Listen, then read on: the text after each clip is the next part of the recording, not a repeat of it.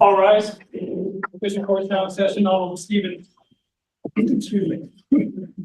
Three boys. Thank you. Good boys. Man, sorry, went down the wrong hole. We're fine. Thank you. Please be seated.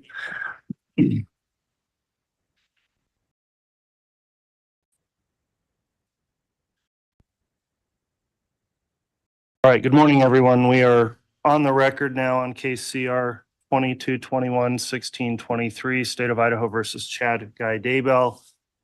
Prosecution's present as well as the defendant and defense counsel. We are at the stage of the trial where we've concluded the state's case in chief and the defense is ready to begin putting on its case.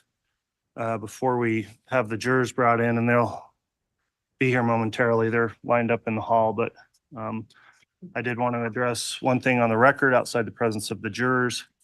So before we concluded last week, as I'm sure the parties recall, we had after the state rested their defense motion for judgment of acquittal that the court addressed last Thursday. And the court did make a ruling on the record on that as it related to count 4 in the indictment. And upon further consideration, the court will maintain the ruling and deny the motion. In terms of going forward, having thought about addressing that issue with count 4, it's the court's determination at this point. It's going to be addressed with a jury instruction that is going to discuss the difference in the indictment and what the instruction will be as it relates to dates, and will permit jurors to consider those dates originally listed in the first indictment that was not supposed to have been amended on dates.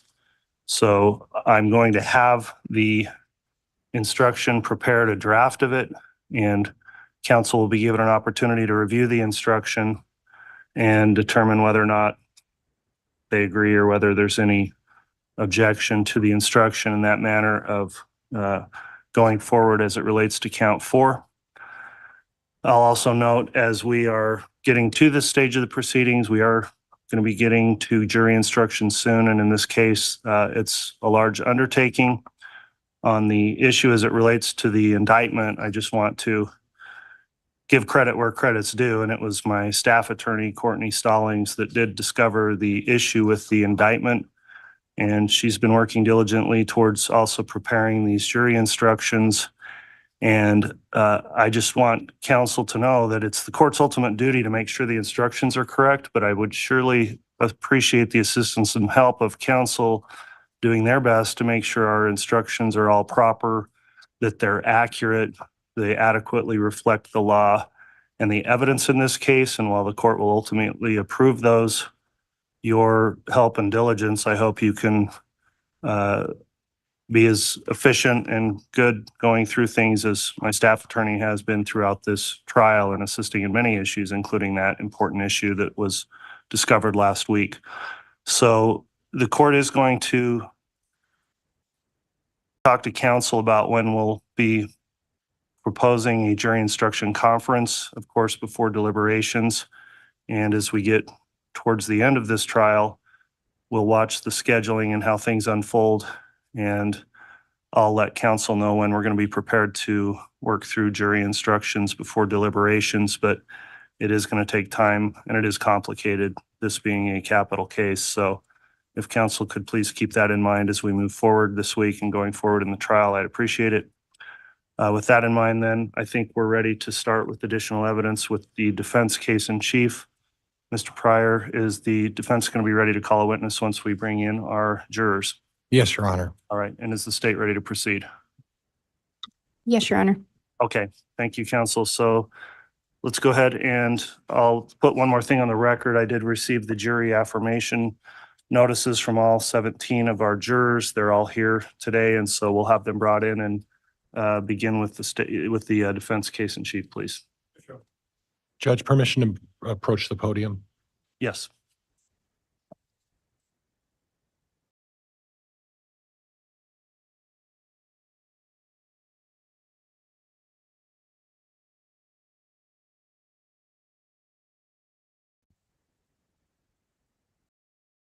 rise, please.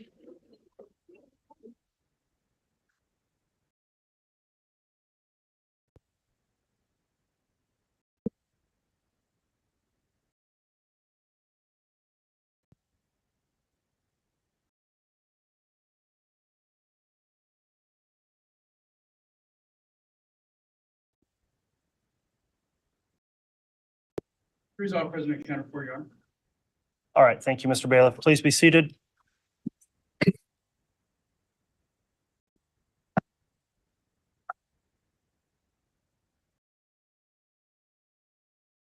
All right, we are on the record on case CR 22-21-1623, State of Idaho versus Chad Guy Daybell. The state rested last week before the weekend. We're going to continue on in trial now with the defense case in chief. The court would note the jurors are all properly seated, and the court has received the juror affirmations signed by each one of our jurors for following the court's continuing instruction as we broke for the weekend. So thank you again, each of you, for following that instruction as you have throughout this trial. Your time and efforts are very much appreciated, I'm sure, by the parties in the court as well. And so we're ready to commence now with the calling of the first witness for the defense case. Mr. Pryor, who's the witness going to be? Emma Murray, Judge. Very well. We'll go ahead and have the witness brought in, please.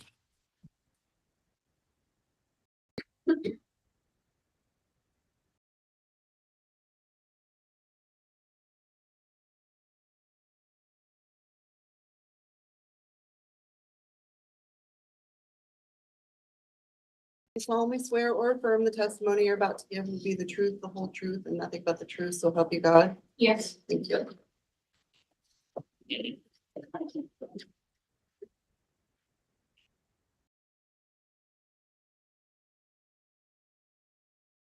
Try to move the microphone, and then your first working picture.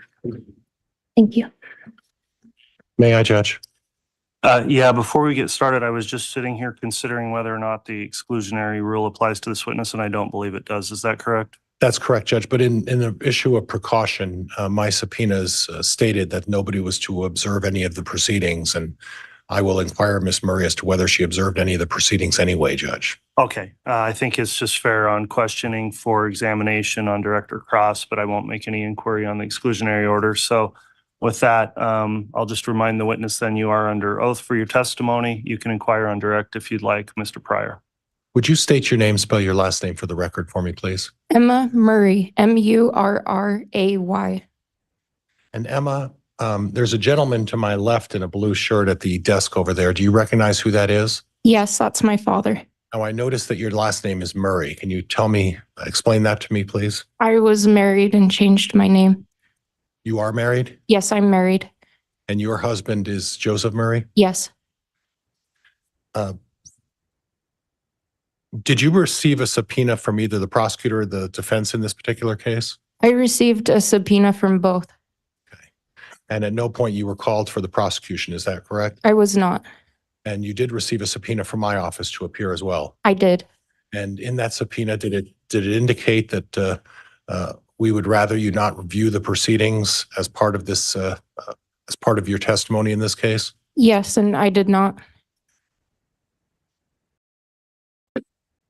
I want to talk a little bit about how often we've had an occasion to talk about this case, you and I. And can you explain to the jury how often we've spoken about this case? I've talked to John maybe 3 times. And last night we met prior to your testimony today. That's correct. That's correct. At any time, did I indicate to you any way you're supposed to say or anything that you should say or were supposed to say as part of your testimony? You told me just to tell the truth. Okay, and you're prepared to tell the truth today. I am. I want to talk a little bit about where you're living right now.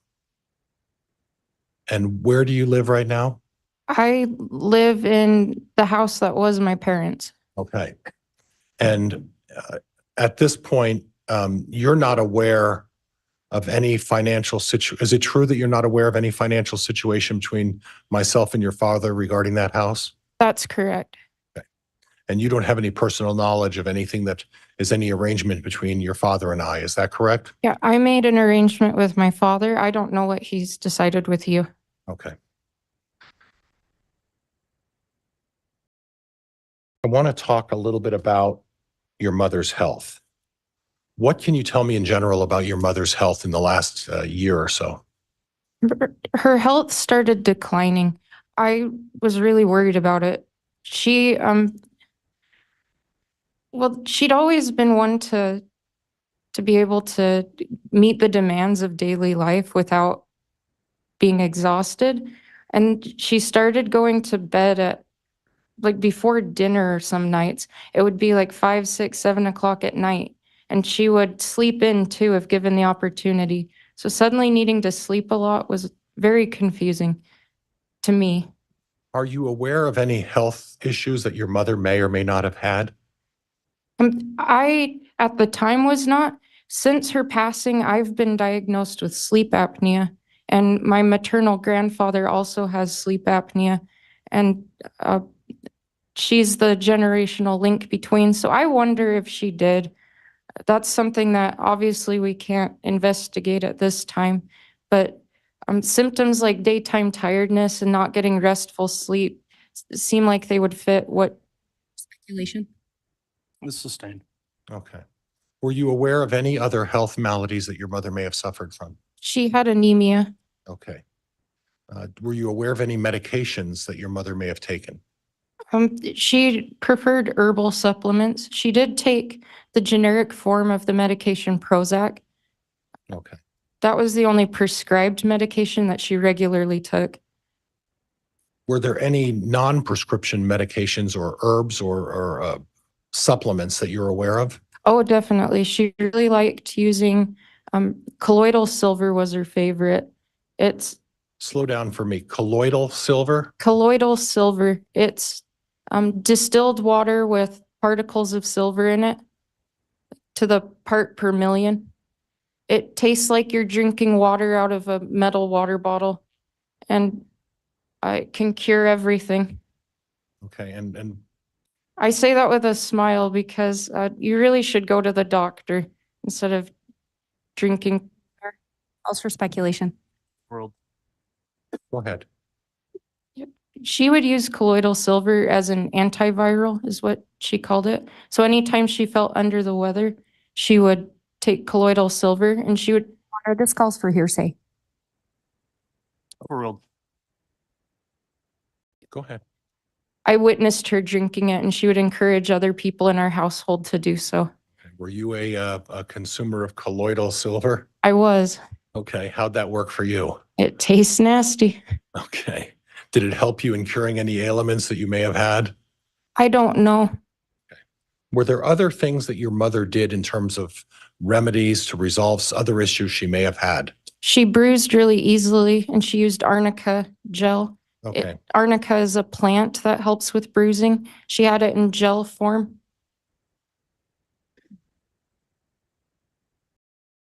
And when you say she bruised easily, can you elaborate on that? If she were to bump her hip on the counter when she was walking by, she would get a massive bruise from that.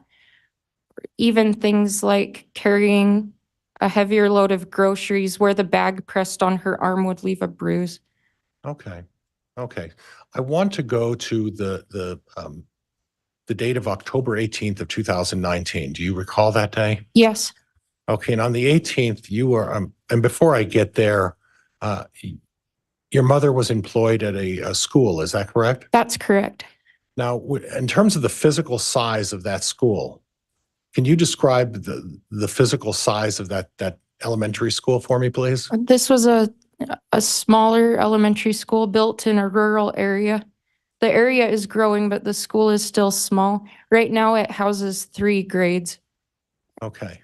So if there was discussion about having to travel within the school, would that be a significant distance that you would have to travel within this school? No, I was also employed there at the time, and it was not a hassle to walk from one side of the building to the other. Okay. And at the time, I'm going to go back to October 18th. And on the 18th, was there some sort of an event or occurrence that was taking place at the school? The next week, there was going to be a book fair.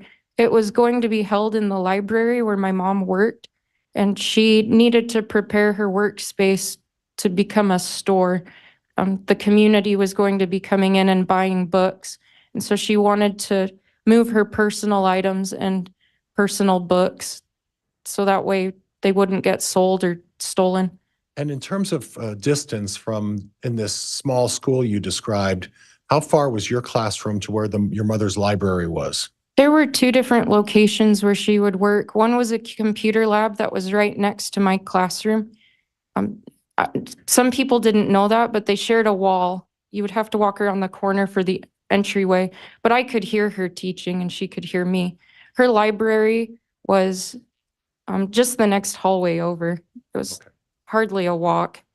When you say hardly a walk, did it encompass miles? No, Feet? feet. Okay. Now, in terms of interaction with other members of the school, how would you describe your mother's personality? My mother was an introvert at the core. She could be friendly and small talk with people, but in general, I noticed she didn't confide in people. I also observed at that school, we, like many public schools, needed a lot more employees than we had. So most people were overburdened with work, especially support staff. And so she really didn't have time to visit. Even during lunchtime, when you would typically think someone could sit down and chat with a neighbor, she was helping students go through the lunch line and pay. Would it have been your mother's habit to openly discuss her health issues with members of her school staff? Objection, Your Honor, calls for speculation. Sustained. At any time were you present when your mother discussed any of her health issues with other members of the school staff? Any chance that I got to, I would go visit her in her classroom. And I never observed her talking about her health with our coworkers. She seemed pretty embarrassed about. Objection, Your Honor, calls for speculation. Sustained. Did you observe your mother in terms of her interactions with other members of the school staff? I did. And what did you observe? I did not observe her talking about her health. Okay. Would you describe your mother as a very private person? Yes. Okay.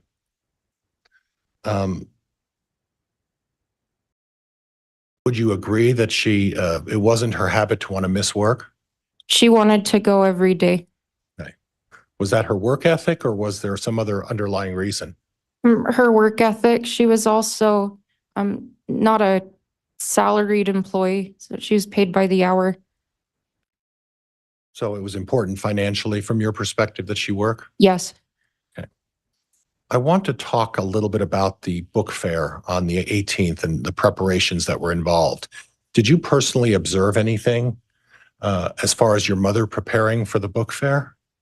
She loaded her personal belongings in boxes and loaded them heavier than perhaps she should have, because I observed her walking down the hallway and she was resting the box against her body, on her arms, holding it back and walking with a lot of effort.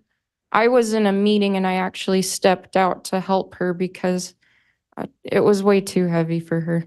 And on that occasion, what vehicle did she drive to the school to load those boxes and unload those boxes? She drove my parents' Dodge Dakota that day.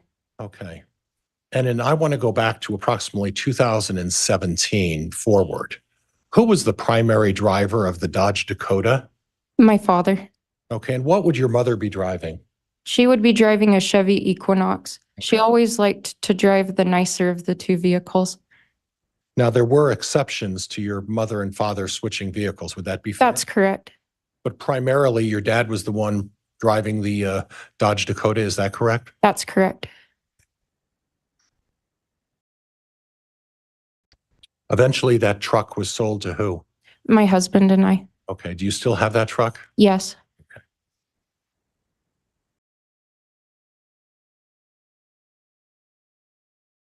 Your mother would use a common phrase in the last year of her life in terms of an assessment of how she would feel. And Yep. Yes, Objection here calls for hearsay. Sustained. were there occasions when you would, I think I'll move on from there. That's okay. I want to talk a little bit about the Fitbit. Your mother had a Fitbit, is that right? yes, she had a wristwatch that would count her steps. Okay. And at this point, was it her habit to use that Fitbit on a regular basis? Yes, she would wear it during the day and then charge it at night Okay. when she was sleeping. So she was counting her steps during the day as part of that Fitbit. Yes, And is it your assessment that your mother physically was in a fit state? but no, part of why she wanted the Fitbit was to increase her physical fitness. Okay. She was working on her physical fitness. Yes, she had one, I had one, and she bought my dad one, but he wouldn't wear it. Okay. I want to talk a little bit about your husband Joe's parents. Who are they? Ed and Charlene Murray. Okay. And was there some sort of a competition between your mother and Ed and Charlene Murray? If you make an account in Fitbit, you can add friends. They're people that you know, and you can compete with them to see who takes more steps during the day. Okay. And were you aware of any competition that was going on between Ed and Charlene Murray and your mother? Yes, my father-in-law took a lot of steps during the day, and she wanted to be the winner, and so she would try to beat him. Would you describe your mother as a competitive person? Yes. Okay. Okay. And was there anything unusual with the way your mother operated her Fitbit? Yes. Objection, Your Honor. Calls for speculation. Sustained. At any time, did you observe your mother using an unusual manner in which to operate her Fitbit? The Fitbit is designed so that way you walk and it measures your step by your arm moving. You can count more steps than you are actually taking if you shake your arm. And at nighttime, Honor, I'm going to object and voir dire native objection.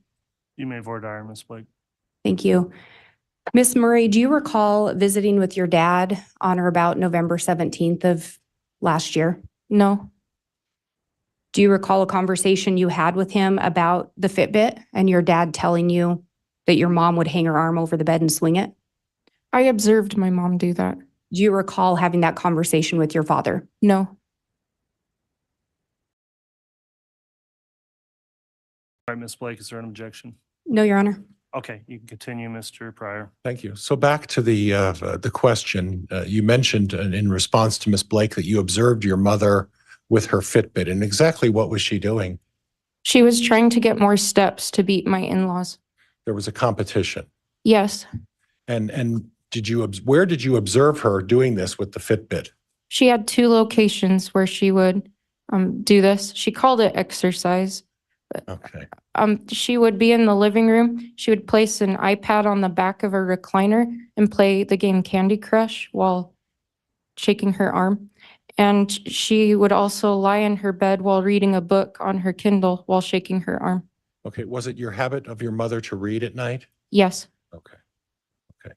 I want to change gears a little bit. And at the time of your mother's passing, where were you living? I was living across the street, diagonal kitty corner. Okay. So if there are, my recollection is there's 3 or 4 houses on that corner. Is that correct? Correct. So your house that you were staying in would have been on what location? The southwest or southeast? I'm bad with directions. Okay. I live close, that house is closer towards Rexburg. Okay, directly across the street, not diagonally. Is there a neighbor that you know over there?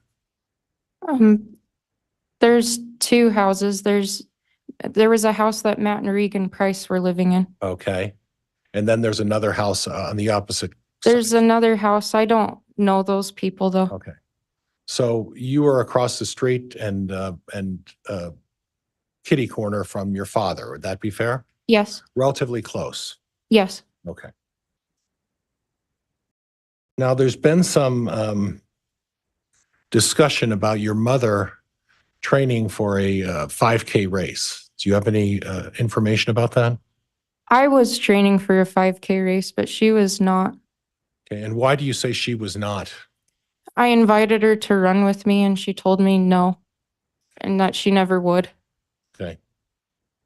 Now, there was some discussion about your husband in September sponsoring a 5K race. Do you recall that, of 2019? Yes, he wanted to fundraise for an organization called Operation Underground Railroad, and he organized a 5K race. A similar one had been put on in the community before, and he wanted it to happen again. And so he organized it. My mother helped. Okay. Well, in helping, did your mother participate in that 5K race? She did not. There was a discussion about some previous testimony about someone observing her. I believe it was a principal observing her crossing the finish line. Do you have any personal observations about what you saw that day? My mother may have walked across the finish line while helping with the race administration. She was not entered as a participant, and she did not go the entire distance. There were some people at the end of the race who were going very slowly, and a group of people walked with them to encourage them to finish. And she may have been with that group, although I don't remember seeing her. Okay.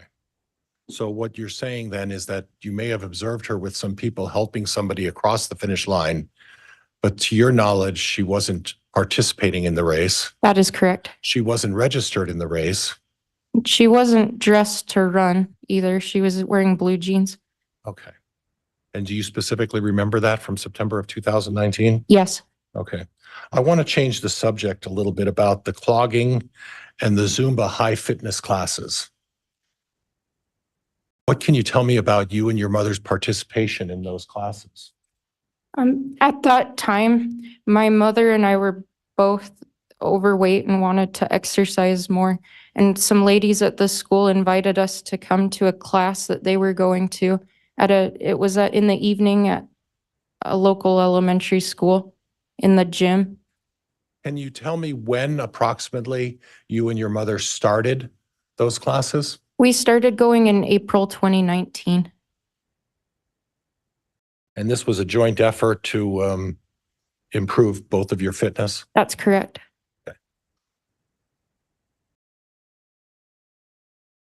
In your situation, was that shortly after a birth of one of your children? That's correct. And I got a lot of heat for suggesting people's weight and size and everything else, but needless to say, you felt personally. Yes, that is my own words. I was overweight and I wanted to get healthier. Okay. And your mother, from discussions with her, shared the same view? Yes, I don't know how much she weighed. Objection, Your Honor, calls for speculation. Abstain. Okay. In any event, the purpose of the Zumba class was for both of you to try to improve your fitness. Yes. Okay. Can you talk about the level of participation that both of you engaged in as part of those clogging and Zumba classes? The idea of the Zumba class, high fitness, is that you can participate to whatever ability you're able to. The way that the gym was set up is it was a school multi-purpose room, so it had a basketball court and a stage. Our instructor would be on the stage where everybody could see her moving, and we would mirror her body movements, similar to how you would copy an exercise video at your house. It was just live.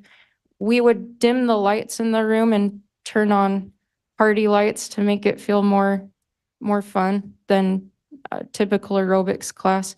So it was dark in the room. You could see silhouettes of people in front of you, but you wouldn't really be able to see people around you.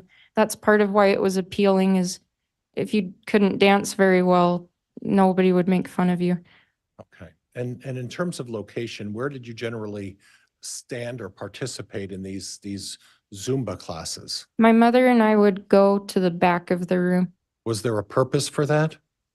There were different skill levels in the classroom, and we were on the poor end of that spectrum, and so we didn't want people looking at us.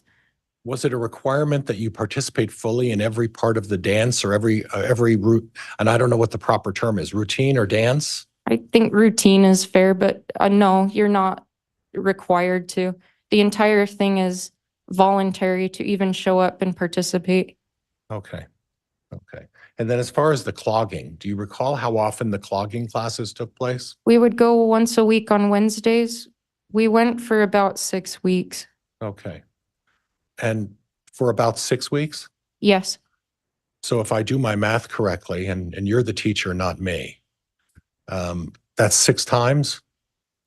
just about. Okay. And then did that continue out? When did the clogging end? She stopped going when she died, Okay. And then when did it start? about 6 weeks before. It was with the beginning of a school year. So if there's a suggestion by anyone that your mother had been clogging and doing Zumba class for over a year, would that be accurate? Objection, Your Honor. Argumentative calls for speculation. Sustained.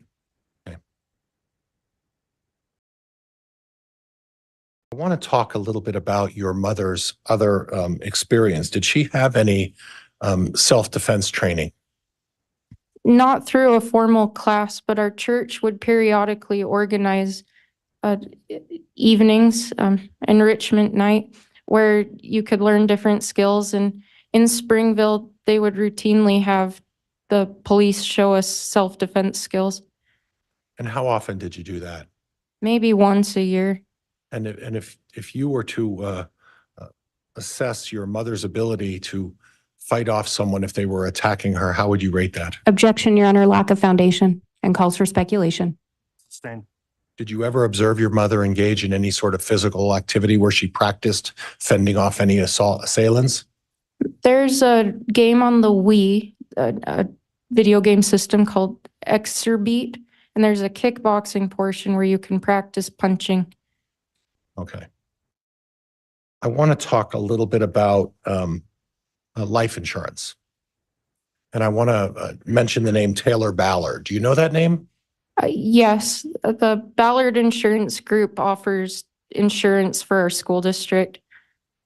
Okay. And did you have an occasion in September at the start of school to engage in a presentation by the Ballard office? At one of our faculty meetings, they came and talked to us about life insurance and increasing it.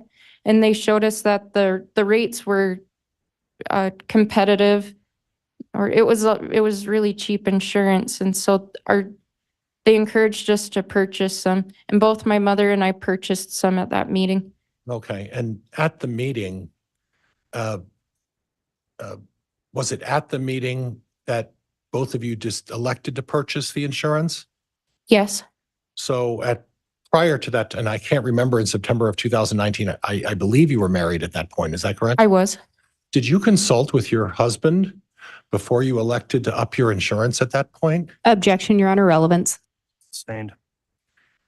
Are you aware as to whether or not your mother consulted with the insurance with your father prior to upping her insurance on that meeting day with Taylor Ballard? Objection, Your Honor. Calls for speculation.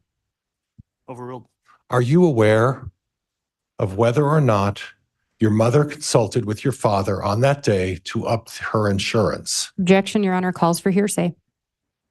Overruled. You can answer it. We were sitting at a table and filled out the paperwork together. We both signed to take out more life insurance on ourselves, and we did not consult with our husbands. Okay. And at that point, did you take up the maximum amount of insurance that you could purchase at that point? I did not, because I could not afford it. I later did. Okay, at the next period. Yes, But it's your understanding that without discussing with your father, your mother elected to up her insurance to the maximum amount. I saw her check that box on the paper. Okay. I want to change gears a little bit. And there was some testimony about a Google search for south-southwest wind. And that would have been on 9/8/19. Do you recall that? I do. And was that your father who did that search? That was me. And what was the purpose of doing that search? I saw a rainstorm. We were planning an outdoor event, and I wanted to know if those clouds were coming our way. The weather forecast for where we live in Rexburg is sometimes inaccurate because we don't live in Rexburg. So I was trying to be an amateur meteorologist, and the wind the weather app said it was coming from the south, southwest, and I didn't know if that meant it was coming or going from the southwest.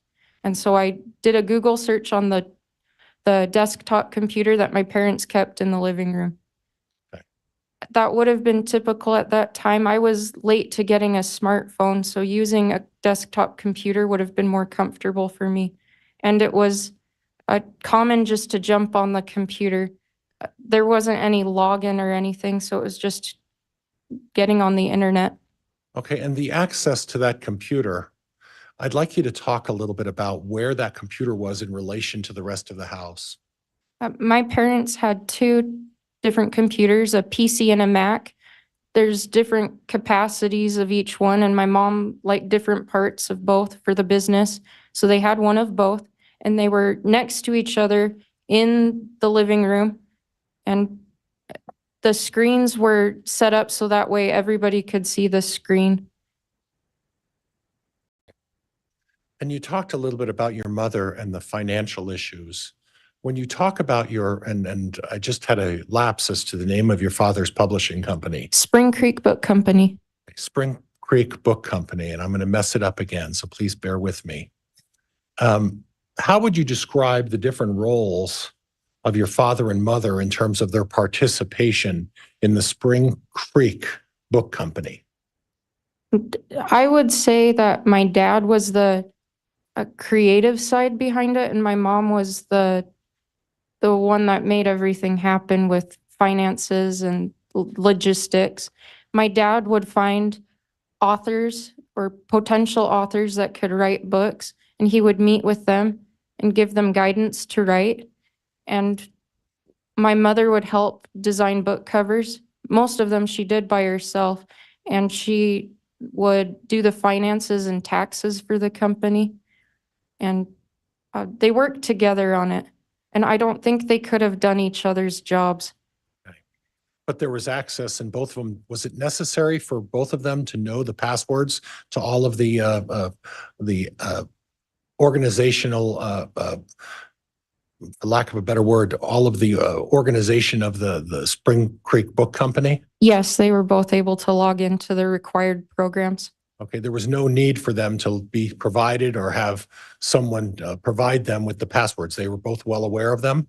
That's correct. And my mother also would typically save her passwords. So even if you knew it, you wouldn't need to type it in. Okay. I want to change gears a little bit. We're going to get back to your father and his artistic side in a minute, but I want to change gears about the physical description of the home that you're now living in. Would it be fair to say that it's a brick house, Yes, a one-story, yes, that there's a garage? yes, Is there an unusual structure that's attached to the back of the garage? yes. The previous owner constructed a building over the pump house where the well is, the machinery that draws water for the house. And it's unheated. It's built from a different material than the rest of the house. There's not very much electricity that goes to it. Okay. And did any of your brothers or sister ever use that, and what was the word for that? Cozy cone. Cozy, what? Cone. Cone, C-O-N-E? Yes. Okay. Is there a time when at least one of your brothers would use the cozy cone? We all would periodically, the children. We would play musical instruments up there. It was far enough away from the rest of the house that you could play loudly on drums and it wouldn't annoy mom.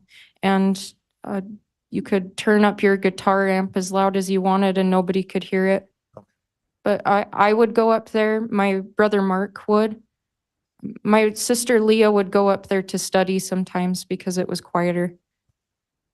Now, in terms of access to the cozy cone, is it true you have to go through the garage in order to get into the cozy cone? Yes. And how would you do that?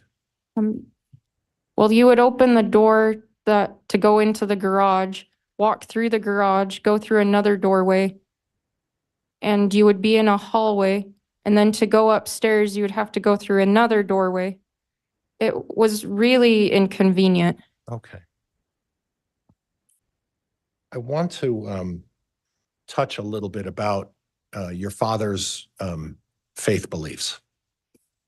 And my understanding is you're of the LDS faith Yes, and you're a participant, an active participant in your faith. Is that correct? yes. How would you describe your father's faith? I would say very traditional in what he believed. And he would research very carefully, and he wanted to stick to as close as the original form as he could. So he was really interested in teachings from Joseph Smith and Brigham Young and similar early leaders of the church. Would it be fair to describe your father as a fundamental? Yes, Okay. Okay. And you didn't share his religious beliefs? not necessarily. Okay. Some of them you were, Yes, some of them that are consistent with your current LDS faith. Is that correct? yes, Okay. But you would describe him as someone from days gone by, foregone? yes, Okay. Very traditional? yes. Okay. Literalist? I don't know what you mean by that. Looked at the words and applied the plain meaning of the words? Yes, And there's some theories that you didn't necessarily agree with him. Is that correct? yes. Would that be a subject of discussion at the dinner table Uh, when you were growing up? Yes, Okay. And do your brothers and sisters all share your father's fundamental beliefs? I think they're more similar to me, that there's elements that they might feel drawn to and others that they don't. Are there elements of your father's faith that you don't necessarily agree with? Yes, Okay. Okay. There's been some discussion about the idea of light and dark.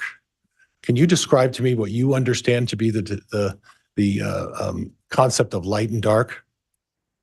the phrases good and evil would be talking about your actions, what you chose to do, where light and dark would be talking about your motivations. Light it means that you're acting selflessly like the Savior would be, and dark means that you're selfish, focusing inward like Satan would be. Okay. Was this something that your mother, from your discussions with your family, shared with your father in terms of her beliefs? Yes, So would it be fair to say that your mother's beliefs, to your knowledge, were also of the fundamental or traditional node? probably more so than him. Okay. Did she ever have discussions about putting numbers, death percentages or numbers, whether how light and how dark a person would be? Yes, Did she do that frequently? yes. Okay. Was it particularly about anybody, or was it as her day-to-day activities, she would make comments about that? As she came across people and observed things, she would mention it. Objection, Your Honor, calls for hearsay. Sustained. Okay. Now, you had an occasion personally to deal with your mother's rating system in terms of dark. Is that correct? Several. Okay. And was there an occasion when your mother engaged in a practice of trying to rid some sort of dark entity from you? Yes. And can you describe what that was about? Objection, Your Honor, relevance. Oral. Can you describe what that was about, please? I have struggled with anxiety for years, and it was feeling very unmanageable. And I felt like there was a being that was with me. And I talked to my parents about it. And my dad cast it out using the power of the priesthood. And then I felt better afterwards. Okay. When you say the power of the priesthood, what do you mean by that? The power of God given by the laying on of hands. Is that something that has to be specially endowed upon something, or is that some sort of a patriarchal role that someone gets as head of a family household? Any eligible man can have it Okay. if they're living and keeping covenants in the church. Okay. And on issues of covenants in the church, your father's not a perfect person, is he? No, And you're aware of a relationship that had been going on, and I'm not trying to embarrass you or cause you some difficulty, but you did subsequently learn that your father had a relationship with another woman, yes, and that was not an appropriate relationship. it was not. And at this point, it was for all practical purposes, having a relationship with Lori Vallow while still being married to your mother. That's correct. And would you agree that not anybody's perfect? Yes. You're not perfect. No. None of us are perfect. Nobody. So when you say qualified male to help with the dark spirit or the dark entity, what do you mean by that? Like the procedure to get rid of it? No, just the type of male. Is it someone who's head of a family, or what is it? In that case, I wanted to talk to my parents, but because they were my leaders in our family. But any man who is an adult and can make the promises to keep teachings of the church and to use the power to serve other people is eligible to receive it. That wasn't unique to my father. And then and giving blessings in not your father's faith, but in your faith, it's not uncommon for people to give blessings to each other. Would that be fair? It's common for people to do that. Okay. And it's common for people to offer to give blessings to people in your faith. Is that fair? Yes. And it could come from any direction. Would that be fair? What do you mean? Anybody can give another person a blessing. Yes, as long as the man is eligible. Or anybody can give a blessing to, if you felt moved, you could give a blessing to another male. Is that possible? In the fundamentalist views, around the time of Joseph Smith, there were women that would do that. That's frowned upon today, though. Okay, so at this point, it's usually the head of the male or a male person who is the one who would generally give the blessing to other people. Would that be fair? Yes, that's correct. Okay. Now, while you were dealing with this dark entity, is it your understanding that when you're going through the process of trying to rid that dark entity or that feeling of, and would you describe it as just a feeling? Would that be a fair way to describe it? I felt like there is an actual person trying to control me.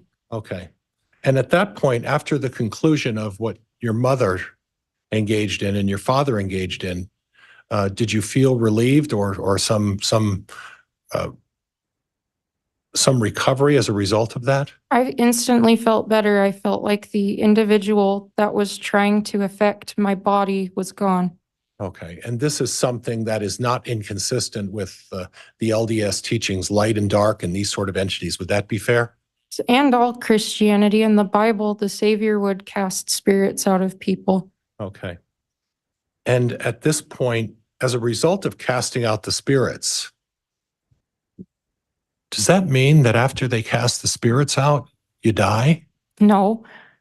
Is there any instant that you can recall in your teachings as part of the fundamental or LDS church where by casting out a spirit, the result is someone dies? No, the goal of it is so that way you have your own body back and can be in control of yourself. Okay. Have you ever heard the word zombies? Just on TV and Okay. movies. Okay. And at this point, are you aware of whether by stating someone's a zombie and you do one of these castings, does that mean the person dies as well? No. Okay. And again, part of that casting and removal of the dark entities is also consistent with your LDS faith. Is that correct? Yes.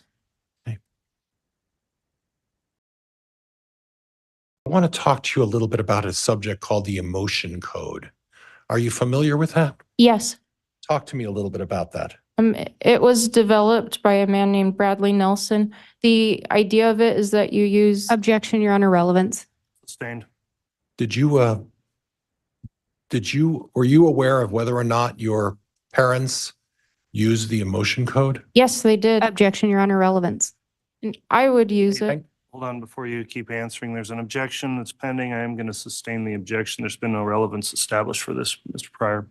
Okay. Well, I was trying to establish by having her talk about the emotion code, Judge. Well, that's backwards of how we get evidence in, so please see Okay. either ask additional foundation or ask another topic. Do you believe that your father and mother thought they could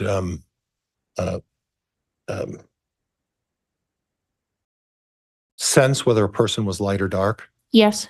Was that something that was referred to as the emotion code? No. What is the emotion code?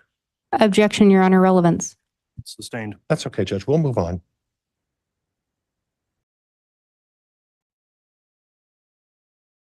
Did you believe or ever observe your mother reflecting on her ability to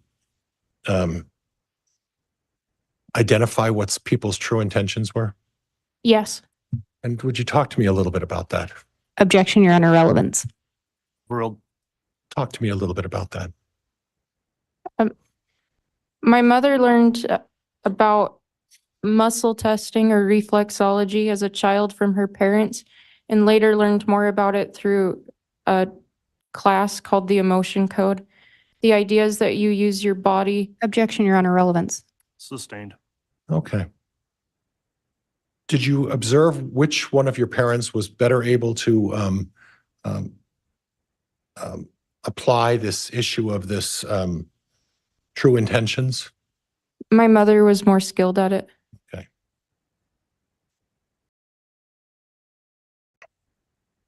I want to talk to you a little bit about your father's books. And how would you describe your father's novels in terms of fiction or nonfiction? He did write some nonfiction books and some fiction. Okay. He also wrote children's books? Yes. And the theories and ideas in his books, where do you think he derived most of his inspiration from? Objection, Your Honor, calls for speculation. Overruled. You may answer. The Latter-day Saint Church Okay. and his own ideas. Okay. And I want to clarify a little bit. When you say the Latter-day Saint Church, you're not necessarily meaning the current Latter-day Saint Church, are you? No. You're referring to what was at some time a more traditional view of some of the readings of the Latter-day Saints. Yes. And would you agree that it was your father's intention to sort of, and through his books, discuss some of those theories and express those through his books? Yes, similar to how historical fiction can teach about the past, he wanted to teach about the future with fictional characters. Okay. And it doesn't necessarily mean, as someone like you who's has firm belief in the LDS faith, that you would necessarily agree with everything he put in his books. Would that be fair? Yes, it was an interesting experience to read and to think about what I would do in similar situations, but I did not interpret it to be scripture in any way. Nor did you interpret it something that you would generally accept or believe. Is that correct? Correct. Okay. How would you describe your father's personality? Very introverted. Much like your mother. Yes. Without name calling, would you describe your mother and father as more of a bookworm type? Yes. Okay. But your father enjoyed expressing his views about his religious theories, correct? He enjoyed speaking in front of groups and teaching, but not necessarily talking one-on-one with many individuals. That would be very draining for him. But talking in front of a group and teaching had a different energy about it. Okay. And your father found great satisfaction in anyone who would take an ear expressing his views, and once he got on the subject, he would... It was something he was passionate about, and he enjoyed talking about it.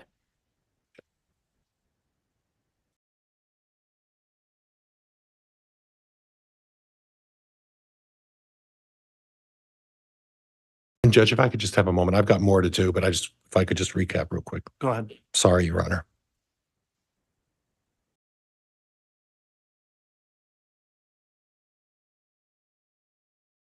I want to talk to you a little bit about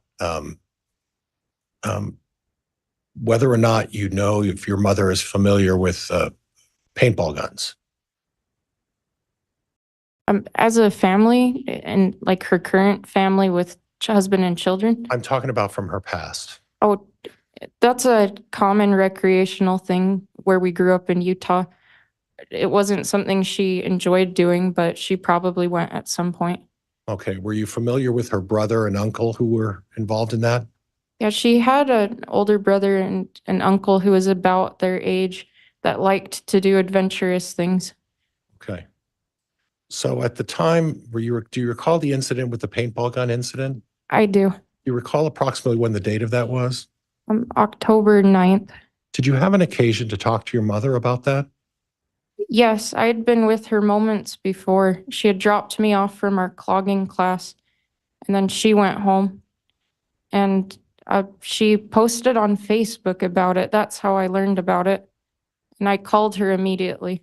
Okay. Was there any confusion as to what she felt someone was pointing at her? She was very sure it was a paintball gun. Okay.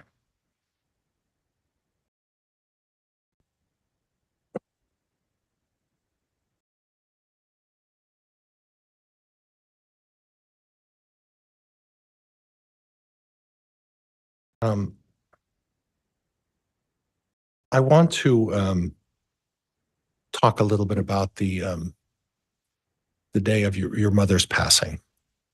And if you need to take a break or use a tissue, please let me know, or water. Please stop me and we'll take whatever time you need, okay? You arrived at your mother and father's home approximately when on that day? I don't recall an exact time, but it was before 7 o'clock in the morning.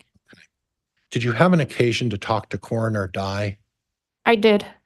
Can you tell me what the nature of that discuss, not necessarily what Coroner Dye expressed to you, but what you expressed to Coroner Dye? Coroner Dye was inspecting my mom's body, and she asked us some questions about our wishes, and she offered an autopsy.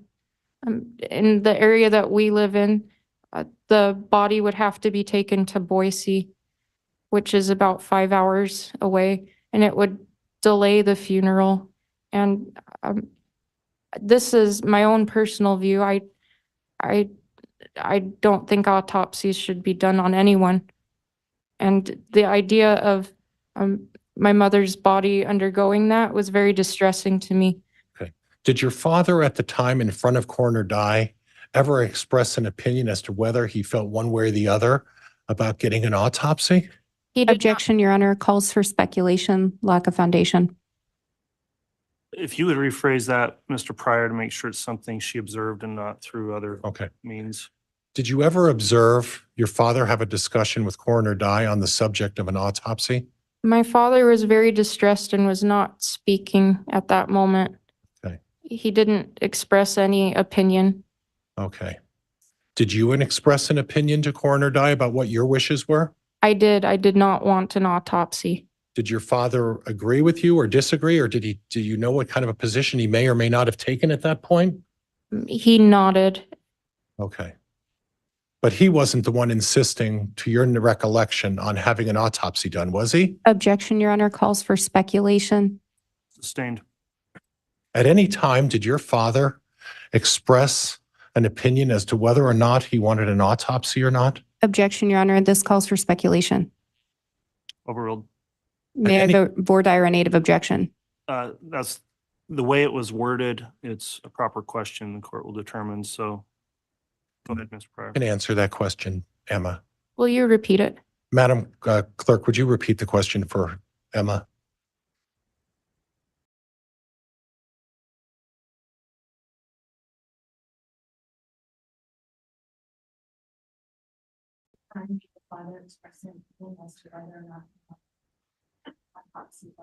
Objection, Your Honor, hearsay. This calls for hearsay. Overruled. Go ahead. He never expressed an opinion. Okay. At the time of the discovery, the passing of your mother, how would you describe your father's emotions? He was more distressed than I've ever seen him in my entire life.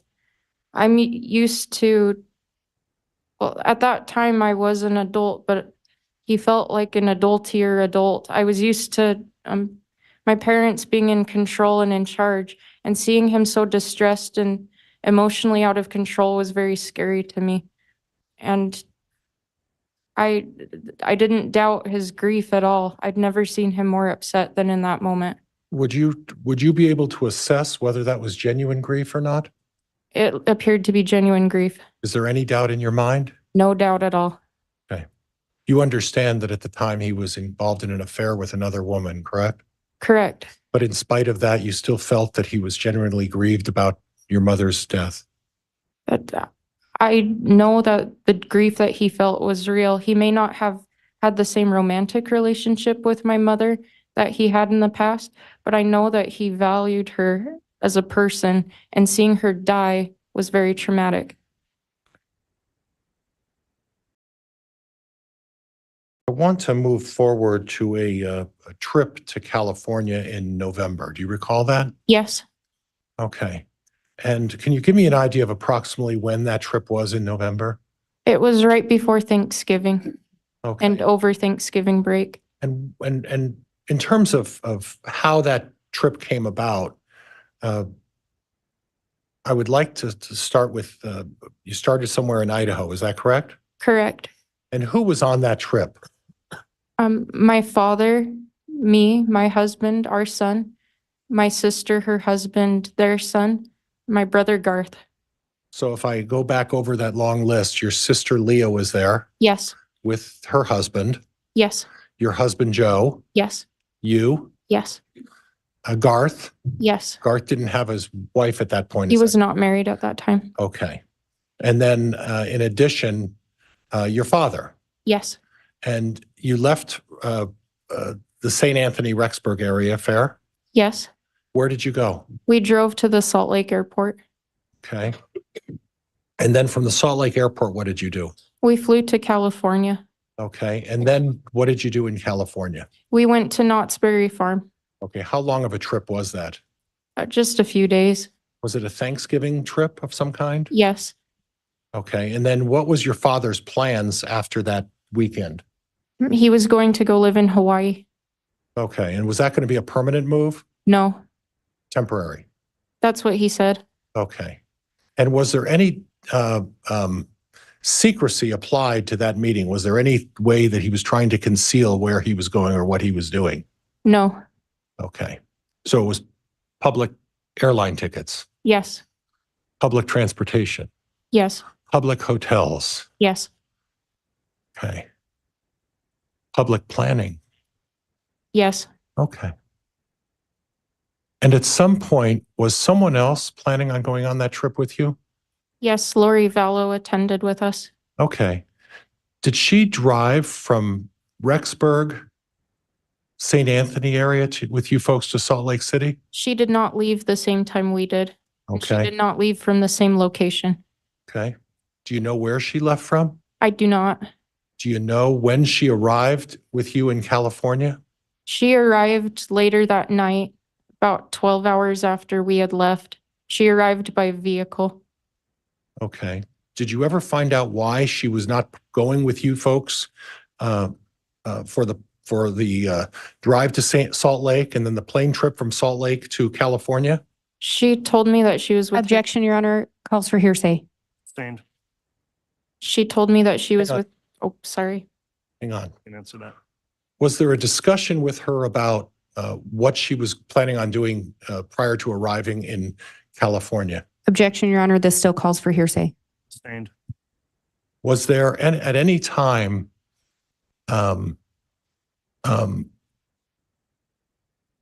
did you learn at any time what Lori Vallow was doing before she arrived at California? Objection, Your Honor, this still calls for hearsay. Response, Mr. Pryor? It doesn't call for hearsay. I'm asking whether she learned of something, Judge. I'm not asking what she said to her. Your Honor, may I voir dire native objection? No, I'll overrule the objection. She can answer. Did you at any time learn of where Lori Vallow was doing on the before she arrived in California? She told me that she was. Hang on. I don't want you to say what she told you, whether you learned information. I learned that. Objection, Your Honor, this is why it calls for hearsay. Judge, I'm not again asking for what Ms. Vallow may have said, although I think a statement of a co-conspirator, it comes in anyway. Well, that is true. Co-conspirator statements do come in. Your Honor, not from, only as a party opponent. So the state would still object. This calls for hearsay. It's not based on personal knowledge. Judge, there's no indication that Ms. Vallow is on my side or in any way in support of. Your Honor, case law is clear. All right. Judge, would this Let be me- time to take a break? Yeah, I don't want to have continued argument over this in the juror's presence. I want to make sure that we're going into these types of issues. I get a clear ruling before we continue with objections in front of the jurors. So why don't we go ahead and take the morning recess a little earlier for 20 minutes here, and then I'll hear additional voir dire on this and argument in aid of objection if there is any, and we'll make a ruling before we get back on with additional testimony. So that'll be the time for the morning recess, and we'll go ahead and take the break now. And may she be excused to, at this point, she's coming back. May she be Sure. excused? to- She can step off the stand and Thank take a you, break also, just not to discuss her testimony with anyone else, including you, Mr. Pryor. Okay, thank you, Judge. All right. All right, please. Emma, you can go back. I just can't talk to you.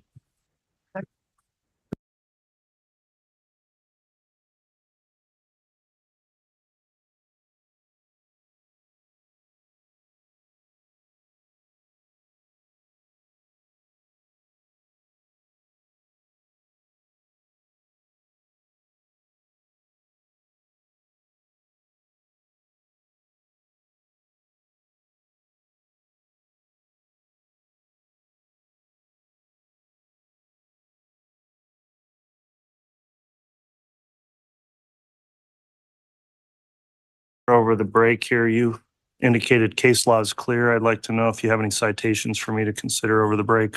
Your Honor, and if I may have a moment to find the brief, this issue was actually pre-litigated when the cases, I believe, were still joined. Okay. And so I do have a motion that was previously and a brief that was previously provided to this court on the issue of statements of co-conspirators. Okay, we'll take the recess and I'll perhaps have my staff attorney, Ms. Stallings, see if you have a citation or a reference to a previous ruling the court's made on the issue and get that before we come back on for argument at some point. Likewise, if there's anything from the defense in support, Mr. Pryor, I'll give you obviously the same opportunity and then we'll argue it on the record before we make Thank you, any Judge. decision. All right, so we'll be on recess. All right. Folks, stay where you are for the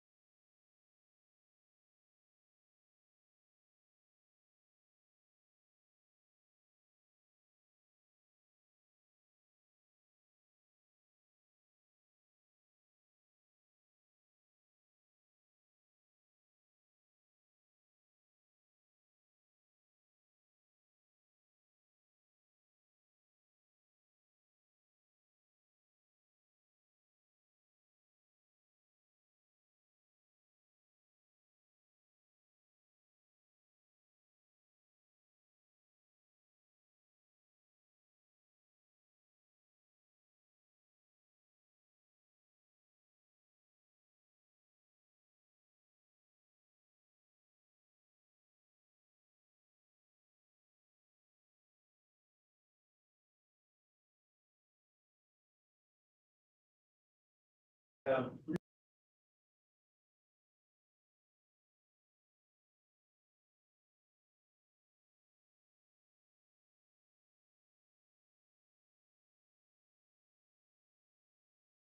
rise.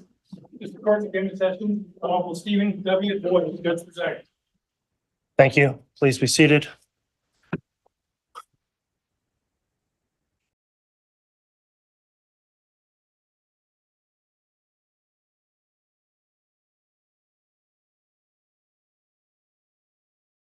All right, we're back on the record on CR 22211623, State of Idaho versus Chad Guy Daybell. We took the mid-morning recess.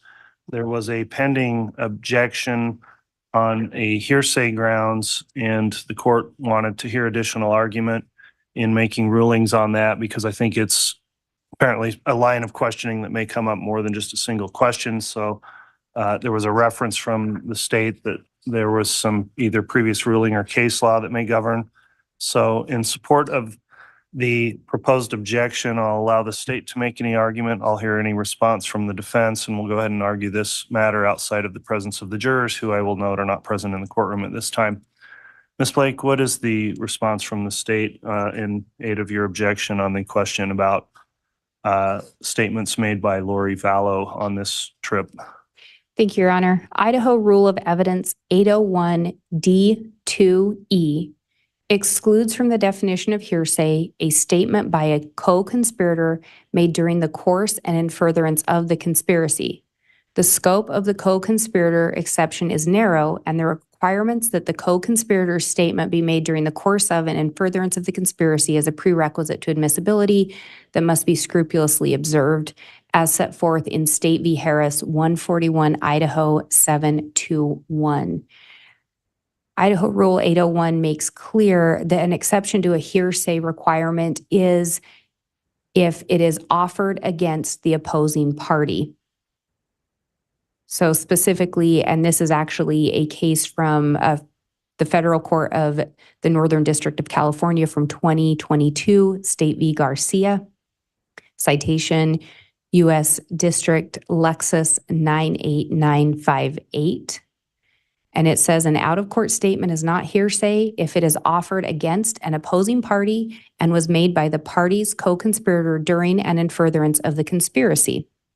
The statement of a co-conspirator is admissible against the defendant if the government makes a showing.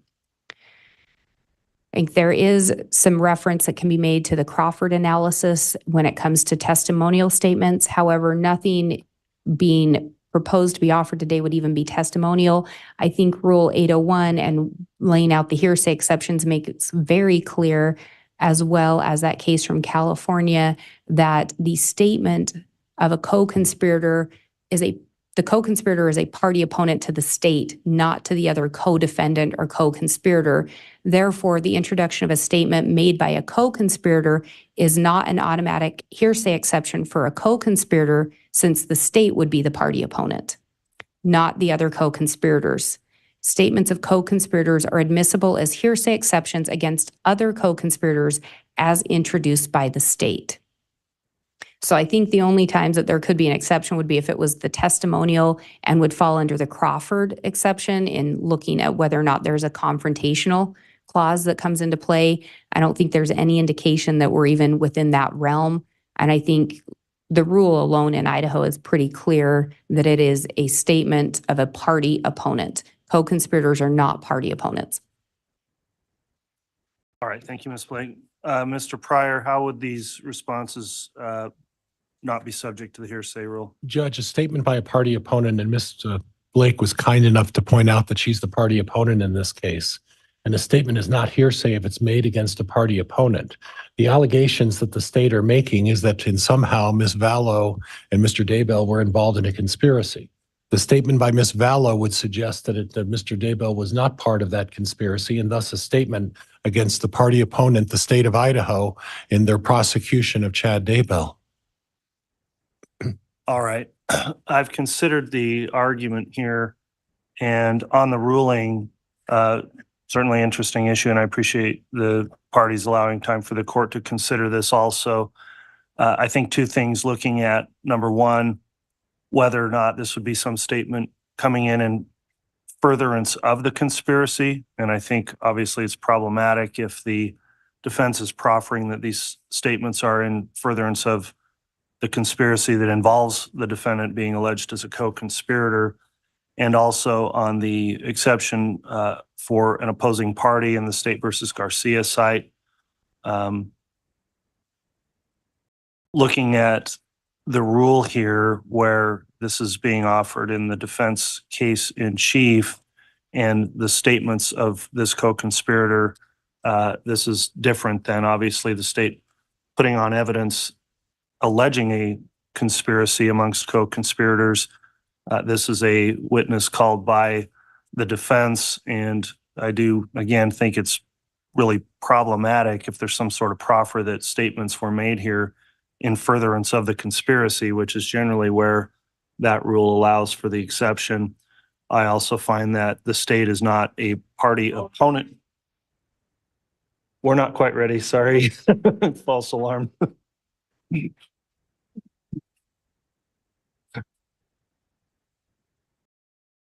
All right, I'll just note on the record, the jurors started entering the courtroom, but were excused without hearing any of the court's ruling here. For these reasons, though, also it's not a statement of offered against the opposing party here. There's no indication that there's any statements directly from Lori Vallow about or against the state of Idaho here. So the court is going to sustain the objection on this or any other grounds that come up in relation to statements made by Lori Vallow, unless, again, they fall within these narrow exceptions under 801 D2E. The court finds that does not apply as an exception, so I am going to sustain the hearsay objection. So that'll be the court's ruling. And Judge, if I could have some parameters, my understanding is that the court is excluding Emma Murray from stating what Lori Vallow told her, but that doesn't exclude me from inquiring as to whether there was a discussion about a particular topic. At least the way I read the rules, that doesn't exclude me from inquiring as to whether a particular topic was discussed with Ms. Murray and Ms. Vallow. Is that correct?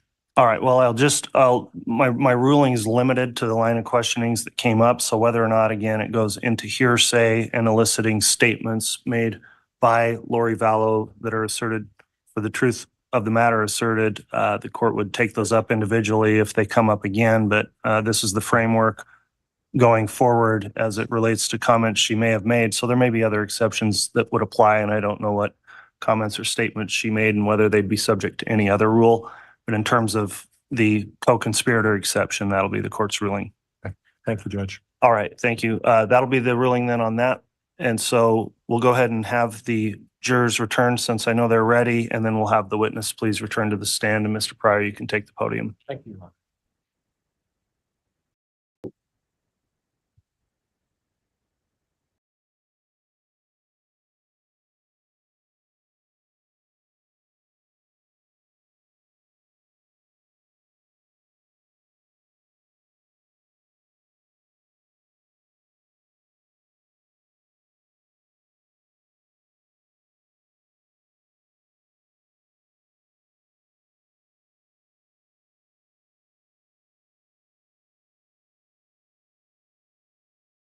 All right.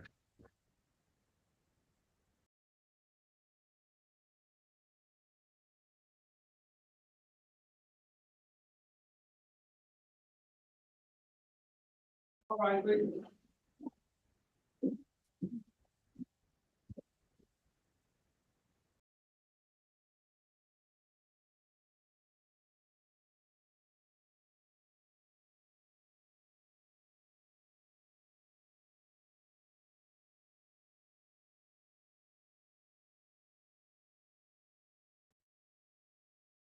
you talk with it before you.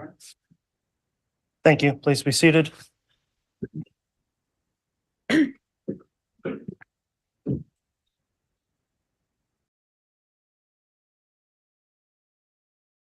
All right, the court will note the jurors are returned to the courtroom at this time. We appreciate your patience as we work through an evidentiary matter. We do have Ms. Murray on the stand. I'll remind you, you're still under oath for your testimony. On direct examination from the defense, Mr. Pryor, if you'd like to continue, you may. I just want to advise you that you can't tell me what someone said and repeat what someone said, but you can answer my questions without telling me what the person actually said to you. Do you understand that? Yes, Okay. So it's your understanding that at the Knott's Berry Farm trip, Lori Vallow came from another direction. Is that correct? yes, She didn't participate in the travel plans with you to California. Is that correct? yes, At any time, without telling me what she said, was the topic of the location of the children discussed with her? yes, Okay. At any time, did you and your father ever discuss his knowledge of where the children might be? yes. Okay. What do you understand your father's knowledge of where the children were located during the time that investigators were looking for them? Objection, Your Honor, calls for hearsay. Overruled.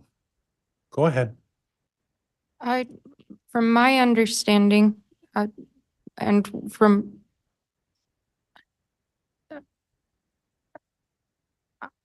I was told that the children were in a safe place. Okay. And was that understanding through your discussions with your dad? Yes, At any time, did your dad actually know where that safe place was with your discussions? Objection, Your Honor, calls for hearsay. The only way she'd know this is based on hearsay and calls for speculation. Sustained. At any time, did your father ever tell you where he might think the children might be? Objection, Your Honor, calls for hearsay. Judge, I'm not asking for an answer. I'm asking whether there was a discussion regarding that subject. May I have a quick sidebar with counsel?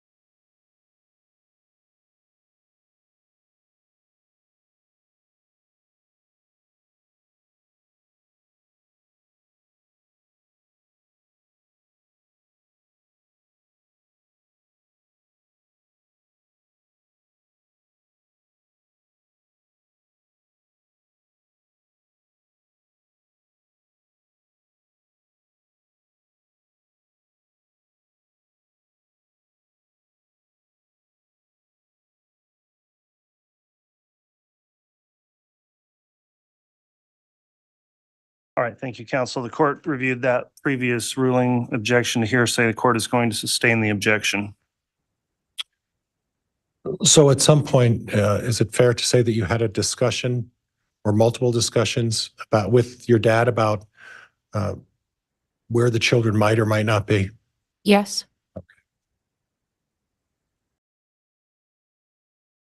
I want to go to the issue of the planning of your mother's service. Were you present at the time for the planning of that service? yes. Who was present at that time?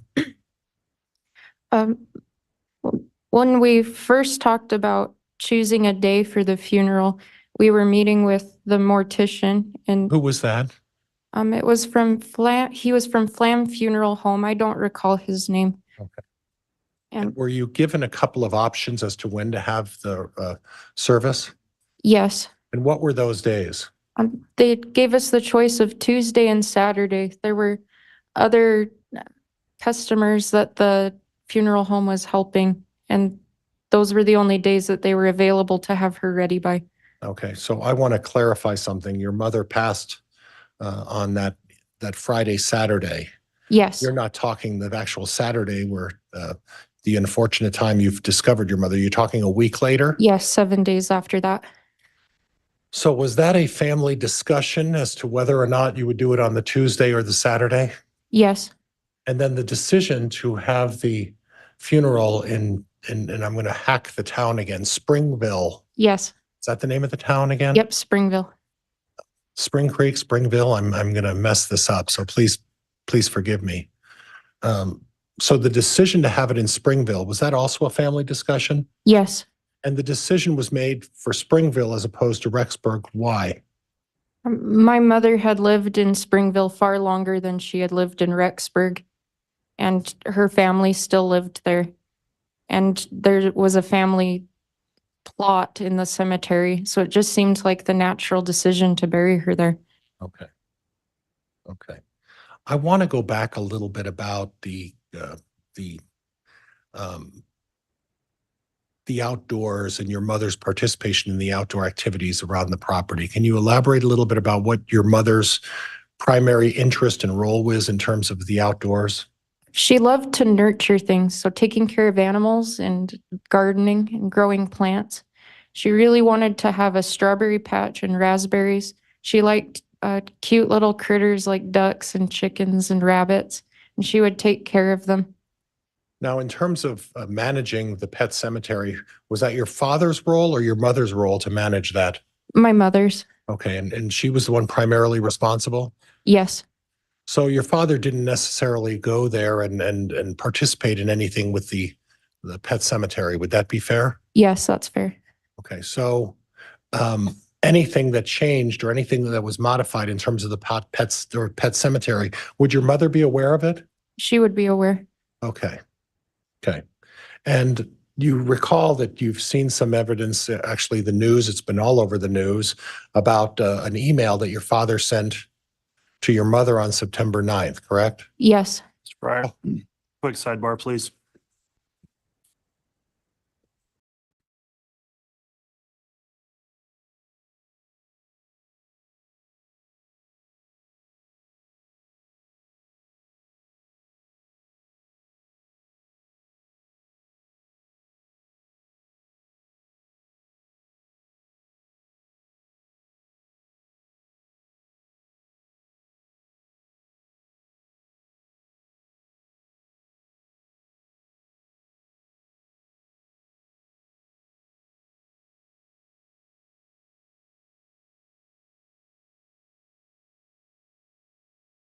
All right, Mr. Pryor, please continue. You recall reading an email on September 9th about shooting some raccoons and burying it in the pet cemetery. Is that correct? It was a text message, I believe, but yes, I did. Would it be unusual for your father to send your mother a message if he was involved in the something involving the pet cemetery? Objection, Your Honor. May I voir dire native objection? You may. Miss Murray, did your parents tell you about every message they ever sent each other? No, Did you look at their phone records routinely? no, Did you look through their phones routinely? no. Your Honor, this would call for speculation. I'm going to object. Sustained. Okay. Again, it was your mother's primary responsibility to manage the pet cemetery, correct? Yes, And it would be, if your father were to do something in the pet cemetery, would it be unusual for your father to have to let your mother know that he was doing something? Objection, Your Honor, calls for speculation. Sustained. I'll move on, Judge.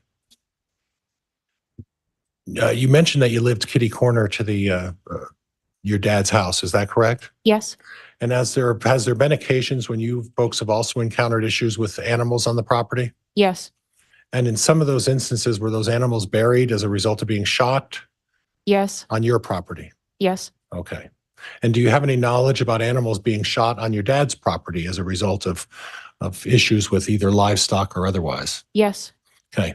And some of the animals that were on your father's property at the time, can you go through the list of different type of animals that were on your father's property at that time?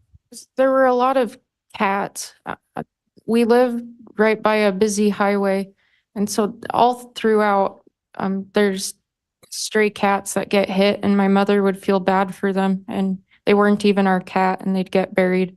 And some pet dogs, raccoons, skunks, rabbits, ducks, chickens, sometimes sparrows even too. And your mother was a kind and considerate person, Yes, and she felt that that was the reason for why she erected the pet cemetery. Is that correct? even if it was a pest animal, she didn't want them to be disrespected. Now, I noticed that when you ran off the laundry list of animals, that during the time period of, let's start with the beginning of November or beginning of 2019 through at the time when your father was accused of this. Are you aware of whether or not your father owned a dog? My father did not own a dog. He does not like dogs. So there was no dog on the property at that point. Is that correct? Correct. That they owned. Oh, that they owned, yes. You guys had a dog across the street, right? We did. Okay. And you don't know whether Regan Price and her family had dogs, right? They sometimes have, but I wasn't sure at that time if they did. I want to talk to you a little bit about your feelings about law enforcement in this case. And there's been some mention previously about your, at least indicating that you had some difficulty with law enforcement. Can you explain that to me? Yes, when I first, I heard from Garth that a detective had come in. Objection, Your Honor, calls for hearsay. Sustained. Okay, you can't say what Garth told you, but I want to talk about your personal experiences in dealing with law enforcement and how you felt about that. I was aware of an event that had happened with my brother and I wanted to learn more about it. So I contacted the same detective that had talked to him. Now, in an instant, was it that same detective who talked to you about the exhumation of your mother? Yes, And who was that detective? Detective Hope. Now, do you recall when you had that discussion about the exhumation of your mother? December 13th, 2019. Okay, and at that time, was it your indication that your mother had not been exhumed? Yes, I thought she was resting in peace, just like we left her. Okay, and was the subject of the discussion with Officer Hope that your mother in the future would be exhumed? But he said it had already happened. Okay. And was that the first time you heard about it? Yes. And if you need to take a break, you tell me, okay? Okay. At any time prior to your mother being exhumed, did anybody from law enforcement ever tell you that your mother was being exhumed? No. Did you ever hear from your mother's family in Springville that they were going to exhume your mother from the ground? No, nobody knew. Okay. And to your knowledge, the amount of time, do you have any information as to the amount of time from the minute they started the exhumation to when she was placed back in her grave? How much period of time that was? At the time, I didn't know. Okay. Were you ever misled about whether there was going to be an exhumation or not after the exhumation took place? No, You were never misled? I don't understand the question. Okay. Did an officer ever tell you that they were going to do an exhumation even though it had already occurred? Yes, Who was that? Detective Hope. Okay.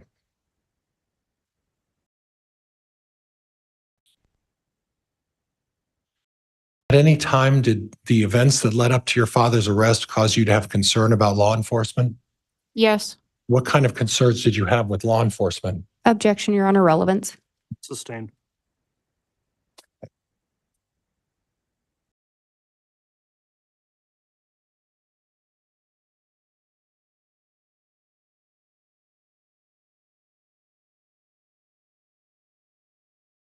Did you feel like you were at any time under scrutiny as part of this case? yes.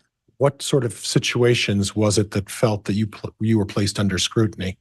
Any interaction I had with law enforcement. Okay, was there an occasion at a gym that caused you particular concern? Objection, Your Honor, relevance. Overruled. Was there a particular situation at a gym that caused you particular concern? Yes, What was that situation? I went to exercise with my sister-in-law Who and was the sister-in-law? Michaela Daybell, Okay, that would be who's, my brother Seth's wife. okay. I can't keep all of you straight. I'm sorry. And then what transpired at that point? What did you observe? We were in a section of the gym with lightweight dumbbells, and Detective Hermosillo came and started exercising near us. And it seemed like a part of the gym that would have been too easy for him, and he stood closer to us than felt comfortable. Objection, Your Honor. This is calling for speculation. Judge, she's describing an event, not speculating about anything. It's overruled. Go ahead. He was standing closer to us than felt comfortable, and it felt like he was trying to listen in on our conversation. Were there other occasions, either at church or otherwise, where you felt that people were maybe judging you? Yes, Give me an example. I had a detective from Madison County confront me in the hallway at church. Okay. And was that an uncomfortable situation? It was really uncomfortable, and I haven't attended that congregation since. And was that a situation where your role at the church was what at the time? I was asked to help teach young children in the nursery. And my daughter was in that class, so I was really excited too. Did this particular detective have some sort of authority over the church or a position in the church that allowed him to dictate whether you were schooling young children or not? Objection, Your Honor. Relevance. Sustained.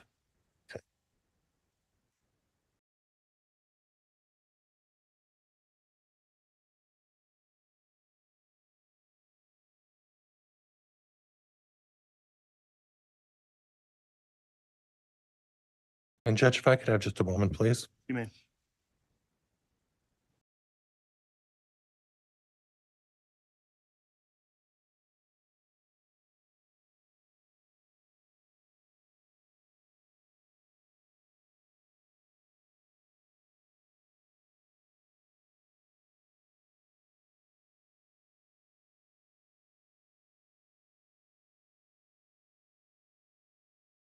Do you have an occasion to meet with that same Detective Hope at your school?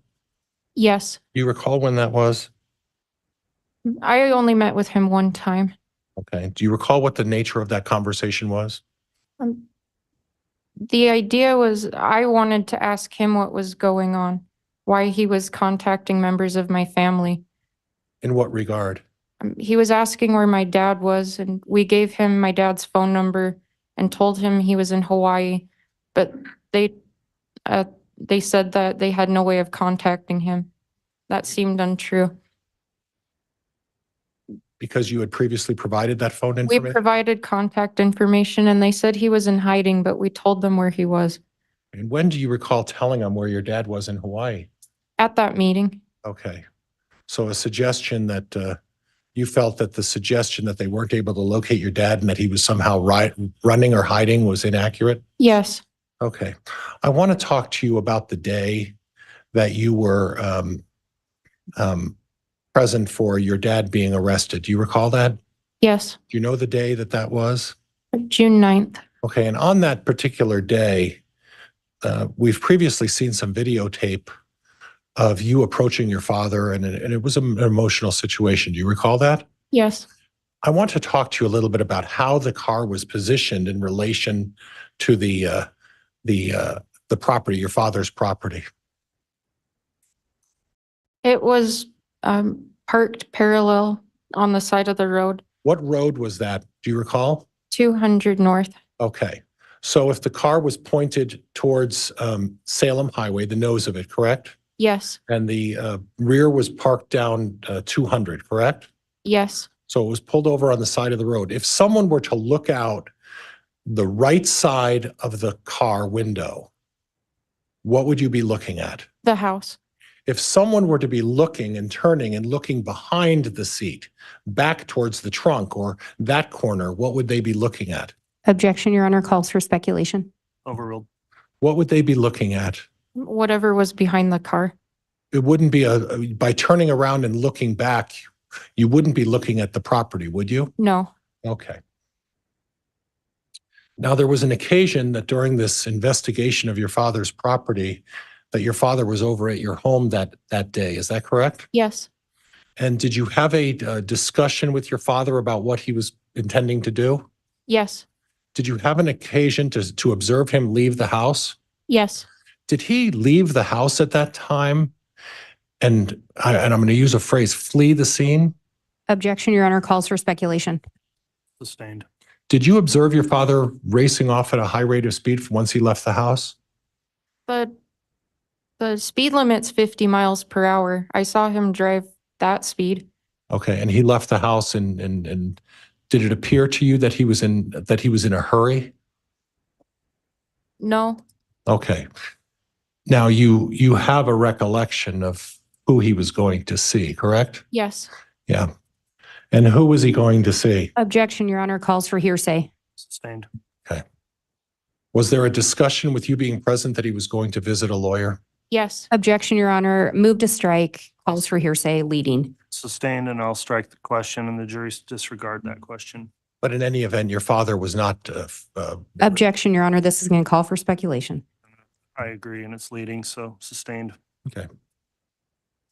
Did you observe your father speeding off from the house on the day of June 9th? Objection, Your Honor, asked and answered. Sustained.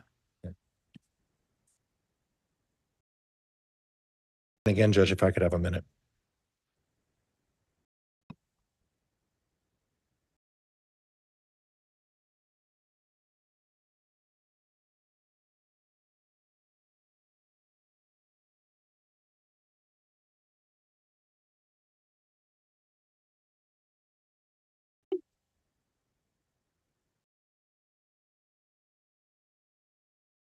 On the day of your mother's funeral, how would you describe your father's reaction? typical for any grieving Latter-day Saint husband. What does that mean? He cried. He also seemed happy at moments. And when you say typical, what do you mean? Is that typical? Latter-day Saints believe that we will be resurrected and be with our families forever. So a funeral isn't saying goodbye forever. It's a see you later. It's a break. Okay. So would it be fair to say that he had mixed emotions, both positive and negative emotions? Objection, Your Honor, calls for speculation. Overruled. Would it be fair to say that he had mixed emotions? Yes.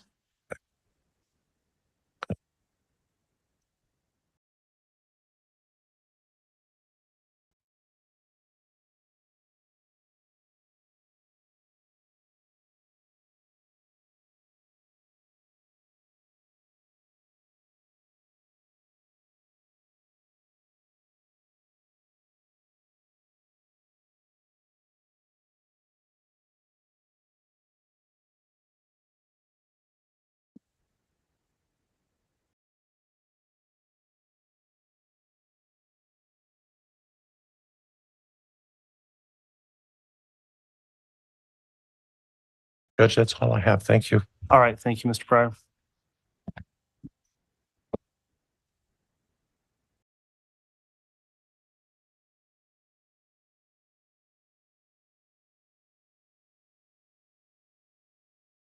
All right, Ms. Blake, cross-examination.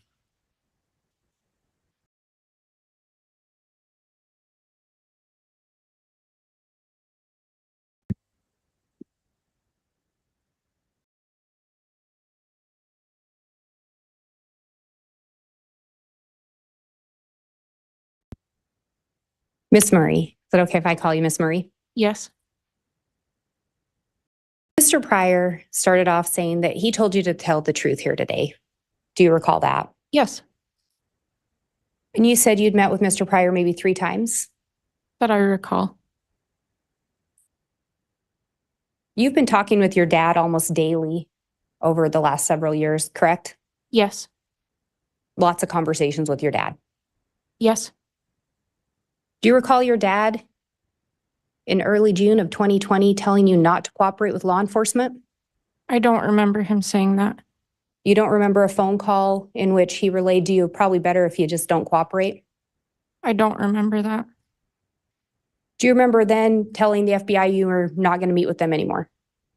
I chose not to do that because of counsel from another attorney. But it was after having that conversation with your dad, correct? No, Was it after June 9th of 2020 that you told him that? yes, After June 10th of 2020 that you told him that? I don't remember.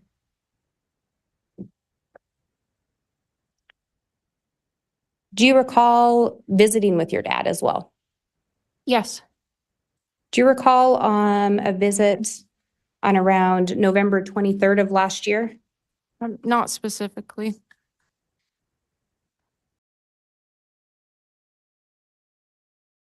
Do you recall having a visit where you and your dad talked about that 5K race? Yes, And do you recall your dad telling you that you might want to say certain things? no, You don't recall that? no, Do you recall then talking about a race in 2013? yes, You recall your dad saying, once again, maybe say that? no, Do you recall your dad talking to you about the one that exercised with you at Zumba that Tammy wasn't able to keep up? She would just make up her own moves. Do you recall your dad telling you that? no, But you've had a lot of visits with your dad, yes. so it may be hard to remember everything he's told you. He's never told me to say anything. So you don't recall him telling you those things. No,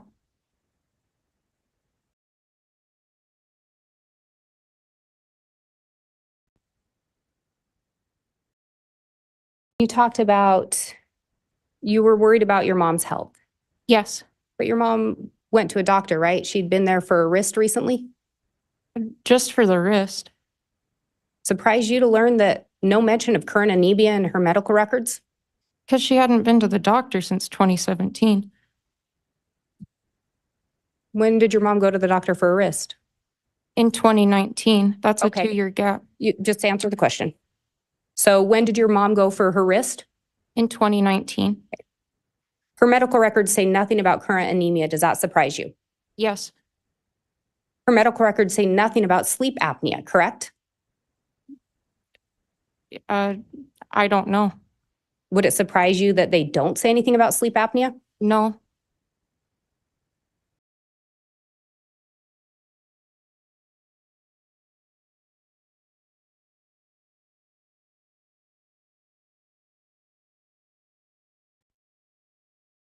Talked about your mom going to bed early. Again, what time did you say she'd go to bed?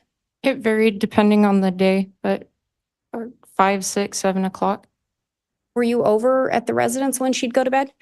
usually, Would you go in and visit with her? if she was awake. Would you go watch her while she was in bed? No, So you don't know what she did when she went to bed. Fair to say? fair. So you don't know what she would do with the Fitbit when she went to bed, right? I watched her do it several times. Several times. You didn't watch her nightly go to bed. I did not.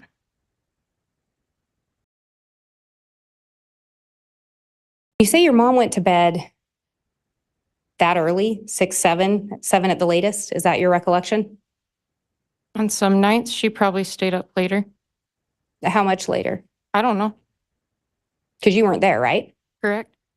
So surprise you to learn that on October 18th, there was activity on her phone at 10:22 p.m. No, That's a lot later than 7. she had been sick that night. I stay up later when I'm sick and have just thrown up as well. Were you there that night? No, Did you see her throw up? no, So you don't know. nope, You only know what you were told. yes,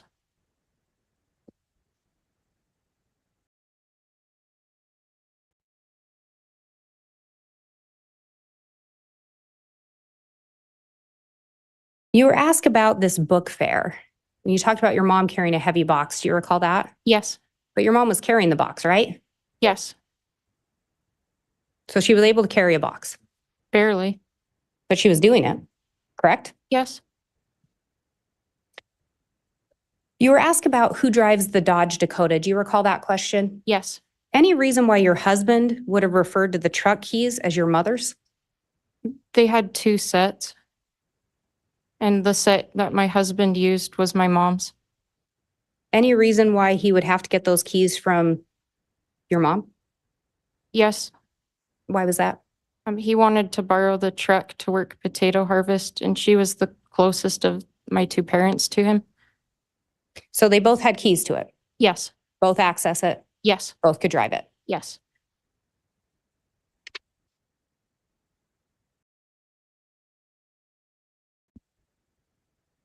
You talked about your mom playing on the Wii. Do you recall that? Yes, And what kind of game was that again? an exercise game. Did you see her do that a lot? In 2018 and earlier. Was that something that she enjoyed? Yes, Fair to say your mom enjoyed physical activity? she enjoyed video games. And when you say video games, some of them, you described the Wii. Were there other types of video games your mom liked? Yes, And what were those? farming simulations, Pokemon. Would she play those on her phone? Do you know? Yes, and other handheld devices. And then she liked to play the Wii as well. Periodically.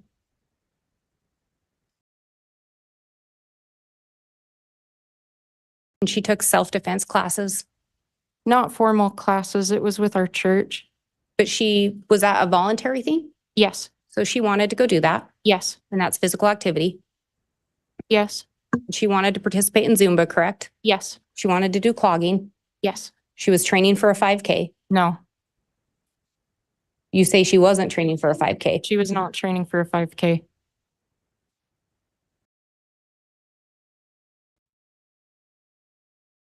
Would it surprise you that other people said she was? No,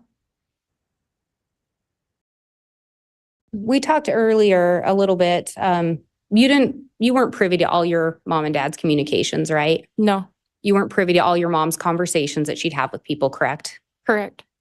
So at school, she may have conversations when you weren't around, right? Yes, She may tell people things that you have no idea she told them, right? yes,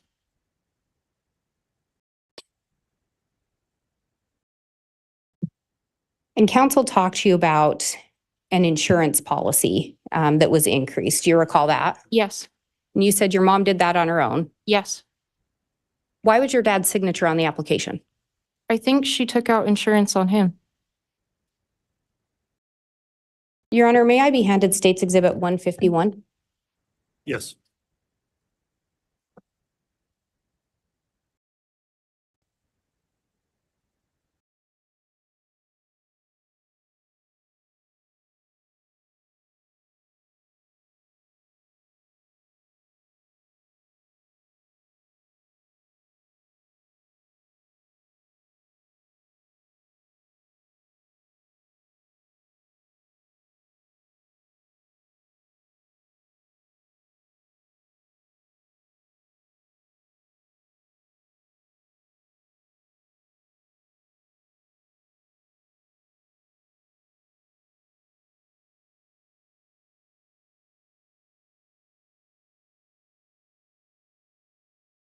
Your Honor, may I ask that the witness be shown this exhibit? You may. I'll have the marshal please retrieve that. And I don't know if council needs to see this as well. I'm good, Judge. Thank you. I'm good. No, I'm good. Okay. Thank you.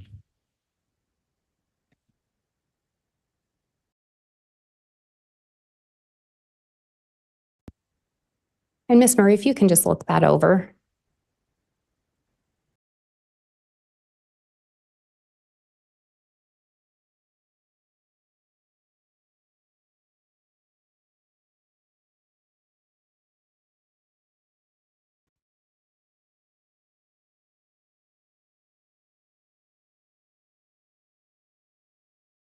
Did you have a chance to look that over?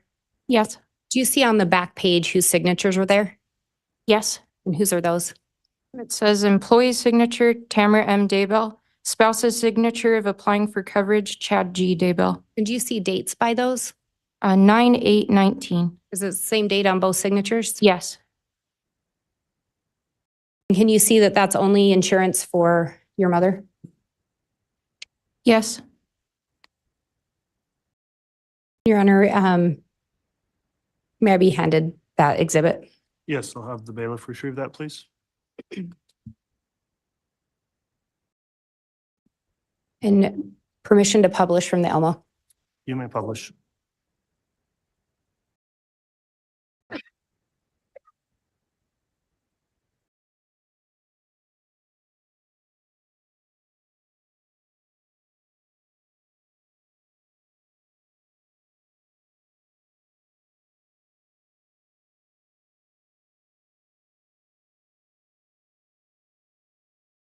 Miss Marie, can you see which company this is through? Yes. And what company is that? Life map? And then do you see kind of towards the bottom a box marked with an amount? Yes. And what is that box? 80,000?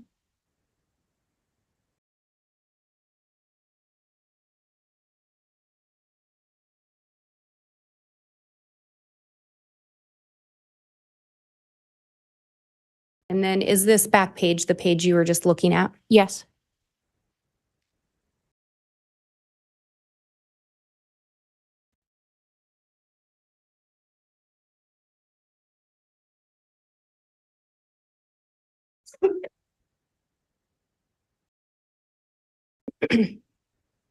And Miss Marie, I believe you indicated that your parents would share their passwords with each other. Yes.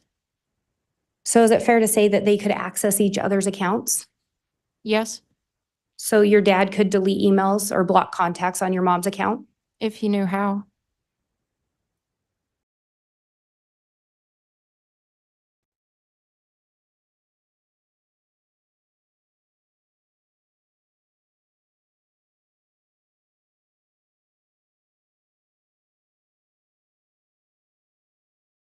When you were asked about whether or not your mom was familiar with paintball guns, do you recall that? Yes.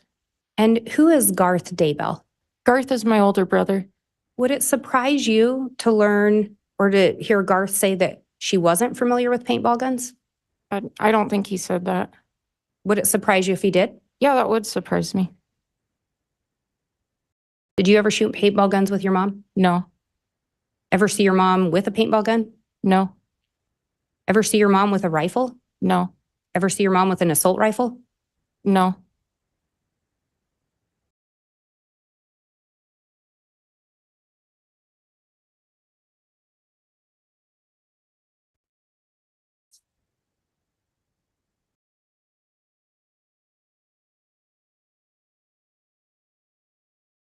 Council talked to you about when you learned your mother had been exhumed. Again, do you recall approximately when you learned that? Yes. And when was that again? December 13th.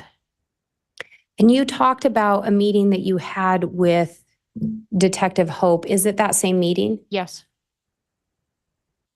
And do you recall at that meeting, Detective Hope inquiring of you or letting you know that they were still concerned with the whereabouts of JJ Vallow? Yes. Do you recall him telling you that they were still looking for him? Yes.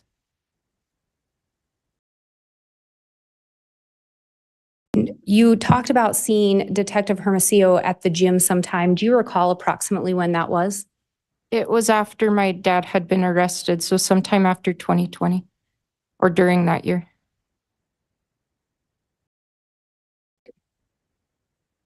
And when you met with Detective Hope, do you recall him telling you that all he wanted to see was JJ was safe and find out where he was located? Yes.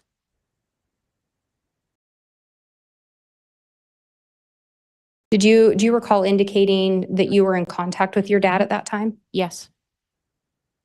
Did you ever ask your dad where JJ Vallow was? Yes. What did he tell you? He told me that he was in a safe place. Did you ever ask your dad where Tylee Ryan was? Yes. Or what did he tell you? In a safe place. Do you know where JJ and Tylee were found? Yes. Where? In the backyard Of whose property? of my dad's property.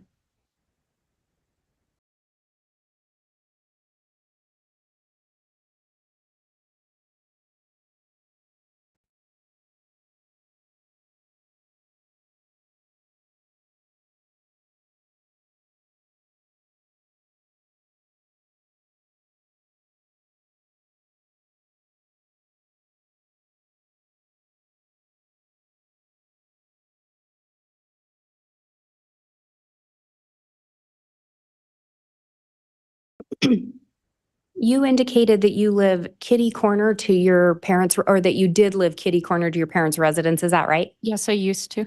What direction was that from your parents' residence?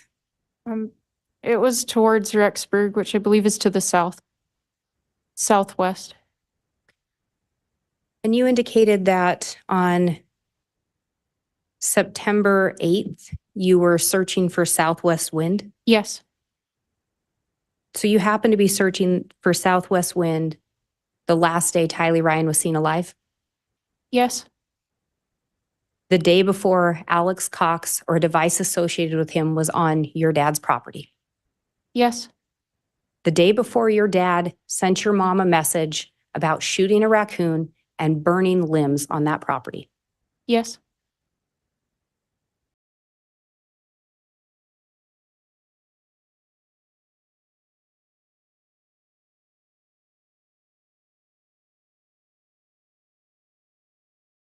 We talked about your dad, some of the things that he would teach you, including light and dark. Do you recall that? yes,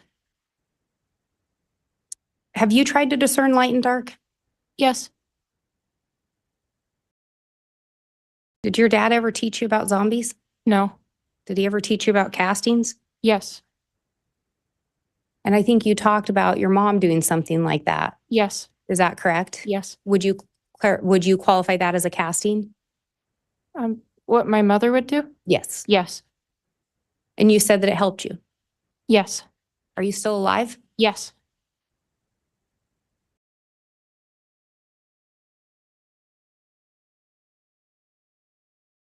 Did your dad teach you about multi-creations? yes, You said he didn't teach you about zombies. yes, I think you said your dad was passionate and he enjoyed talking about his views. yes, Your dad ever talked to you about death percentages? yes,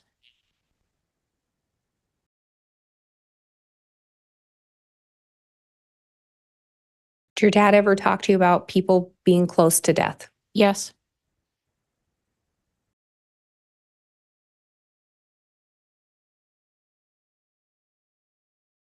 Do you recall any specific people your dad talked to you about being close to death? Yes. And who was that? Well, my mom was one of the people, but it was not death so much as how connected your spirit was to your body. My mom would feel lightheaded and say she didn't feel quite connected to herself, and they would reconnect her spirit to her body. When your dad would talk to you about castings, did he explain to you anything about the body having to die? No, Explain anything to you about the body having to be destroyed? no, And again, didn't talk to you about zombies. no, Were you privy to all your dad's conversations with people? no. But your dad liked to share his views, correct? Yes.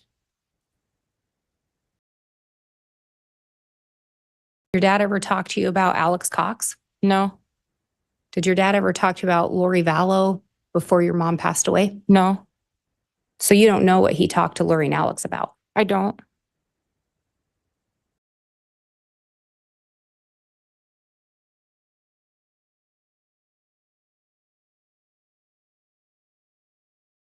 And counsel talked to you about some of the books your dad writes. Do you recall that? Yes, Have you read a lot of his books? all of them. So are you aware in his autobiography that he indicates the visions in his books are true? Things Ye- that he's seen? Yes, Is it fair to say the books were they sold at religious bookstores? yes, So some people may have put more stock into them. yes,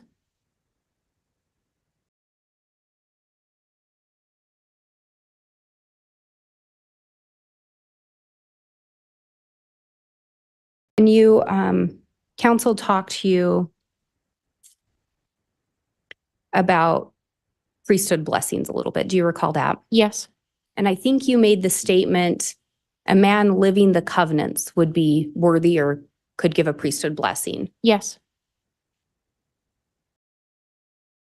Is committing adultery living the covenants? no,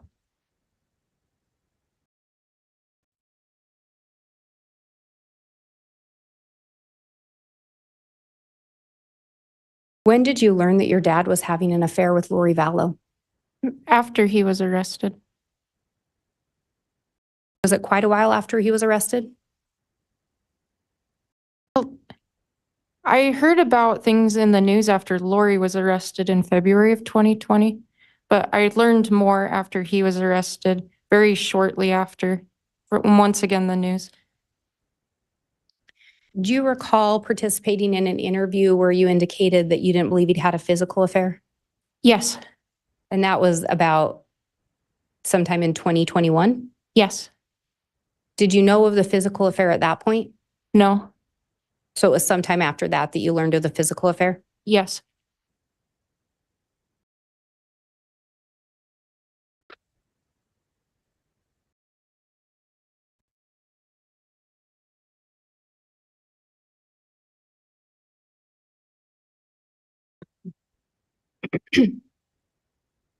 And then I do want to talk to you a little bit about the day that your mom passed away. Were you present at the residence when 911 was first called? No. When you arrived at the residence, who else was there?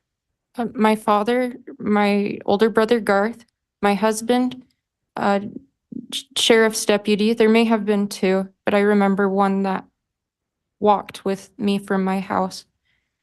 And the coroner was, I think, arriving the same time that I was. I can't remember if she was there before me or not.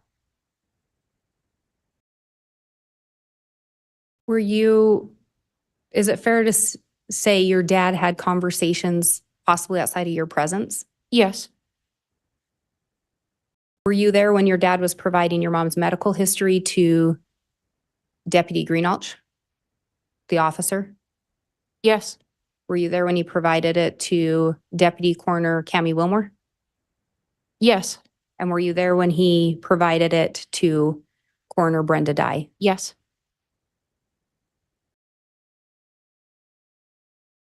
Did you provide any statements about your mom's health at that time? I don't remember. You said that you had serious concerns about her health though, right?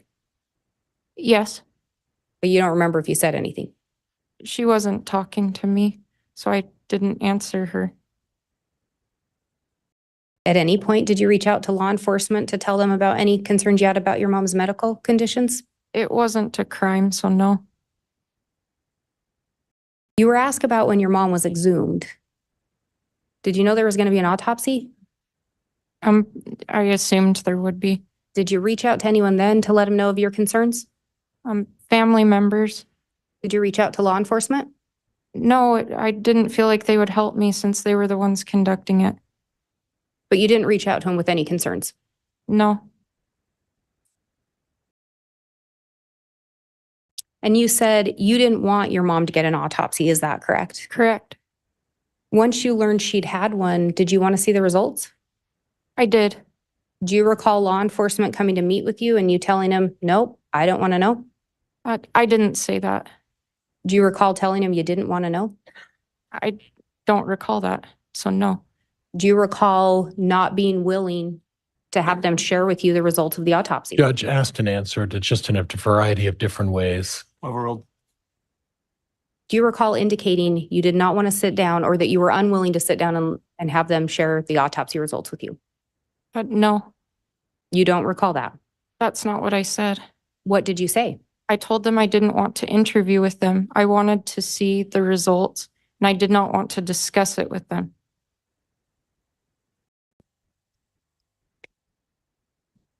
And do you recall them indicating you wouldn't have to do an interview? They were just going to share the results with you. They never said that.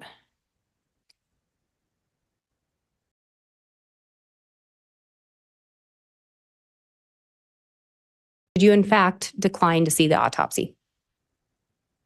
No, they never offered to let me see it without interviewing with them.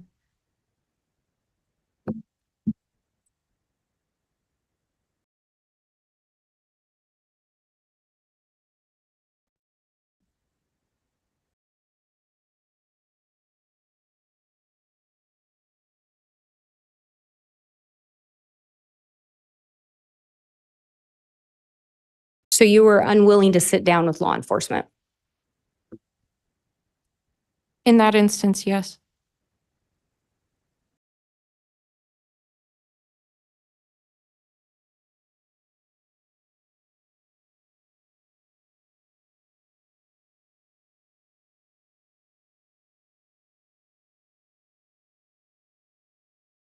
I think you talked about the morning of your mom's passing, it was difficult to see your dad not in control and in charge. Yes. Was it pretty common for your dad to be in control and in charge?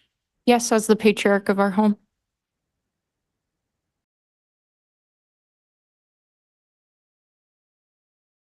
And you were asked about how your dad seemed when your mom passed away. Do you recall that? Yes. Did your dad ever share with you a text to Lori No. that was sent on less than 24 hours after your mother's passing on October 20th of 2019? My dad didn't share text messages with me. So would it surprise you to learn that your dad texted that he was sad, but not for the reasons everyone thought? Well, when I But first, yes or no? Oh. Would it surprise you to learn that? no.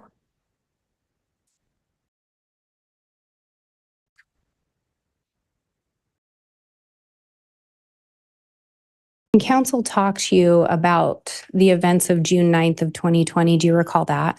Yes. And do you recall speaking with your dad on that morning? Yes. And Your Honor, I'm going to ask to be handed State's Exhibit 300. Very well.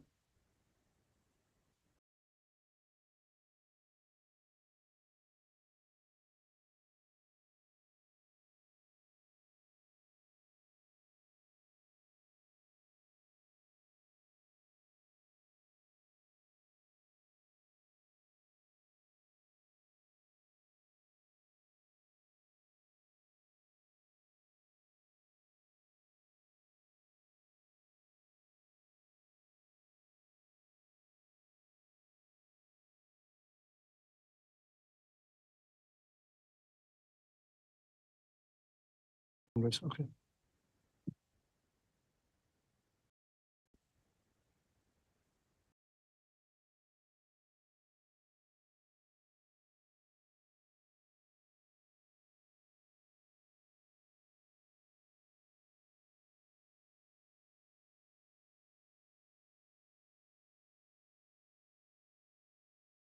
Ms. Blake, if you could make some identification in the record before publishing so we can ensure what is being published. Yes, Your Honor. And it was indicated that there may be an A and B, so I want to verify before publication as well that this is the correct one. All right, thank you.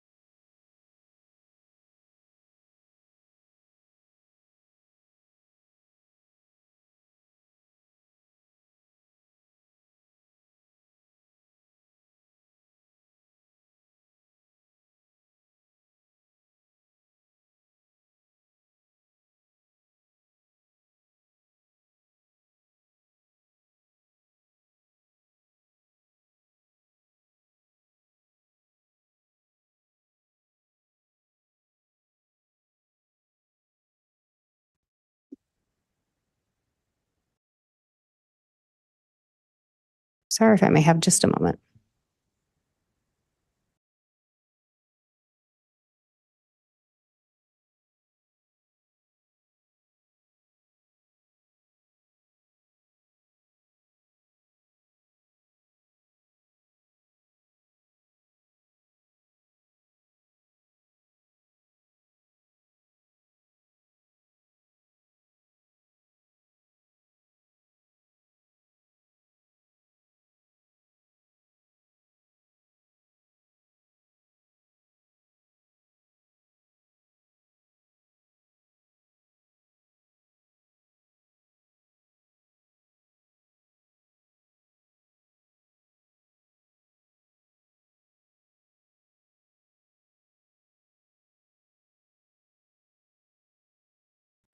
And Your Honor, this is 300A. It is the body cam video from Detective Wheeler that was previously admitted.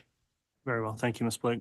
And I would ask permission to publish from approximately minute 1 hour, 2 minutes, 44 seconds. Okay.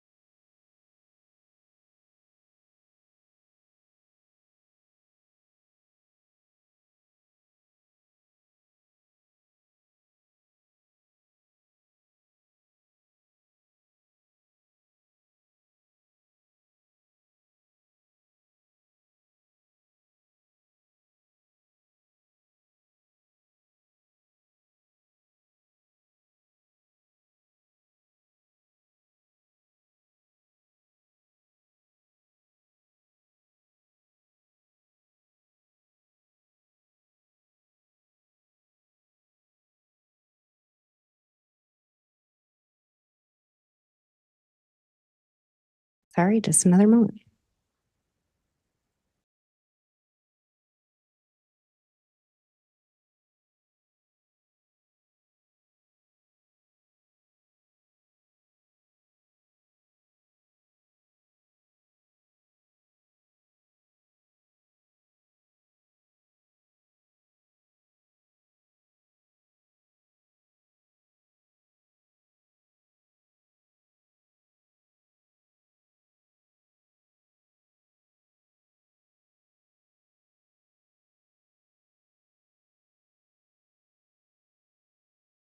All right, everyone, if you'd like, we can take a stand up, not leave, but stand up break.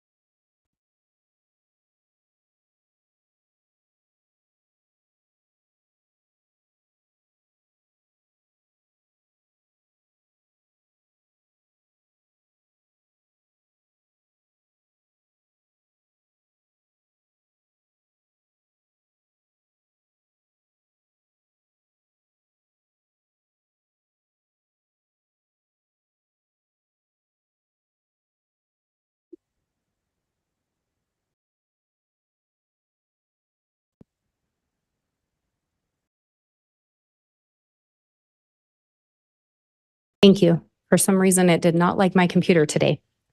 So now starting from 1 hour, 2 minutes, 56 seconds.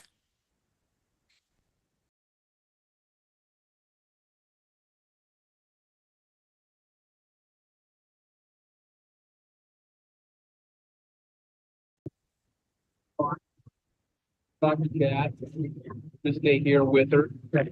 So you understand why I have to do that? Yeah. So you just stay here with them. Okay.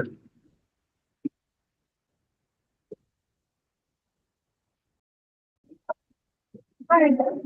They said I could talk with you and I didn't want you to be alone. I love you so much.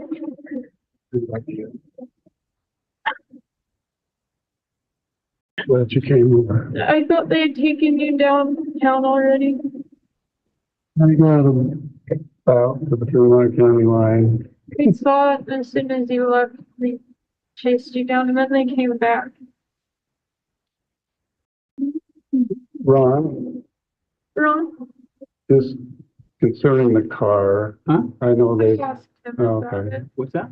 Just about the car. Oh, we'll take care of the car. We're gonna take Is it. she able and then to we'll- get it? we should- Yeah, you can do that. We may have to go through the car if you're arrested in it. Right. These things we gotta do, but then She can have her bananas and her I gave him First. food. We'll try to get it covered for us for you. Okay. You can eat it.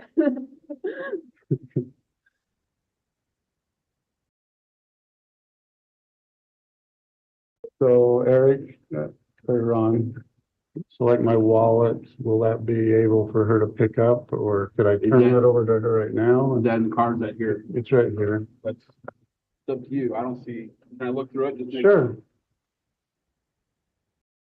You're going to get marked. Lisa. No, Oh. so Is there anything that you're gonna need in that? Well, she'll be running my finances, I suppose, so. That has a little money on it. You could, Okay. So these are credit cards, so you're good if she just takes them, yeah. correct?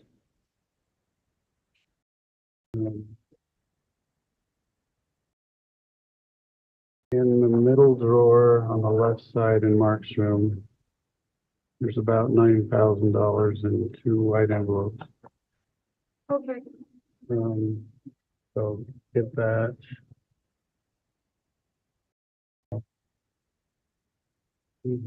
Yeah, so we'll talk more about car payments and stuff, but you have that password. I do. I believe the Hawaiian, That's this one. First Hawaiian Bank, if you use that same password for this account, it's Chad Daybell. That's what else is in here.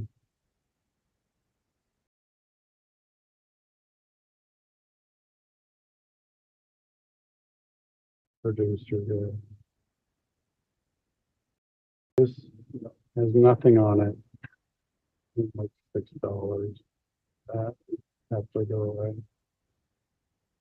So this, okay, in that same drawer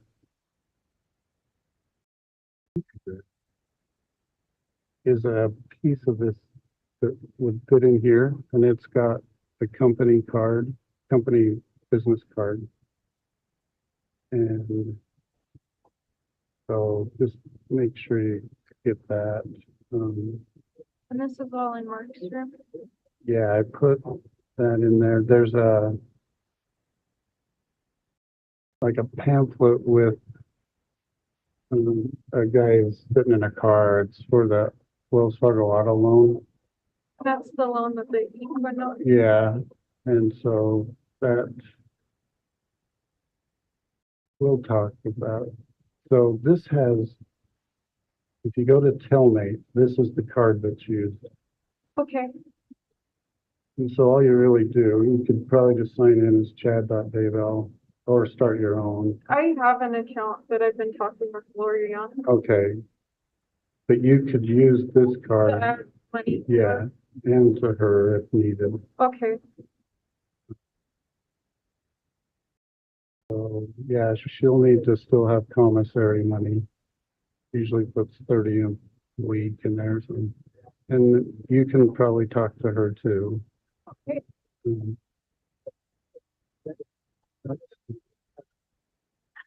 I'm sorry. I love you so much.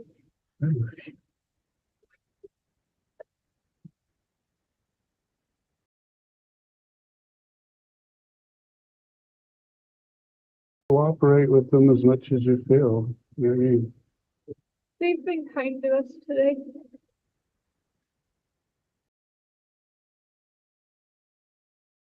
I texted John Pryor, so he has my number. He said thank you. okay. And a lot of the company stuff that pays for the house should just auto pay still out of that company account. Hey. And I left 5,000 in there. Here. Okay, If you need something, come find me. okay, thank you.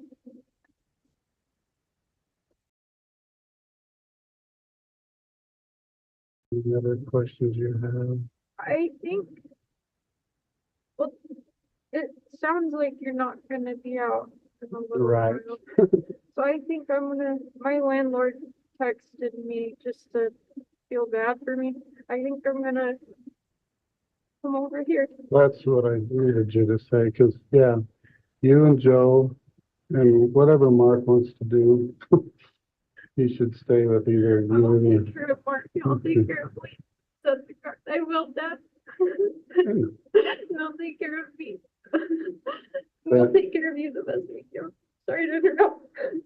So keep paying the mortgage out of the company. Okay, No, you can probably set it up though. okay. I'm trying to, it's Wells Fargo. In that same pamphlet. Remember the password. I'll look, But- but I've had a lot of success with mom's stuff, just saying, will you help me? My mom died. I'm pretty sure, will you help me? My dad's in jail. That's the same. It should be paid through July 1st. Okay, And I think the car is paid through July 15th. So you shouldn't have any bills to worry about.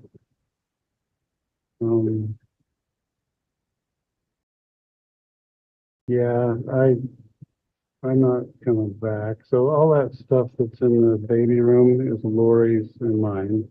The suitcases you'll see in the box. Just put it in the garage, I guess, after.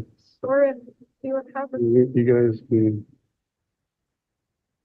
yeah, take that mattress from upstairs, I guess, do what you want, put the books back on the shelf. We're gonna make it through. I'm glad we could talk. I'm glad they let you come over.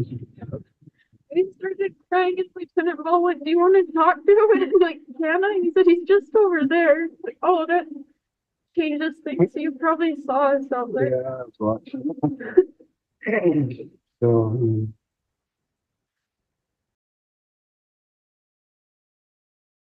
hopefully things will slow down for you guys and get left alone. But yeah, they'll let you move out of there. You just get over here. You know, get gosh, Well, I still feel better. I would be moving soon. That's what the spirit was telling me, but I didn't know how it. I felt like I needed to learn more, Mm, and now I get it. So yeah, this is essentially the house, and we'll talk to John Pryor about the financial arrangement, but you should be fine for a while. I think long enough to get on our feet.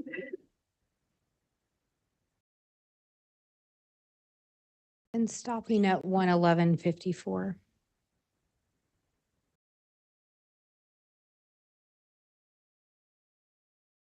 Do you recall this conversation with your dad? Yes, And when you first walked up, your dad didn't ask you if you knew why he was arrested, did he? no, Do you recall a conversation in there about moving a mattress from upstairs and putting the books on the shelves or something along those? yes. Where was the upstairs? It was in the top of the cozy cone. So there was a mattress in there? He had just barely put it there. Typically, no one lived up there. It's like the one time of year that the temperature actually cooperated. There just wasn't room at the house. There's a lot of people living there at the time. So there wasn't upstairs that had room for a mattress, though? Yeah, There was some talk in there about some cash that he wanted you to have. Do you recall that? yes, And he talked to you about how to pay the mortgage yes, and talked to you about letting you take the car. yes, And prior to that, or around the same time, do you recall him making an $8,000 deposit into your account? yes,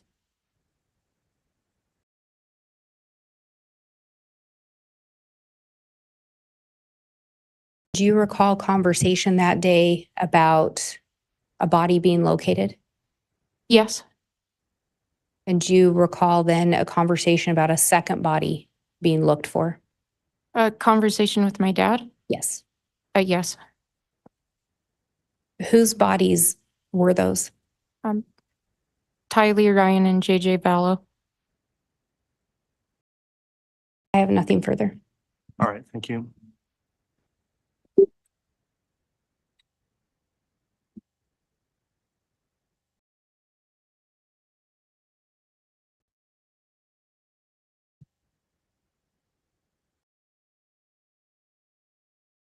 All right, Mr. Pryor, redirect. 151. Okay, we've got that. We'll have it presented. Counsel, do you want this? I can keep it if you'd like. No? No, sure. Thank you. And Judge, may I publish? Yes. Thank you. On the Elmo?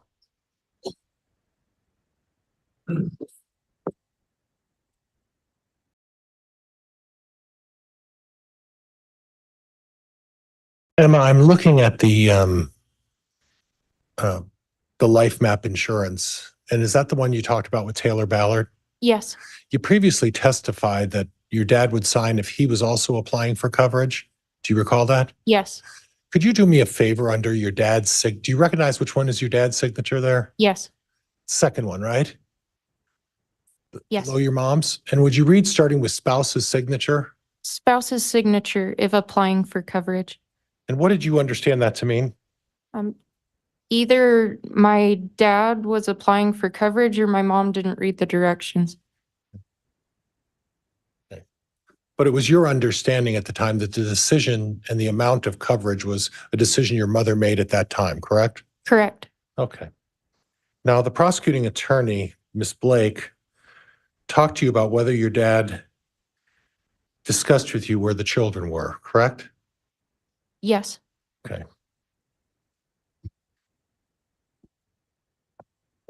Was there ever a discussion with your dad that Lori Vallow was concealing the location of the children from everyone? yes, And as part of that, your dad never knew where the children were. Is that correct?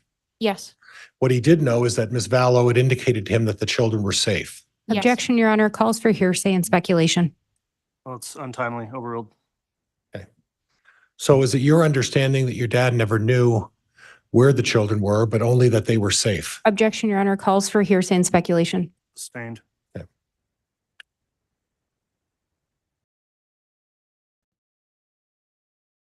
I want to talk lastly about one other subject that the prosecuting attorney brought up. She mentioned to you that why you never brought up an issue about your mother getting an autopsy. Do you recall the day that your mother was exhumed? I think it was December 11th. Okay, and then the first time you learned about an autopsy and that your mother had been dug out of the ground would have been on what day?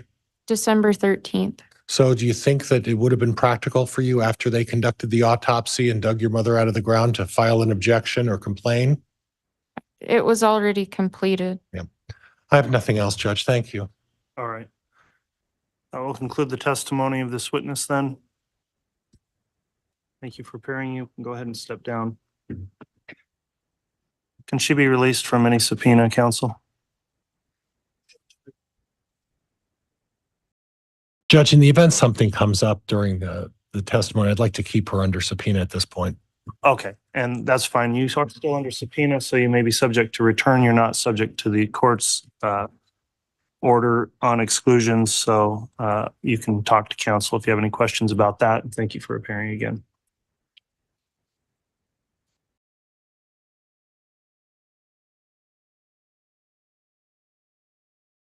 My preference would be to get started with another witness before we take lunch, if we could, since we have about 20 minutes. Is that all right, Mr. Pryor? Yes, Your Honor. It would be Garth Daybell, Judge. Okay, we'll have the defense call the next witness then.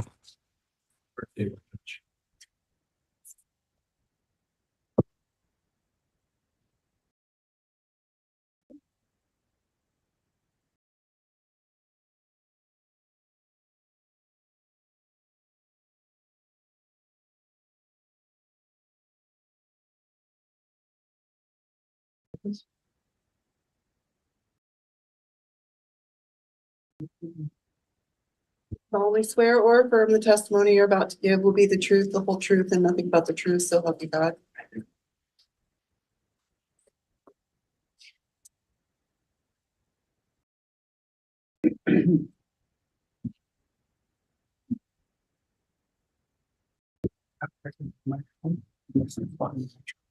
Thank you. All right, you can go ahead and inquire Would you state your name, spell your last name for the record for me, please? Garth Daybell, Daybell. And Garth, can you tell me what your relationship is to Chad over there to my left? Chad is my father. Okay. And can you tell me how many brothers and sisters you have? I have 4 brothers and sisters. I'm the oldest, and then 2 brothers, 2 sisters. Okay. Now, I want to start out by saying that at the time your mother had passed away, and if at any time, Garth, you need to take a break or have a drink of water, please tell me, okay? At the time your mother passed away, who was living in your dad and mom's home? So in my parents' home, it was my dad, my mom, and me. Okay. And in terms of the sleeping arrangements, how were the bedrooms aligned in that house? So at the end of a hallway, there was on the left would have been my bedroom, and on the right across the hall would have been my parents' bedroom. Okay. And if you were to estimate, and you only have to estimate, it doesn't have to be scientific, how far would you estimate is the distance between the bed you were sleeping in the one bedroom and the bed that your mother and father shared in terms of feet? So I would estimate about 20 feet between the 2 beds. Okay. Now I'm going to switch around a little bit and go on a couple of other different topics. So please bear with me. Okay. There is a method to this madness, I guess, but do you have a recollection? And I want to say prior to 2000, not John Pryor, but prior to 2017, who was driving the Dodge Dakota? Prior to 2017 was my dad. Okay. And then after 2017, was your dad still driving the Dodge Dakota? He was not. Okay. You're sure about that? I am sure. Okay. Who was driving the Dodge Dakota? It'd be my mom. Okay. Okay. And she was primarily the one driving that? Oh, I think I have it backwards. Well, that's what I want to ask you, and I want to make sure that you're being accurate about this. So prior, and maybe I confused you by doing that. At the time of your mother's death, do you know which vehicle your dad was driving? My dad was driving the Dodge Dakota. Okay. And is there a reason why are you nervous? I am. Okay. Okay. Do you share your father's introvert personality? I do. I consider myself pretty shy. Okay.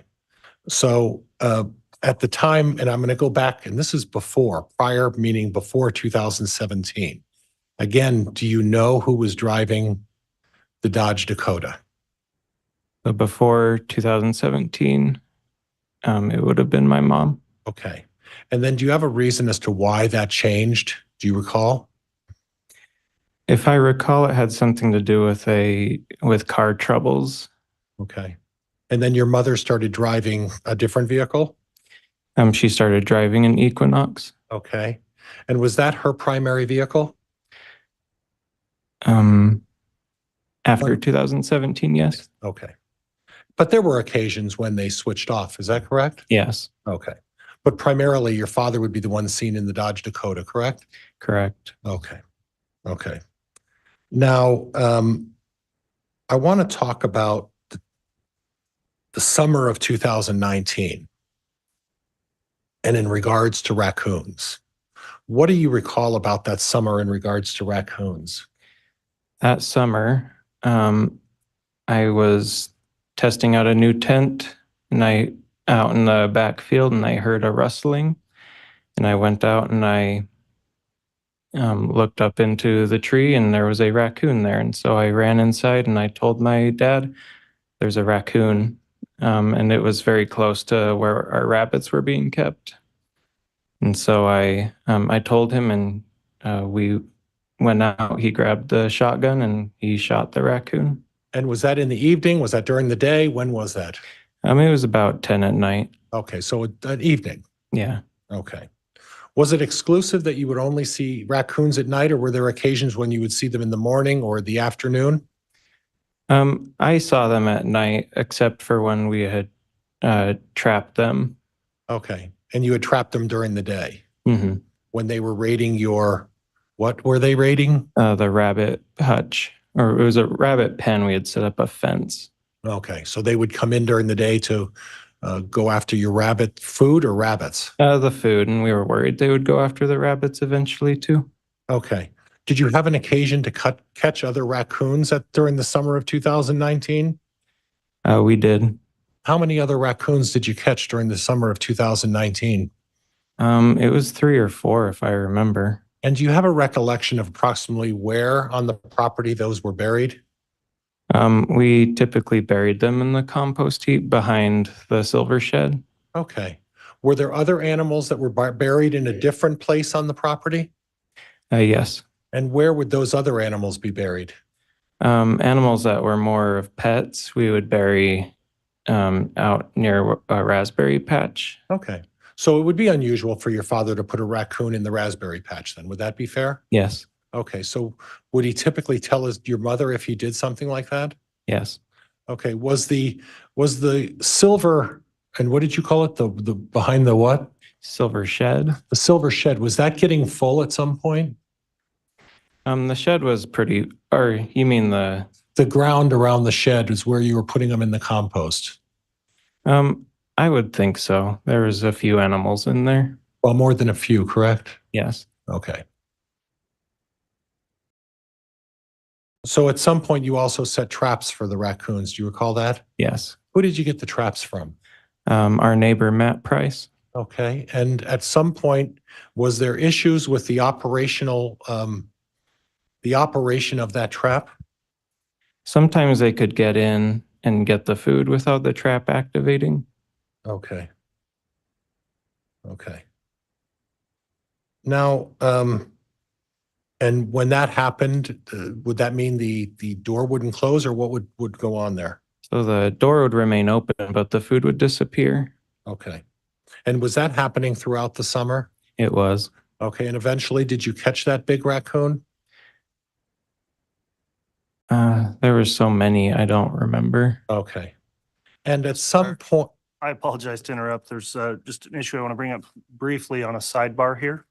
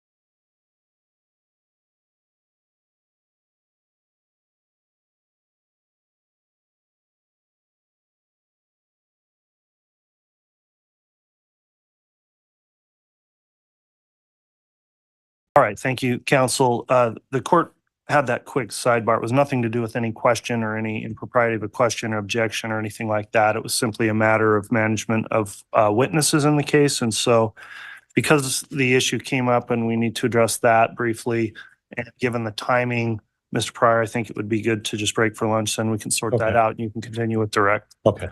So we'll go ahead and take the lunch recess. We'll take an hour. So if we can come back on just before 1 o'clock, that will be when we'll resume. Thank you. And Mr. Daybell, are to be advised not to talk about the case or meet with anybody regarding the case as well, okay? Yeah, while you're under oath, don't discuss your testimony or talk to anybody else about how you're going to testify between now and when you return, please. Yes. All right, thank you. All rise, please.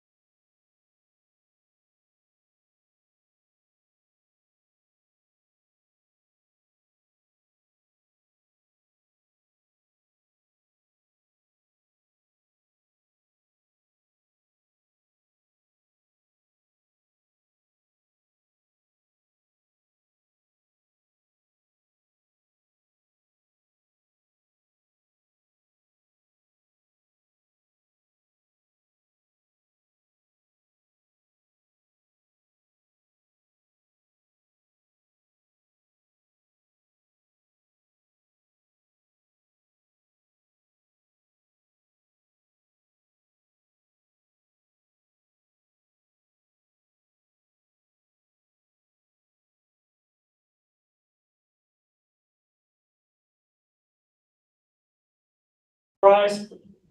District Court's again in session. All right, thank you. Please be seated.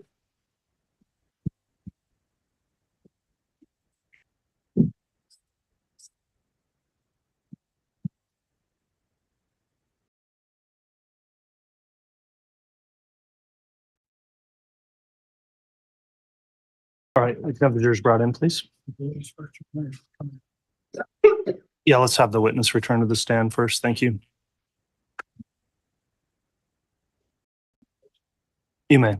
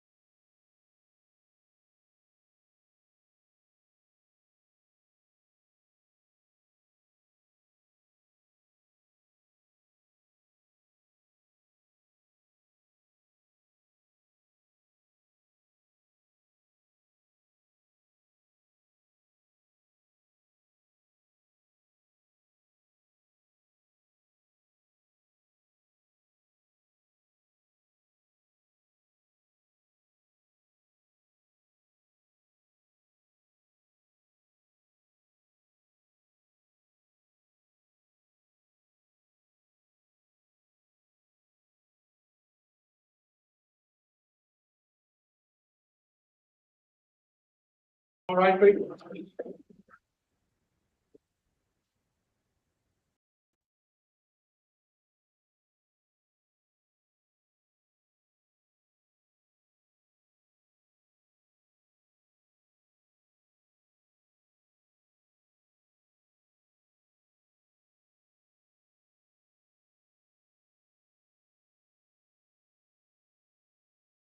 Please, all President Counter for your honor.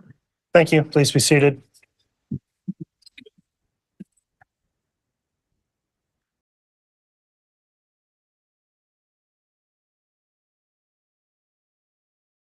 All right, welcome back, everyone. I'd like to remind everyone here in attendance, there's a courtroom conduct order in effect, and I appreciate everyone complying with that thus far today. We're on the record on CR 22-21-1623, State of Idaho versus Chad Guy Daybell. We just concluded the lunch recess, and Garth Daybell is on the stand in direct examination. If you'd like to continue with your direct, Mr. Pryor, you may at this time. Thank you, Your Honor. All set, Garth? Yep. Okay.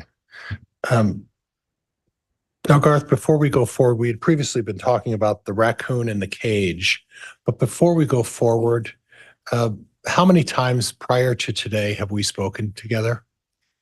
I think no more than 3, Okay. including today. Okay. If you include today, we did speak yesterday for a brief time. Is that correct? Yes. Did I tell you anything to say, or did I encourage you to testify a certain way? No. Did I give you any advice of any kind? The only advice given was to just tell the truth. Okay. And you're prepared to do that today? Yes. Okay. I want to talk about the September 9th of 2019. Do you recall that? I think that if I recall correctly, that's the day that I drove home Okay, and about what time did you get home that day? So I got home from work about a little after 4 because that's when my contract hours ended. And so it'd take about 20 minutes to drive home, and I pulled into the back driveway. Okay, and hold on a second. I guess I didn't cover this very well. You are currently employed as what? I'm a 8th grade science teacher, And where do you teach? Madison Junior High in Rexburg. Okay. And at the time in 2019, were you working as an 8th grade science teacher? I was. Okay. And did you have another job as well? That October, I worked as a scare person at a local haunted house. Okay. Okay.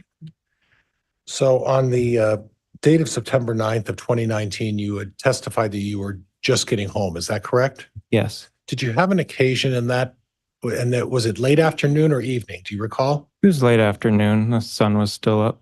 Okay. Did you have an occasion to talk to your father? I did. As I pulled in, he came up to me. He was in work clothes and All right. Now hold on. When you say close, what does that mean? yard work. Okay. And he sounded very excited. He said, "Hey, Garth, I killed another raccoon." Okay. Was that the raccoon that you folks were having difficulty with that was breaking out of the cage? I believe it was. Okay. And did he express that to you that he finally got that raccoon? He did. Okay. And then at that point, did he show you where he buried that raccoon? He showed me that it was buried behind the silver shed. Okay. Okay. Did he ever say to you that he buried a raccoon in the pet cemetery? Objection, Your Honor, calls for hearsay. Sustained. Okay. Now, are we confusing the raccoons? You know that you buried some in the silver shed. Is there possibly that some were buried in the pet cemetery? I think, or they were all buried behind the silver shed. Okay. Now, we talked a little bit with your sister about your mother's health issues. What concerns did you have about your mother's health? I was concerned that she was getting tired extremely easily, that she would work extremely hard all day and then just come home and collapse. Okay. And did you ever encourage her to seek medical help? I did. She had hurt her arm, and I wanted her to go get it looked at. She was trying to rub this bruising ointment on it. Okay. She refused to go. Okay. At some point, she did go to the doctor for the injury. However, do you recall that? I don't recall the exact time that happened. Okay. Were there other issues that you had concerns about your mother's health? We worked in the yard together a lot, and I was her muscle. She would direct me where to dig and move stuff and cinder blocks and garden things, and yeah, she had a hard time doing those heavier things. And why do you say she had a hard time with it? She would get really winded really easily. Okay. And is that something that happened in the last year of her life, or was that the entire time that you knew her? I would say it became increasingly more towards the end of her life. Okay. Okay. Were there any other concerns about any sort of other medical issues of her being able to keep her balance or anything like that that caused you concern? She would have fainting spells. And how often would that happen? It was usually after she'd been kneeling for a while. Okay. Was there ever a discussion in your family about her having some difficulty in the temple with kneeling? Yes. What was that concerned? Objection, Your Honor, this calls for hearsay. Sustained. Okay. I want to go back to the incident with the paintball gun and your mother. Do you recall that day? I do. It was approximately the 9th of October. Is that right? Yes. Okay. Do you recall where you were at that point? I was on the couch. Okay. Who was home at that point? It was me watching TV, and my dad was working on the computer. Okay. And then at some point, did your mother come home? She did. And how did she approach you when she got home? She came in really panic-stricken, saying someone had attacked her. Okay. And did she say with what? She said with a paintball gun. Okay. Did you have a discussion with her prior to taking any action? So when she said that, I was filled with rage and I wanted to go find whoever had done this. And but before I chased after someone with a gun, I said, "Are you sure it was a paintball gun?" Okay. And she said, "Yes, it had the thing on top." The thing on top. What do you mean the thing on top? Um, I think she was referring to the hopper on top where you put the paintballs. Did she specifically identify a hopper on top of that gun? She did by showing me a picture on the computer and pointing to the hopper on the picture. Did she Google a picture? She did.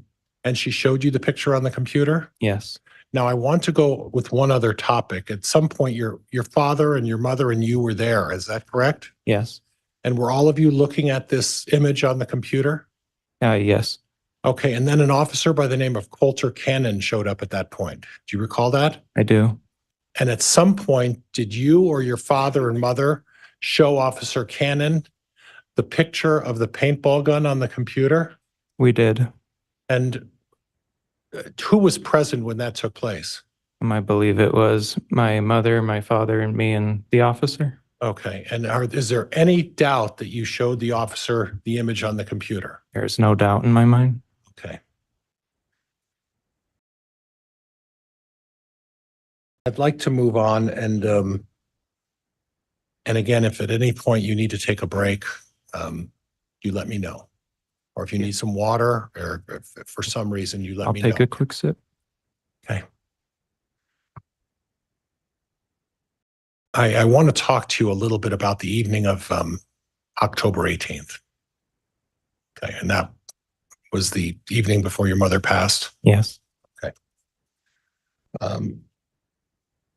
You were working that day and you mentioned something about in October you were working at a scare what? So there's a local haunted house in Teton, Idaho, which is about 20-ish, maybe half an hour away from where I lived, and a seasonal attraction that I would go work. I'm dressed up in a costume to scare people. Okay. And at that point, did you have an occasion before going in to do that, to come home Come home from your first job? Yes. And walk me through that as to what, after you got home from work from the first job, what did you do next? So I came home, and Mom usually came home before me, if I remember correctly. Okay. And she told me, "I just don't feel good today. I don't want to cook tonight. Can you go get some McDonald's for us?" Now that's a long way to a McDonald's, is it not? Well, I mean, we're used to driving into town for various things. So So then what town did you drive to for the McDonald's? Rexburg. Okay. And forgive me, I don't recall if there is a McDonald's in Rexburg. There's two. Oh, okay. Then did you get some food for you folks? I did. Who did you get food for? So I bought food for me and my father and my mother. Okay, do you recall what you got for your mother? Her favorite meal was the quarter pounder with cheese. A healthy meal. Depends. And anything else? I don't remember if she wanted anything else with it, and fries. Okay. Yeah, I feel like I got her a combo. And then you went to work at the Haunted Mill. Is that what that's called? Yep. So so about 7-ish, I left, and she was sitting on the couch and said, "Have a fun time. We'll see you tomorrow. I'll let you sleep in." Okay. And then at some point you got home at about what time? So I got home about 1 a.m. shortly after that. Okay. And then at that point, again, you previously testified the distance between your bedroom and your mother and father's bedroom. Is that right? Yes. And the distance there was about how far? About 20 feet. Okay. And then at some point, did you hear anything coming from your mother and father's bedroom? As I passed their bedroom, I heard my father snoring. And is it clear that it was your father snoring? Yes. Okay. You had no other indication of that your mother was snoring or making any noise? I didn't hear anything of that sort. You didn't see any images in the bedroom of any kind of a struggle or a fight or any kind of an altercation, did you? No, as far as I knew, it was a normal night. Okay. And then at some point, what did you do after you went into your bedroom? I got on my computer and I watched YouTube for a few hours, And when you say a few hours, what does that mean? till about 3 a.m. So Okay. 2 hours-ish. Okay.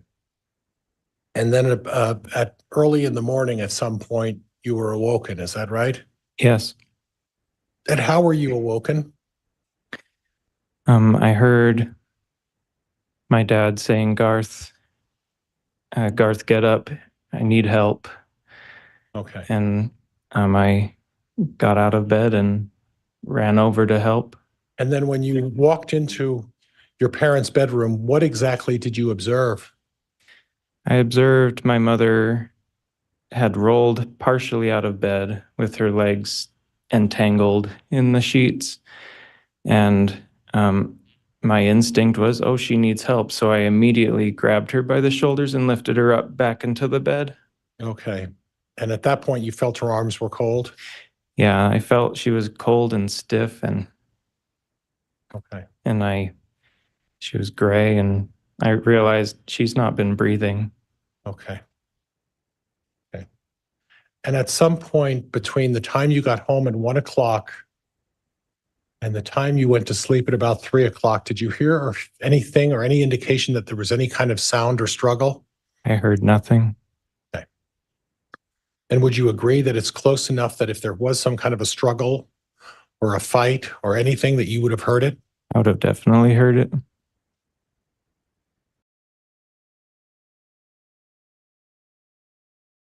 Were you present with the discussion with the Flams about when to have the funeral? I was. And what do you recall of that conversation? I don't remember exactly what he said, but he said it seems pretty simple here. We can have a funeral this day or this day, and Do you have a recollection of which the two choices I of days feel like were? it was either Tuesday or Saturday. Okay. And you could choose, and was it your impression that the family would have been able to choose either day? I do, yeah. I feel like we would have been able to. I want to fast forward to a vacation to Knott's Berry Farms. You remember that? I do. Do you have a recollection of how long that trip was planned in advance? It was about a week. It felt like a week ahead. Okay. And at that point, when I say all of you, your family gathered in Rexburg or St. Anthony, is that correct? Yeah, we were at that house. Okay. And who was with you at the time when you decided to head to Salt Lake City? It was my dad and me and Emma and Joe, and that might have been it, or Adam and Leah. Okay. Yeah. And at the time, was Lori Vallow with you guys at that point? She was not with us at that point. And then you drove to Salt Lake City, is that correct? We drove to Salt Lake City to go to the airport there. And then you flew to California? Yes. And at some point later on in the trip, Lori Vallow showed up separately driving to the California location? She did. Okay.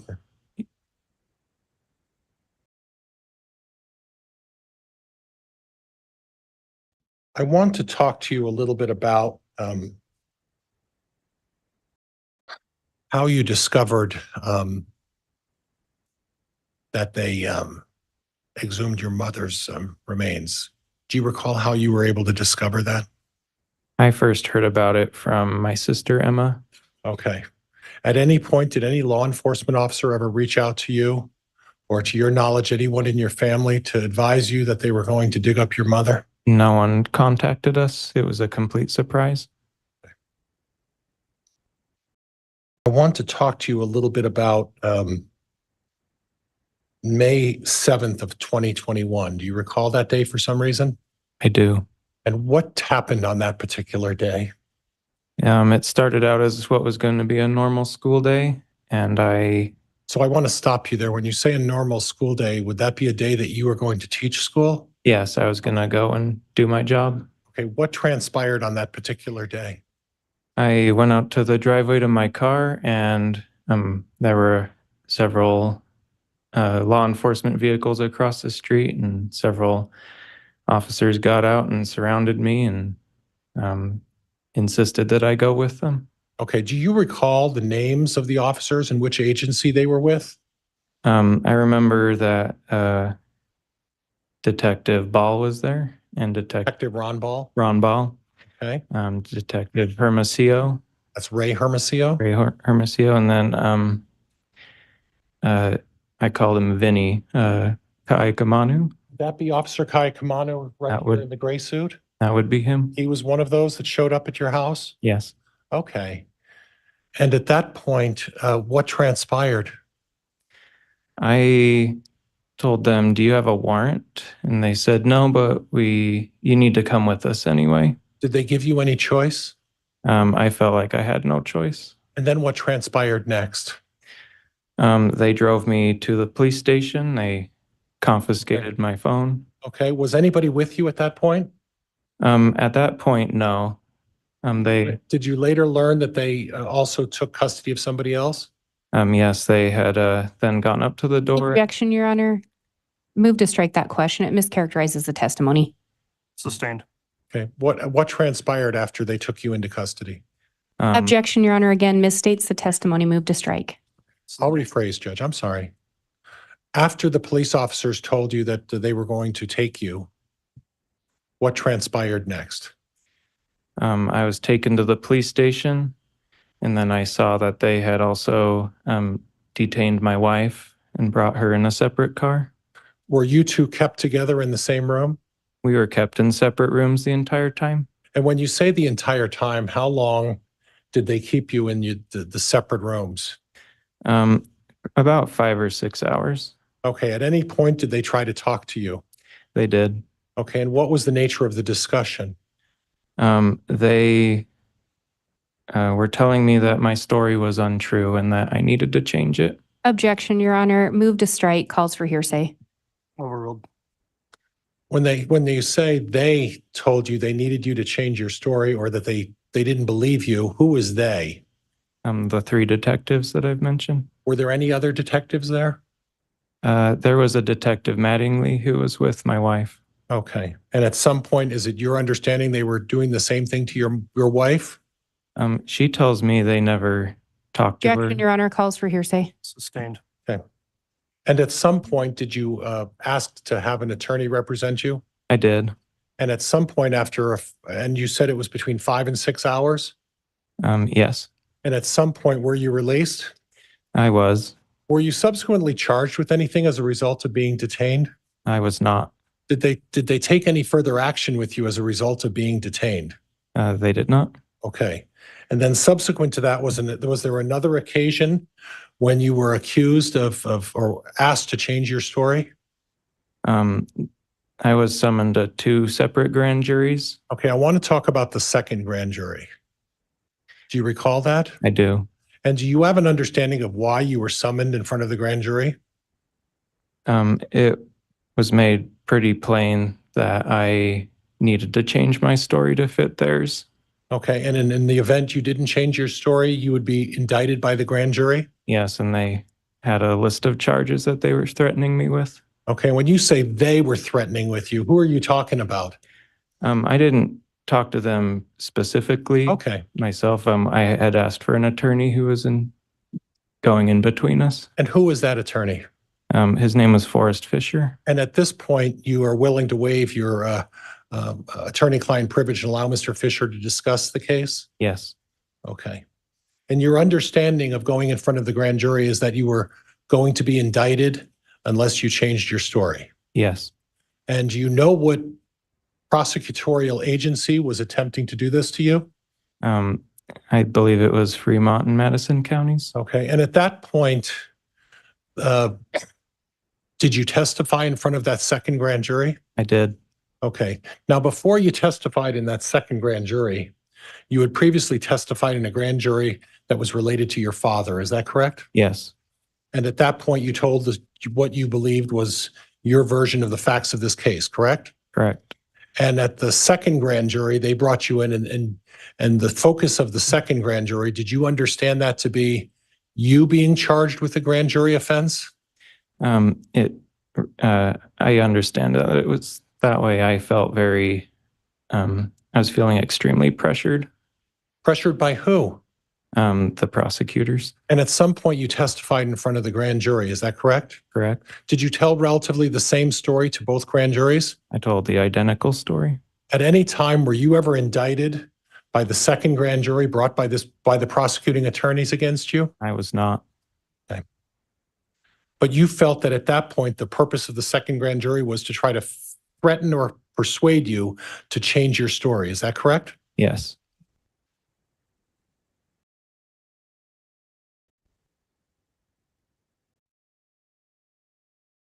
Now, your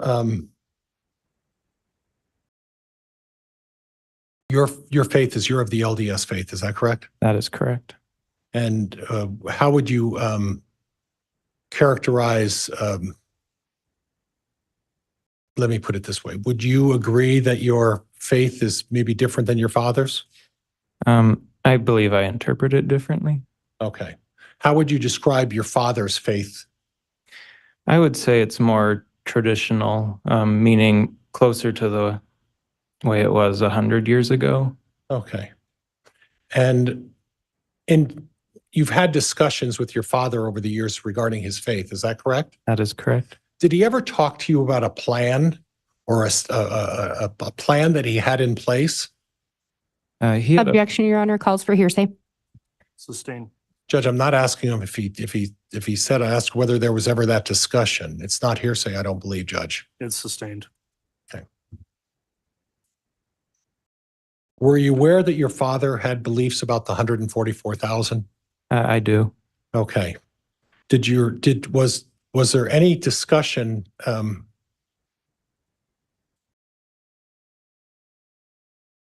Well, let me move on for a minute, Judge. That's all right.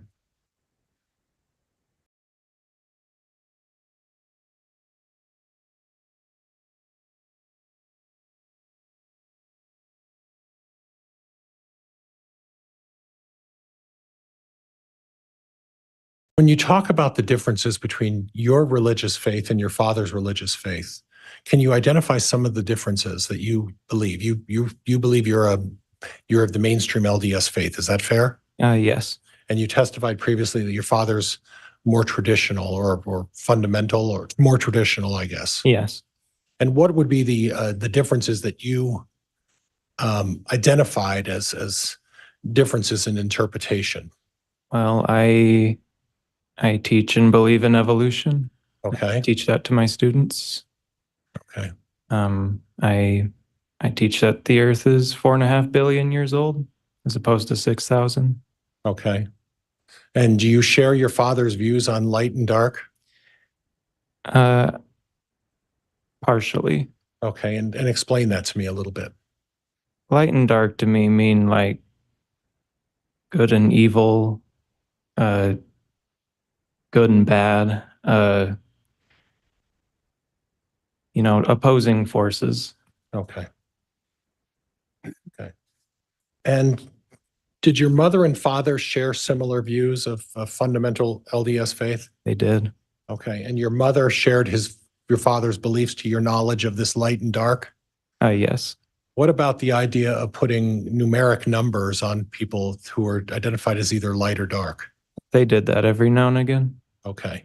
And they did that in your presence? Yes. Okay. Now, your understanding, and I'm going to hack this this person, but I think I previously yesterday talked to you about the book Saints and about a Newell Knight. Newell Knight, and we talked about that yesterday, right? Yes. And in that situation, there was a casting of a sort, correct? Yes. And who was doing the casting? That was Joseph Smith. And who was he casting? He was casting a devil, as they described it, out of Newell Knight.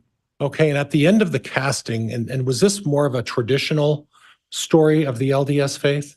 It's one that it's usually included in storybooks about the church history and stuff. Okay, but would you agree that it's more of a fundamental, it's not necessarily as mainstream as it once was? Yes. Okay, so it would be more akin to your father's beliefs. Yeah, I don't know if it's one that would be told as often anymore. Okay. And in that particular situation, this is the prophet of your church, Joseph Smith. Yes. And at that point, he expelled the devil or the demon from Newell Knight. Yes. Did Newell Knight die after they expelled the demon from him? No, he went on to do great things. Okay. And at some point, is it your understanding that when someone expels a dark spirit or a negative spirit, that they die after that? No, they continue living. Okay. Judge, I don't have anything else at this point. Thank you, Your Honor. All right.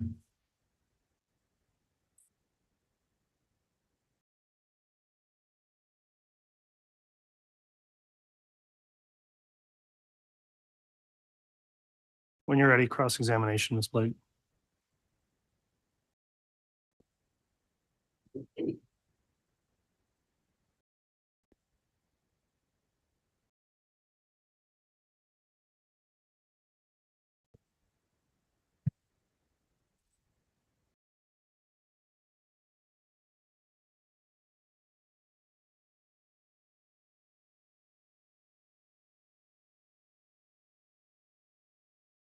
Mr. Daybell, I'm going to start with, there was some talk of who drove a Dodge Dakota. Do you recall that? Yes. And there seemed to be maybe a little bit of confusion there.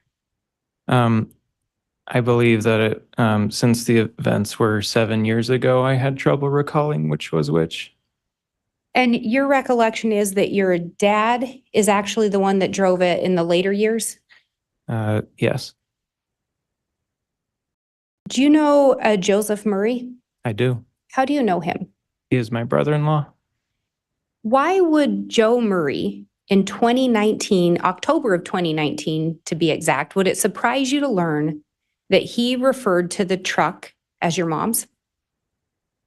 I hadn't heard of that. Would it surprise you to learn that he had to return the keys, get the keys from her to borrow the truck and then return them to her? I hadn't heard of that. So your mom did in fact drive the Dodge Dakota, at least at times? She did on occasion.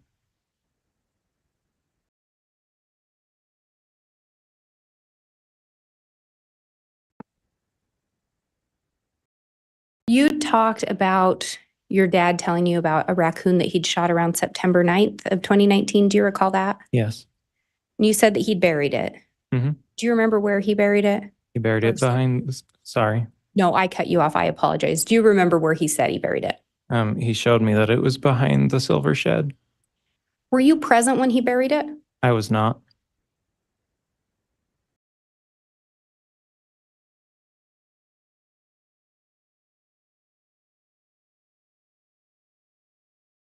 And you talked about having some concerns about your mom getting winded. Do you recall that? Yes. Did you ever share those concerns with law enforcement or the coroner or deputy coroner that showed up on the day of your mother's passing? I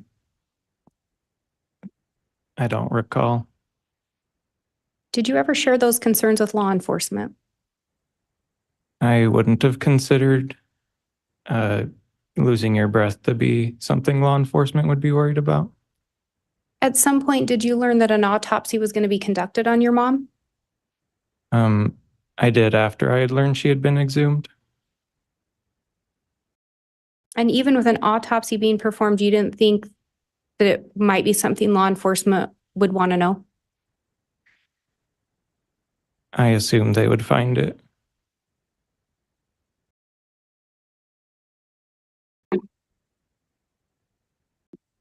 Did you ever shoot paintball guns with your mom? I did not. Did you ever see her with a paintball gun? I did not.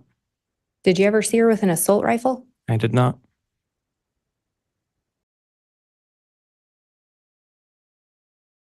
Would it surprise you if Deputy Cannon said he was never shown an image of a paintball gun on October 9th of 2019? It would, because he was there.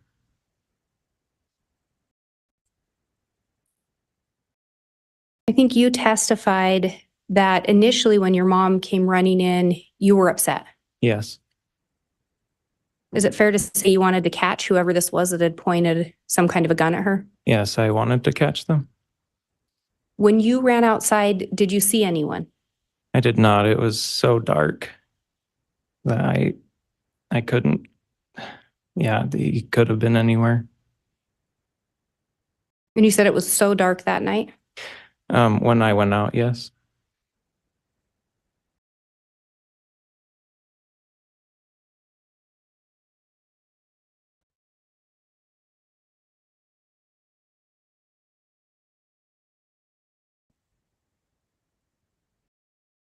And you were asked about the events of October 19th of 2019 from council. Do you recall that? Yes. I want to back up a little bit. Do you recall when you got home from work? It was a little after 1. And what did you do when you got home from work? I pulled into the driveway, went in the house, and got ready for bed. And then, as I said earlier, I watched YouTube for a few hours. Did you see either of your parents when you got home? They were both in bed. And how did you know they were both in bed? I saw their forms, their shapes in the bed as I passed by their room. Did you go in and talk to them? I did not. They were asleep. You say they were asleep, but did you actually go in the room? I assumed they were asleep. So 2 bodies lying in the bed. Yes. Anyone else in the house when you got home? It was just us.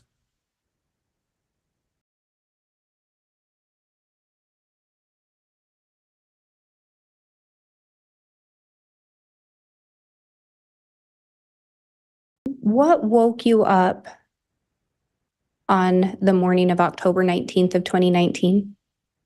I thought I heard a thump, and then I heard my dad say, "Garth, come help." And when you went in the room, well, let me back up. Did you in fact go in the room? I did.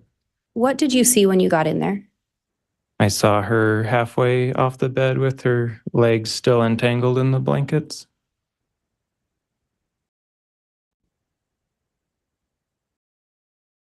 And what action, if any, did you take at that time?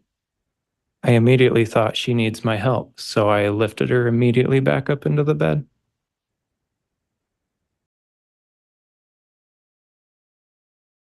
Were you close with your mom? Extremely close.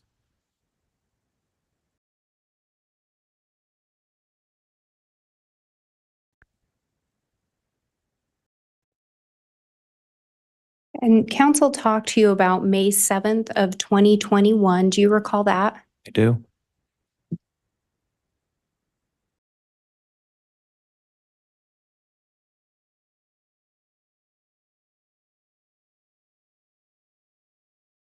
Do you recall law enforcement actually knocking on your door? I do not. They waited till I was at my car.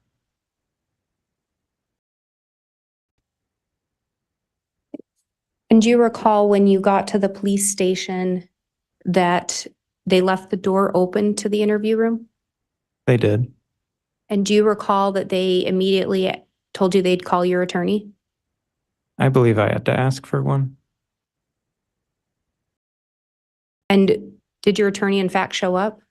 A few hours later, And was your attorney present for questioning? he was. Did law enforcement actually get you breakfast? They did buy me some McDonald's.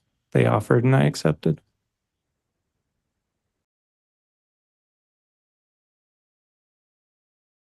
And prior to May 7th, had you had a meeting with law enforcement where they had talked to you about the results of your mom's autopsy?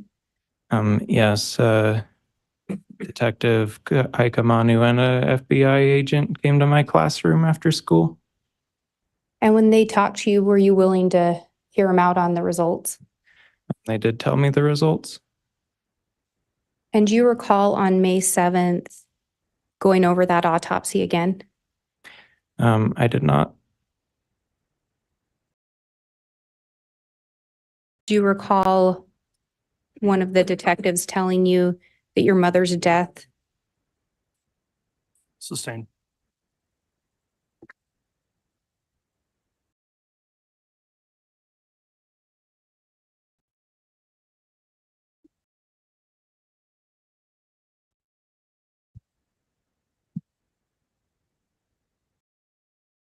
Do you recall talking to an individual named Micaiah Baglin and telling him you found your mom dead in her bed and your dad gone?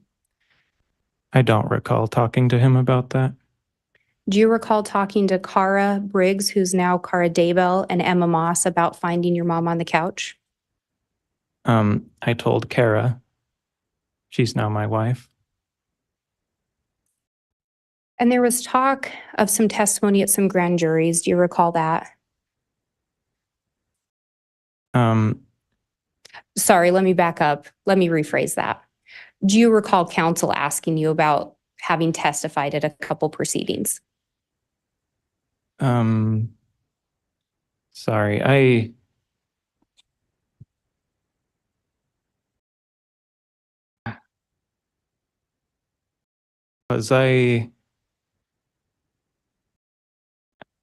I don't quite know the rules, but when you were talking to me about Kara and Emma, can you repeat that question? I don't know if Yes.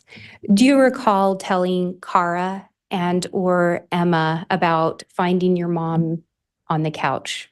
I did not tell them that she was on the couch. Do you recall having talked to one or both of them? I do. I had told them that the night before I had seen her on the couch as she said goodbye to me. And if they were to say something different, would that surprise you? I mean, I've heard that before. And then do you recall counsel talking to you about you having testified at a couple grand jury proceedings? Yes. And are you aware that the second grand jury was held based on the request of the first grand jury? Judge, I'm going to object. That calls for speculation. I'm asking her if he's Argumentative, aware. Judge. Well, the question. There's no foundation. Yes, just the question is whether he's aware. You can answer. Are you aware that the second grand jury was conducted based on the request of the first grand jury? I was not aware of that. Can counsel ask you about Joseph Smith in a casting? Do you recall that? Yes. And what did you indicate happened to the person that they were casting on? He continued to live on and lived his life.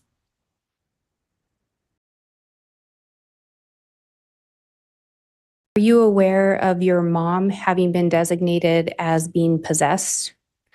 I had not heard that before. Had you ever heard of JJ Vallow being designated as being possessed? I had not heard that.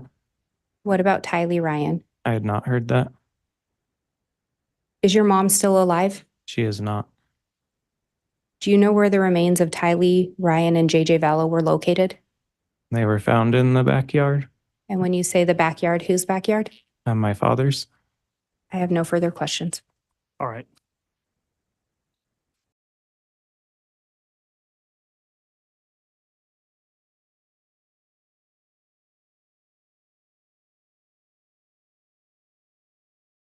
Redirect, Mr. Pryor.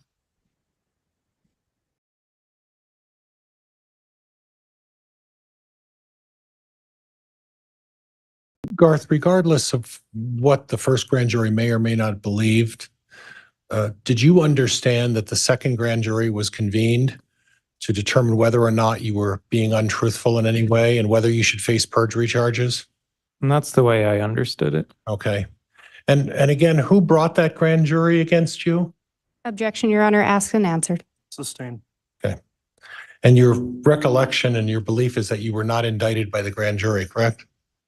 That is correct.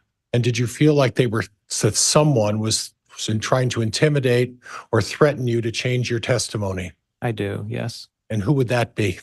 Madison and Fremont County. Okay.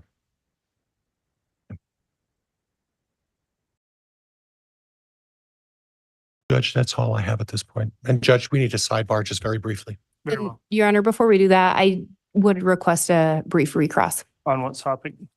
on the topic of the furtherance of the grand jury and what he believed.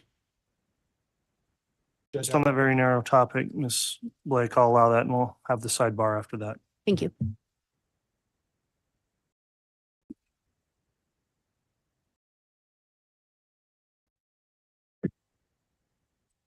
But Ms. Blake, not to expand the scope of where it's already gone on, direct or cross, please. Mr. Daybell, did you in fact change your testimony between the first and second grand jury? I did not. No further questions. All right, thank you, counsel. Just sidebar, Judge. Very well.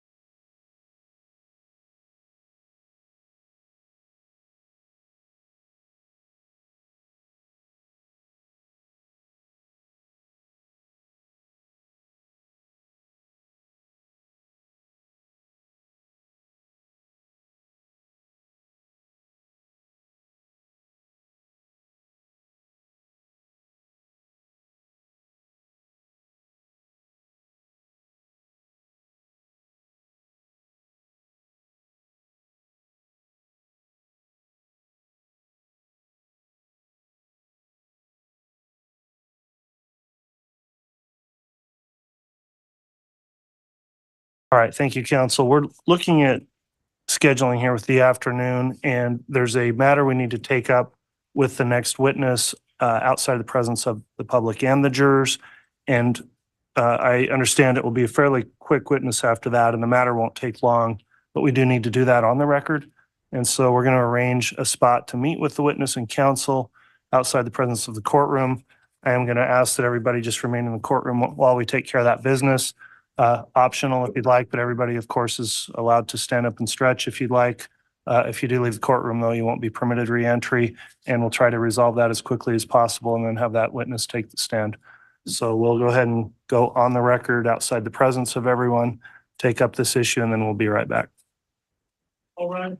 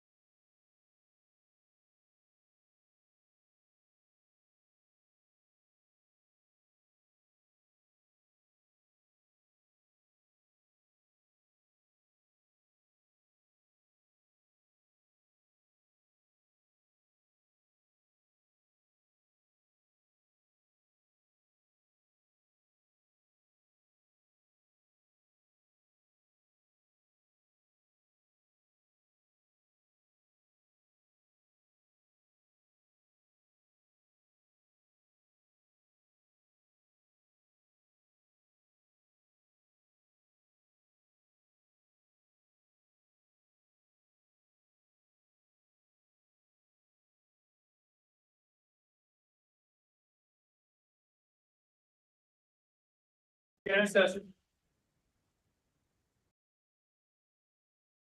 Thank you. Please be seated.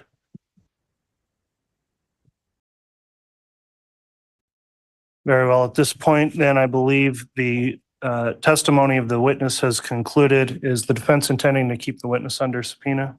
No, Your Honor. I don't know if the state had him under subpoena or not. The state also had a subpoena. We would release Mr. Daybell as well. Okay, thank you. That concludes your testimony. You can go ahead and step down.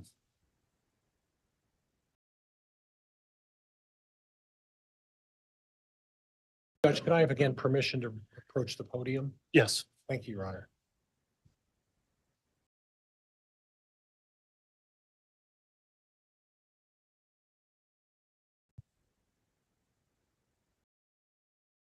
All right, Mr. Pryor, you can call your next witness. Defense would call Forrest Fisher. Very well.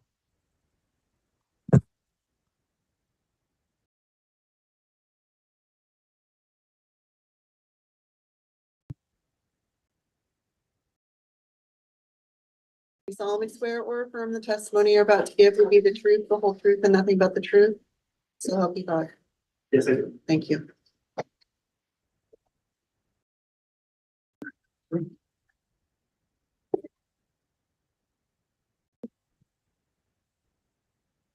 Speak directly into the microphone. Thank you.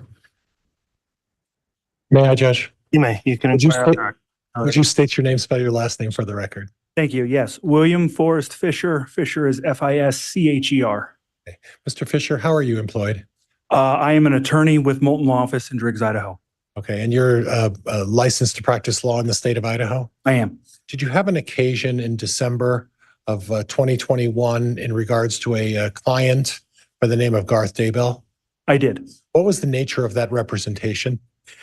As part of my employment, my office contracts out with Fremont County to do contract public defense work. And so under that contract, I was asked to come down to St. Anthony to the Fremont County Courthouse to represent Mr. Daybell, who at that time was under a grand jury testimony situation. Was it a grand jury indictment against Mr. Daybell? Or proceeding? It was a proceeding. Okay, and the distinction is that a grand jury is summoned and they hear testimony. Is that right? I believe so. This was actually my first encounter with a grand jury. Oh, okay. Lucky you. Yes. And at that point, were you aware of what charges were being attempted to be brought against Mr. Daybell? I was not, nor that I can't really recall it this time. Okay. But you do recall that it was Mr. Daybell was the focus of the grand jury? Mr. Garth Daybell, yeah, that is correct. That's Okay. correct. And you don't have any recollection of what the underlying facts were about why he was brought in front of the grand jury? Not specifically. It was a long time ago. I can't really recall. I do recall at that time he had actually previously testified in front of the grand jury. And when I was brought in, the grand jury had some follow-up questions, and that's what I was called in to assist him with during that time. So you don't remember if this was a second grand jury that was convened? I believe it was the second time they called him in. I'm not sure if that was a completely separate grand jury. I believe it was the same grand jury, but I can't really recall. You're not sure about that? That's correct. Okay. Is it possible that it was a second grand jury convening against Mr. Daybell for perjury? Objection, Your Honor. Asked and answered calls for speculation. Sustain.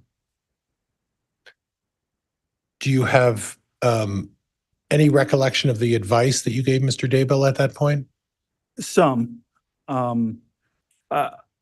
At that time, I had come in and Mr. Garth Daybell had some questions. He was concerned, given the fact that they had asked him some questions and he had previously testified.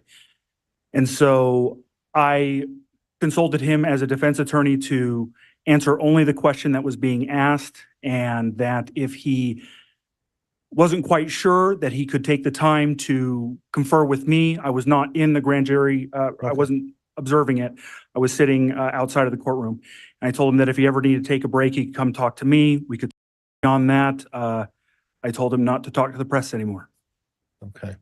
And at this point, you don't have any distinct recollection as to why you were there or what you were doing. Is that right? I was there to advise him on giving testimony in his follow-up grand jury questioning. And my role as a defense attorney, and I believe in talking to Mr. Daybell at that time, was to ensure that he did not get himself into any trouble by possibly committing perjury or not remembering something quite correctly.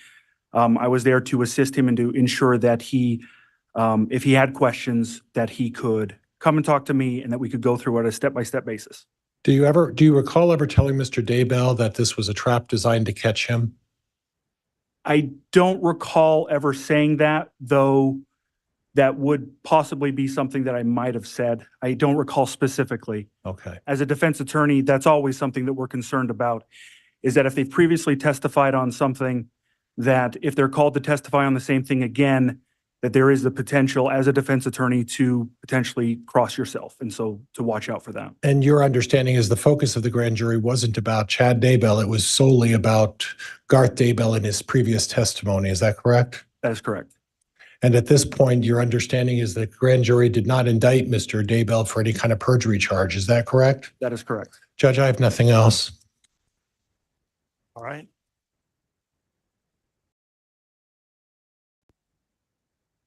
Any cross?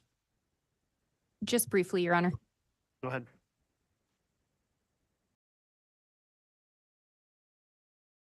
Mr. Fisher, it was your understanding then that it was the same grand jury with some additional questions? I don't really, I presume, but I didn't know for sure.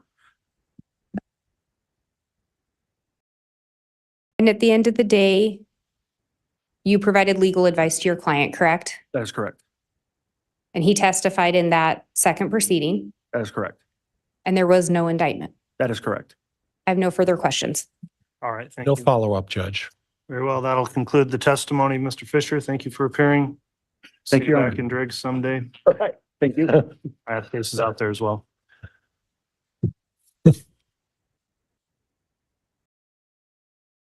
All right, at this point, given the time, I think this will be a good stopping point for the mid-afternoon break. Is that what council would request as well? Yes, Your Honor, if that's the court's prerogative, I think that would be appropriate. All right, we'll go ahead and take our mid-afternoon break then. We'll plan on starting right back up at 2:30, please. All right, please.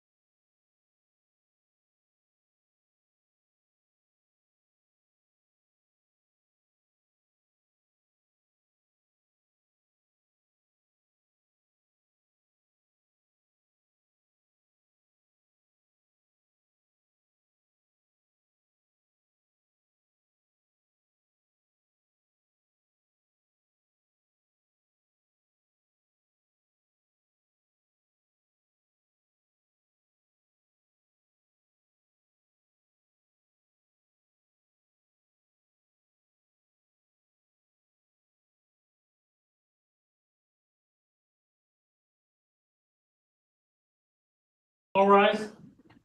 District Court's again in session.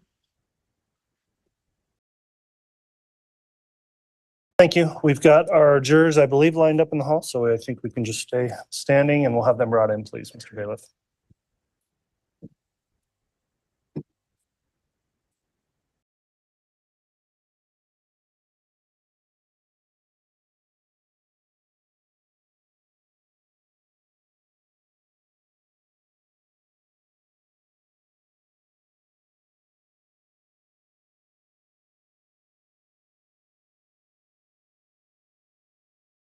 All right, please.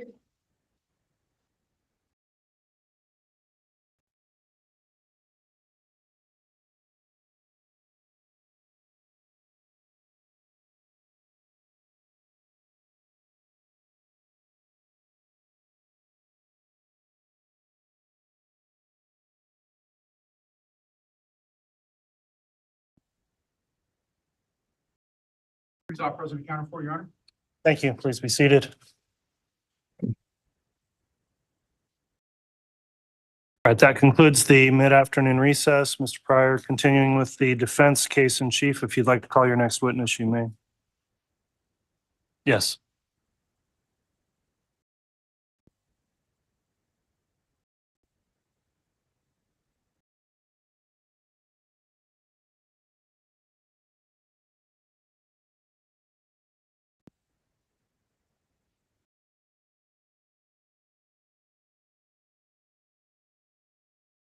Do you solemnly swear or affirm the testimony you're about to give will be the truth, the whole truth, and nothing but the truth, so help you God?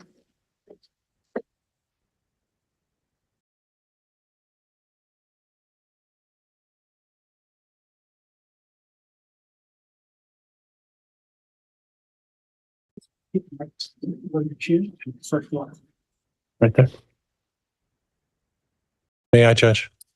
Give me just a second. I'm checking one thing quickly. All right. Just checking the status of this exclusionary order, Mr. Pryor. I don't believe it applies here. So if you would like to inquire on direct, you can do that at this time. Would you state your name, spell your last name for the record for me, please? Joseph Murray. Do you want my middle name as well, or? That's okay. Joseph Murray's. And then Murray. And do you know the gentleman to my left in the blue shirt over there? I do. Who is that? That is my father-in-law. Okay, and you are married to Emma Murray? Correct. How long have you been married? This August will be 7 years. How many children do you have? 3. Okay, and a newborn, I understand, right? Correct. And to be fair, we met yesterday evening to discuss the case. Is that correct? That is correct. How many other prior occasions did you and I well, I don't think we ever met, but we spoke on the phone. Were there any other occasions Just once. prior to that? Yep. And it was very brief. It was maybe 5 minutes. Okay. Did I tell you anything to say to the jury or anybody else today? Nope. Did I ask you to do anything in particular in regards to this case? Nope. I want to talk to you about October 9th of 2019. Do you recall that day? Or 9th. If I say that there was a paintball incident, does that help refresh you? Okay. Yes. Yes. Okay. Do you recall what you were doing on that day? May I ask what time of day? Just, is there a particular time? In the evening hours. In the evening hours. Okay. In the evening hours, I was out in the shed behind my house, chopping wood for our fireplace. Okay. Did anything unusual occur shortly thereafter? While I was out in the wood shed chopping, I got a notification on my phone that Tammy, my mother-in-law, Tammy Daybell, had posted in the local Facebook group saying that somebody had attempted to shoot her with a paintball gun. And so I went inside to talk with my wife and asked her if she had seen the or she'd seen the message as well. And she said she had, and she called Tammy, and I asked her to because it was on speakerphone, I asked, did you call law enforcement? And she said, no. So then I made a phone call to law enforcement at that time. Was that prior to talking to Tammy about the incident? That I called? Yes. It was after. So you spoke to Tammy before you called 911? Correct. And do you recall, without saying what Tammy said, what the nature of the conversation was about? She said that. No, I don't want you to say what she sorry. said. So the conversation was of the nature that she or Emma had tried to figure out, what was going on. And she had told, or during that conversation, it was brought up that the person that had shot at her. Objection, hearsay, Your Honor. Sustained. Did you ever get any indication of the type of weapon that was used during this encounter? Objection, calls for hearsay, Your Honor. Sustained. Okay. At some point then, after discussing the case with Tammy, was your wife there as well? Yes. And in the Facebook post that she had written, it specifically said. Objection, calls for hearsay, Your Honor. She said that it was a paintball gun and that it had something up on top similar to a paintball gun. Did you have an occasion to talk to Emma or without saying what they said? Did you have an occasion to talk to Emma or to talk to Tammy about this thing that was supposedly on top that you referenced? I hadn't. Okay. So then you took it upon yourself to call 911. Is that correct? Correct. Do you recall what you said during that conversation with the 911?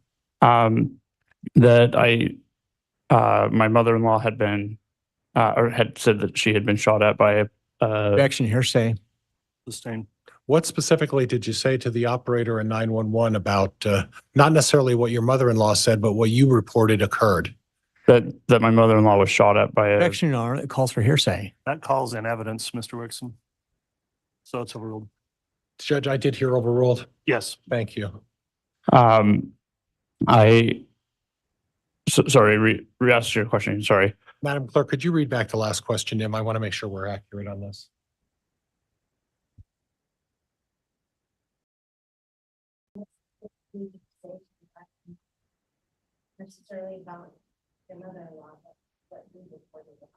Okay, so I don't know verbatim what I had said on the phone call, as that was several years ago.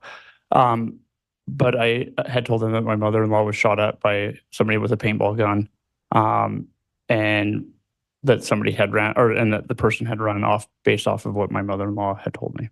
Okay. So at this point, at any time during this incident, did you see anybody run off around the house or near the house at that time? No. During this incident with the paintball gun, where were you specifically when you got that Facebook account notification? I was in the woodshed because I lived kitty corner from them at the time. Okay. I was in the woodshed, which was behind my house, which was not even in the view of my in-laws' house at that point. Okay. At any time, did you hear a scream or a yell? Nope. Did you hear any kind of noise or commotion over there? Nope. Did you hear any kind of a swishing sound or anything that would indicate a rifle was shot off? Nope. Okay. Now, back in that woodshed, you may not have heard a swishing because you were quite a ways away, Yep. correct? But again, you didn't see anything either, correct? Nope. And at any time, did you ever tell a police officer and advise a police, well, let me put it this way. Do you remember talking to a Coulter Cannon? I do. Okay, how did that transpire in your discussions with Officer Coulter Cannon? So after making the phone call, I continued out chopping wood. And I was actually over by my garden because I was trying to watch to see so I could talk to the police officer. So I was closer or away from my house at that point, in the pasture. And I had seen him approaching, and so I ran up to him. He was still in his vehicle at the time, just across the street on the west side of the home. And I told him what I had or that I had called, and that based off of what I understood, that the person had run off, Okay. and I don't know what the person looked like. And how long of a conversation would this have taken place with Officer Coulter Cannon? Less than a few minutes. It wasn't very long because I wanted him to be able to have the time to go look for the suspect. Are you relatively clear on what you said to Coulter Cannon that day? I believe so, yeah. Okay. At any time, did you advise Officer Coulter Cannon that you observed someone running off from the house and running behind the house? I did not. How certain are you that you never made that statement to Officer Coulter Cannon? Without a doubt. Did you talk to Officer Coulter Cannon about this being a paintball gun? Yes. At any time with Officer Coulter Cannon, did you mention the words high-powered rifle or scope or any of those descriptions? No, I did not. At a time, did you describe that Tammy Daybell saw a thing on top of the gun or the paintball gun? Not at that time. I did not. Okay.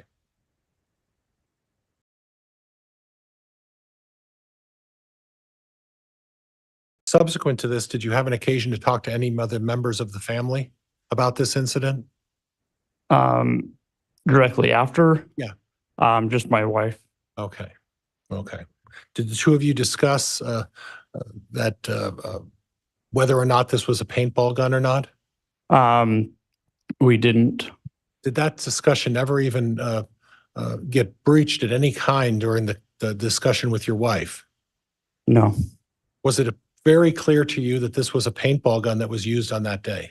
Based off of what my mother-in-law had explained to me, yes. Objection, hearsay, Your Honor. Overruled. Thank you, Judge. I think he answered it, Judge. You said overruled, did you not, I Judge? said overruled and he answered Yeah. yes. I think he answered it already, Judge, well, before you even said it, I Correct. believe. All right, thank you, Your Honor. May I move on, Judge? Yes. Thank you. I want to talk about the Friday, October 18th, which would be the day before your mother-in-law passed away. Do you recall that day? I do. Okay. Before I get to that subject, I want to talk to you something about a I'm going to get it right, a 2004 Dodge Dakota. Okay.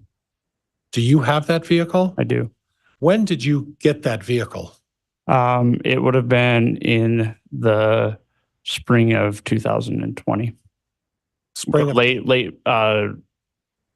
2019, early 2020. I can't remember exactly. You don't know when. When you say late 2019, what would Like December. Okay. That would have been December because I had just gotten, it was like closer to the end of December. Now, who did you get that from? For my father-in-law, Chad Daybell.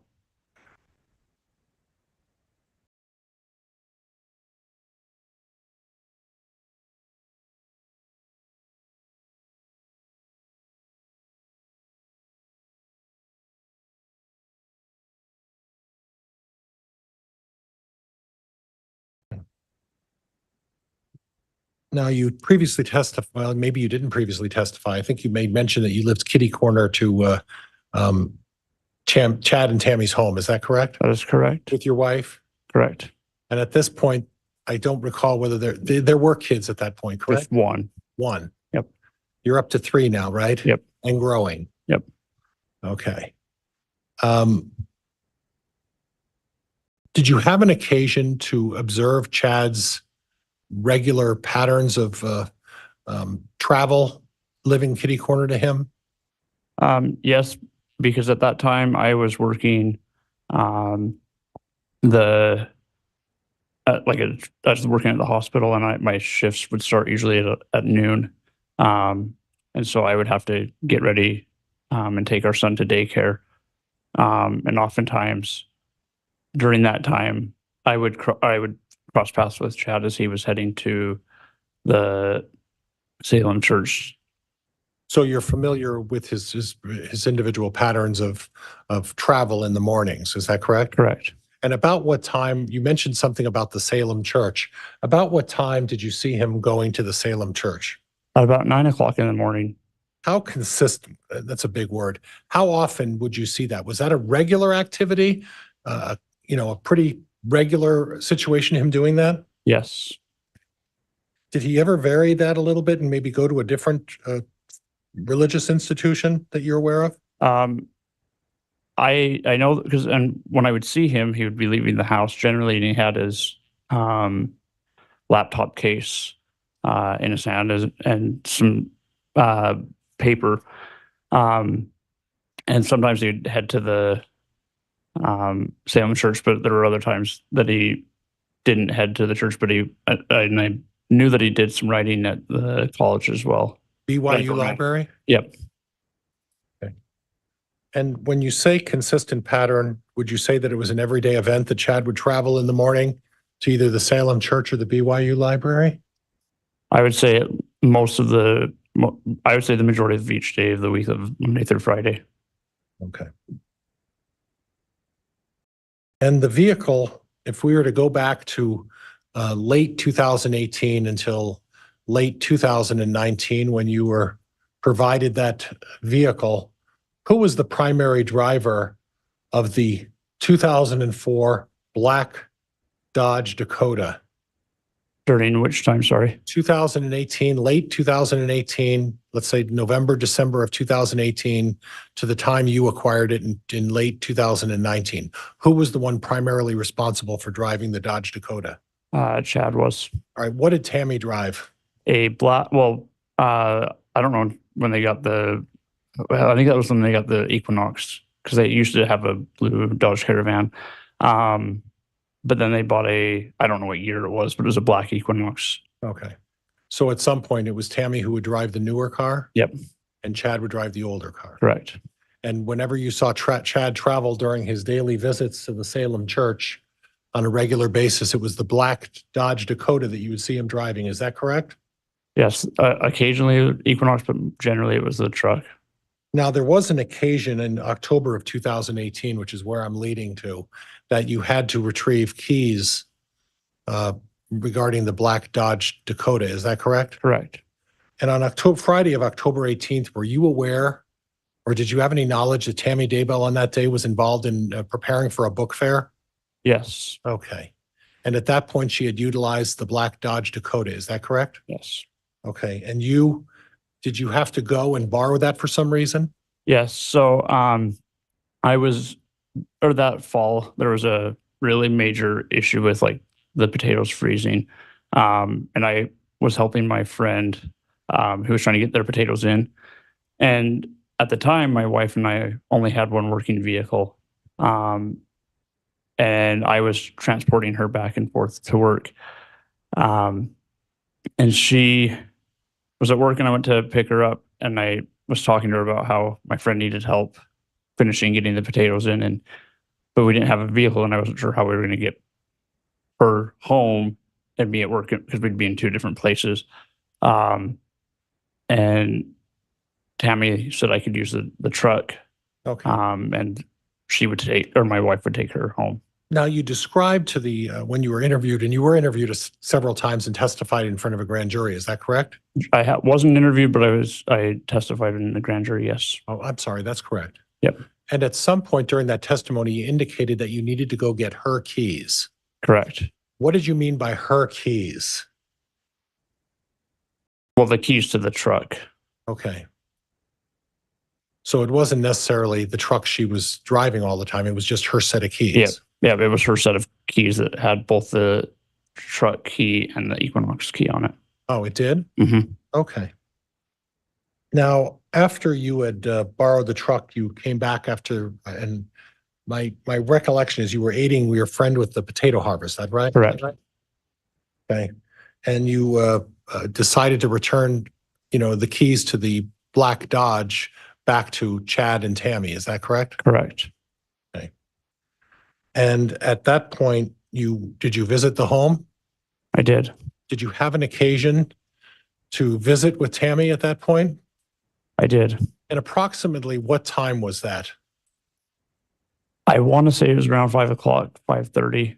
It was about the time I think I left. I can't recall exact, but it was in the early evening.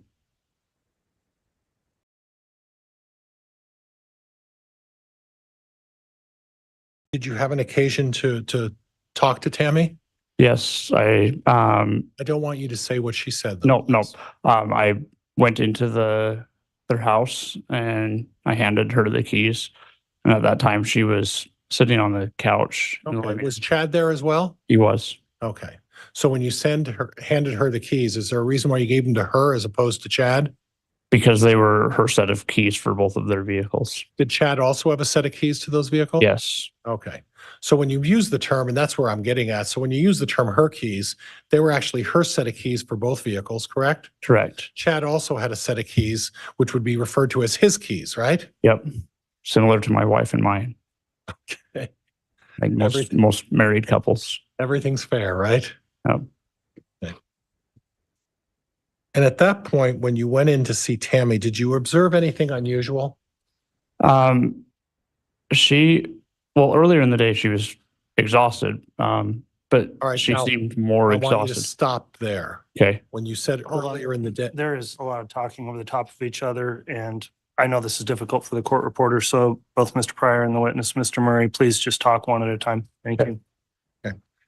and Joe, what I was getting at, as you had mentioned earlier in the day, you had mentioned something about her physical condition. About what time was that?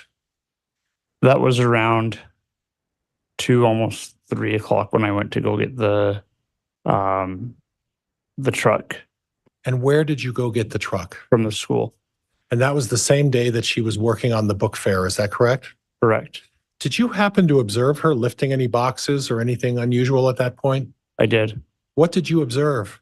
She was carrying around several scholastic school book boxes that are probably about this big, that were pretty heavy. And you had mentioned that she looked, I don't want to put words in your mouth. How did you describe her appearance at that point? She seemed exhausted and exasperated. And exasperated for what reason? She just didn't seem like she was feeling well. Okay. She seemed really worn out. Objection, speculation, Your Honor. Overruled. Okay. She seemed very worn out. Correct. She had been working lifting boxes all day. Correct.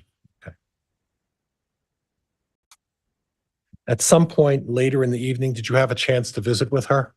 Yes, when I brought the keys back. Okay. And what did you observe at that point? She was sitting on the couch, and she seemed very exhausted, like I said from earlier, but then was coughing pretty hard. Okay. Was there any indication that she appeared that she was sick or that she was having any other symptoms? No. Okay. And at that point, was Chad there as well? Yes. And where was he sitting? He was sitting, so you come in the front door, and then over here's they had the couches kind of set like this, and then right behind the couch were their computer desks, and he was sitting at the computer desk. And I almost did it again. When you're describing Tammy on the couch, what was her positioning on the couch? Was she spread out or was she sitting up? She was sitting up. Okay. But was it very clear to you that obviously she was in some form of distress? It appeared that she was sick and that she wasn't feeling well. Okay. On the next day, she passed in the night. Did you have an occasion to go over to the house? I did. I was actually getting ready to go to work that next morning because I worked on Saturdays, the morning shift. And I was getting ready to go to work, and I saw a deputy vehicle out front. And I couldn't see Garth's vehicle. And at first I was worried that maybe he hadn't shown up home from work that night. And I thought something had happened to him. So then I went back in the house again and had notified Emma. She called Tammy, and of course Tammy didn't answer. She called Chad, and Chad didn't answer. She called Garth, and Garth didn't answer. And finally we were getting ready to walk across the street to their house. And then a deputy and Garth met us and told us what had happened. Okay. And at some point, how would you describe Garth's reaction? Very shaken up. Okay. Did you have an occasion to observe Chad at that point? I did. And how would you describe Chad's reaction at that point? I had never seen him the way I'd seen him that night or that morning, sorry. Very just, he was wandering aimlessly, and just, he kept holding his head like this, and he kept asking, what are we going to do? What are we going to do?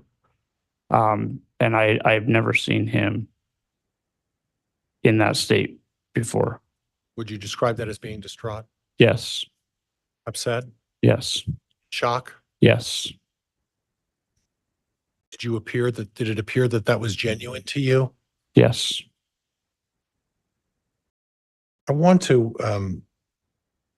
step away at some point. Well, before I do, were you present when there was a discussion about whether or not to get an autopsy on Tammy Daybell? I was. And what did you observe in that regard? Objection calls for hearsay, Your Honor. Sustained. Okay. At any time, did Chad Daybell request that nobody do an autopsy on his wife? No. Objection calls for hearsay, Your Honor. It's not timely overruled. Okay. I want to talk a little bit about the Daybell property in general, okay? Okay. You're familiar with the property. Yes.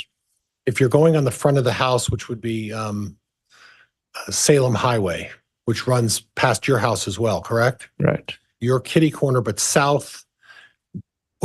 Correct. Okay, I got it right. But how far of a distance are you from Chad's house? Oh, I couldn't give a definitive answer, but it's, I mean, their house is closer to the front lot as is ours. Okay. And then across the street, directly across the street on Salem Highway was another home. And do you know who was living there at that time? Yes. Who was that? Matt and Regan Price. Okay. And did you have an occasion to socialize or get to know them a little bit? Yes. Did you have an occasion to talk about animal problems, raccoon problems during that particular summer? Yes. And how often did that take place? It was, I don't know exactly how often, but I know that there was a lot of problems with there being issues with raccoons, is what we believed it to be, that were getting into the animal feed bins. And so Matt Price had offered to let us use a trap to catch them. Okay. And on occasion, there were actually raccoons that were trapped and caught. Is that correct? Correct. Okay.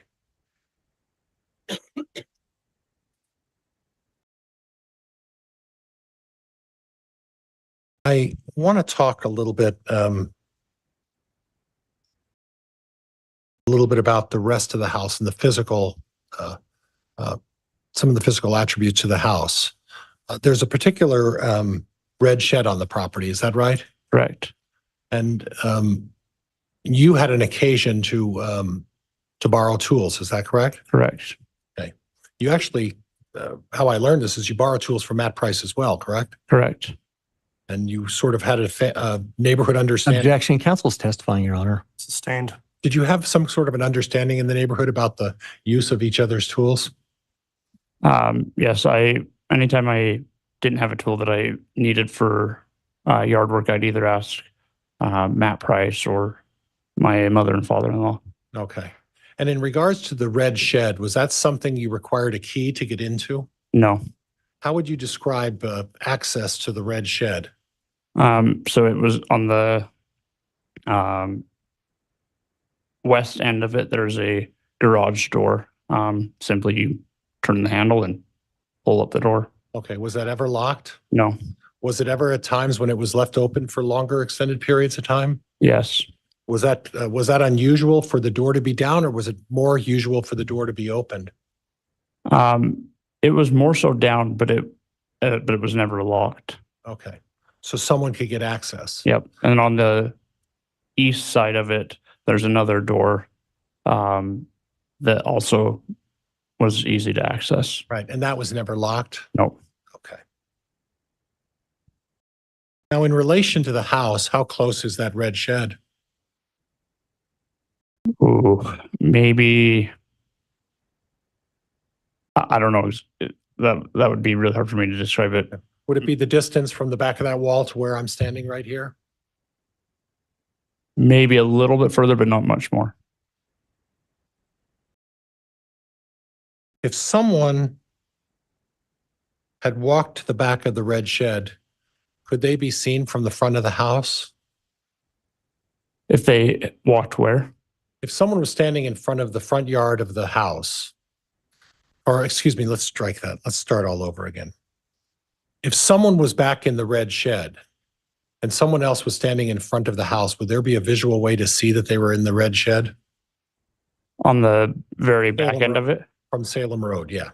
No, So it wasn't visibly able to see if someone was back there. no. And in addition, are there two driveways on the Daybell property? There are. Okay, there's a short driveway, and where would you describe that one being? It is on the northwest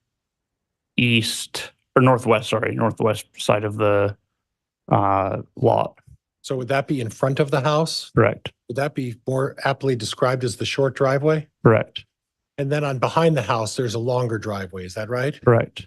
And that's a much longer driveway. Yes. Do you know whether or not from that long driveway behind the house, there could be access out to the field?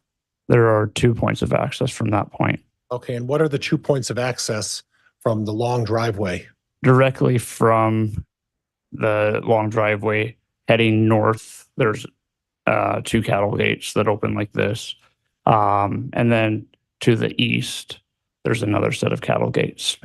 So it would not be impossible for a vehicle off of the long driveway to drive back into the pasture, is that correct? That is correct. Okay. Are you aware of where the bodies of J.J. Vallow and Tylee Ryan were found? Yes. Where were they found? One was in the, JJ was found in the back part of the property closer to the pond. And then Tylee was found to the south of that. Okay, and would access be available through that gate off of the long driveway to those locations? Yes. And if someone were to use that back gate and drive down the long driveway, are they necessarily visible from the main road, Salem Highway? While driving to there? No, if someone were parked on front of the house on Salem Highway, would they be visible to that back gate, observing anybody? No. It's a spot where you wouldn't be visible, is that correct? Correct. Okay. And in regards to the property, I have a note here that talks about officers driving by your house and Mr. Daybell's house quite regularly. Do you recall that? Yes. Leading up to and even after Chad was arrested, I would frequently see Detective Hermosillo in his detective vehicle driving up and down our property. I mean, not our property, but up and down the 200 North Road. And when you say frequently, what would you describe as frequently? Several times a week.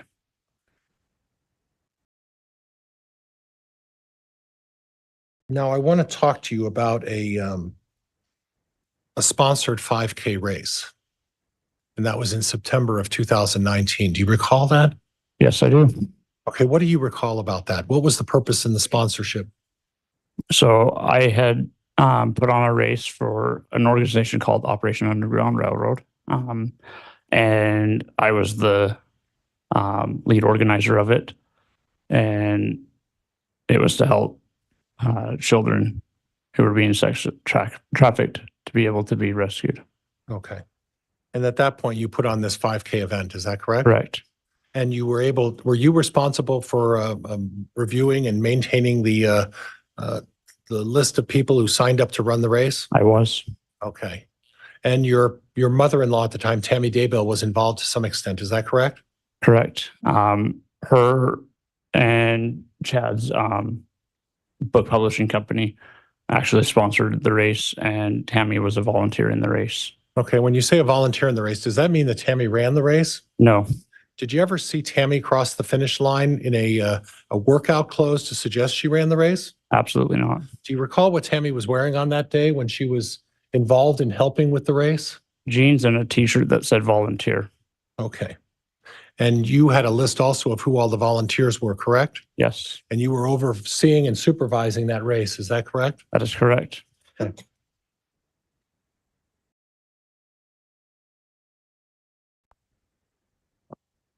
Now, there is some discussion about, in early 2020 about you attending Sunday school, LDS Sunday school. Do you recall that? Yes, Was that your habit to go to Sunday school every Sunday as part of your LDS faith? yes, Okay. And there was some issue about a lesson Matt Daybell was giving at that particular time? yes. There was a lesson that he had given about how his brother. The relevance, Your Honor. Sustained. Okay. And at some point, did you gain, at least from your perspective, did you get a sense that people were judging the facts of what was going on with Chad? Yes. And what did you base that on? The setting in the Sunday school, it was pretty clear. A lot of dirty looks. And then on Facebook, the deputy prosecuting attorney for Fremont County at the time had made a pretty nasty post about it. Okay, and you read that post? I did. So in other words, aside from also the church making comments, it was your impression that at least one government official was also making comments? Correct. Okay. I want to change gears a little bit, okay? If that's okay with you. I want to talk to you about your mom and dad. Okay. And that's Charlene and Joe, is that right? Ed. Or Edward. You're Joe. Charlene and Ed, excuse me. Were you familiar with some sort of competition between Tammy and your mom and dad? Yes, there was a Fitbit competition that they were engaged in. And it was regarding the amount of steps that they would get each day. Okay. And your father was competitive, would that be fair? Absolutely. And would you describe Tammy as being competitive? Yes. There was some testimony previously about Tammy doing something with her wrist or leg in regards to the Fitbit. Did you ever observe that? Yes. Okay. Was there any sort of a family joke about Tammy's use of that Fitbit in that way? Yes. Who was in on that joke? Emma and her siblings, and even Tammy would recognize that she was doing it for that purpose. To win. To win, yep. And you said the family was in on this joke. What about Ed and Charlene? Were they in on this joke? They didn't know that she was doing it at the time. That she was just moving her wrist like this. Competing against your father. Yep. It was important to her, from your perspective, what you observed, to beat your father in this Fitbit competition. Is that right? Yes, because at that time, my dad had begun to lose weight and was beginning to run and exercise a lot. And so it was very important for him to win. And I sensed a bit of jealousy from, because it wasn't just my dad, my mom as well, but that was doing really well. And I had sensed a bit of jealousy, and even had recognized that Tammy was a bit jealous to see that. Okay. So there was some maybe doing some additional things to increase your mileage. Would that be fair? Yep. Judge, I don't have anything else at this point. Thank you, Your Honor. All right, thank you. Counsel, let me have a brief sidebar if I could.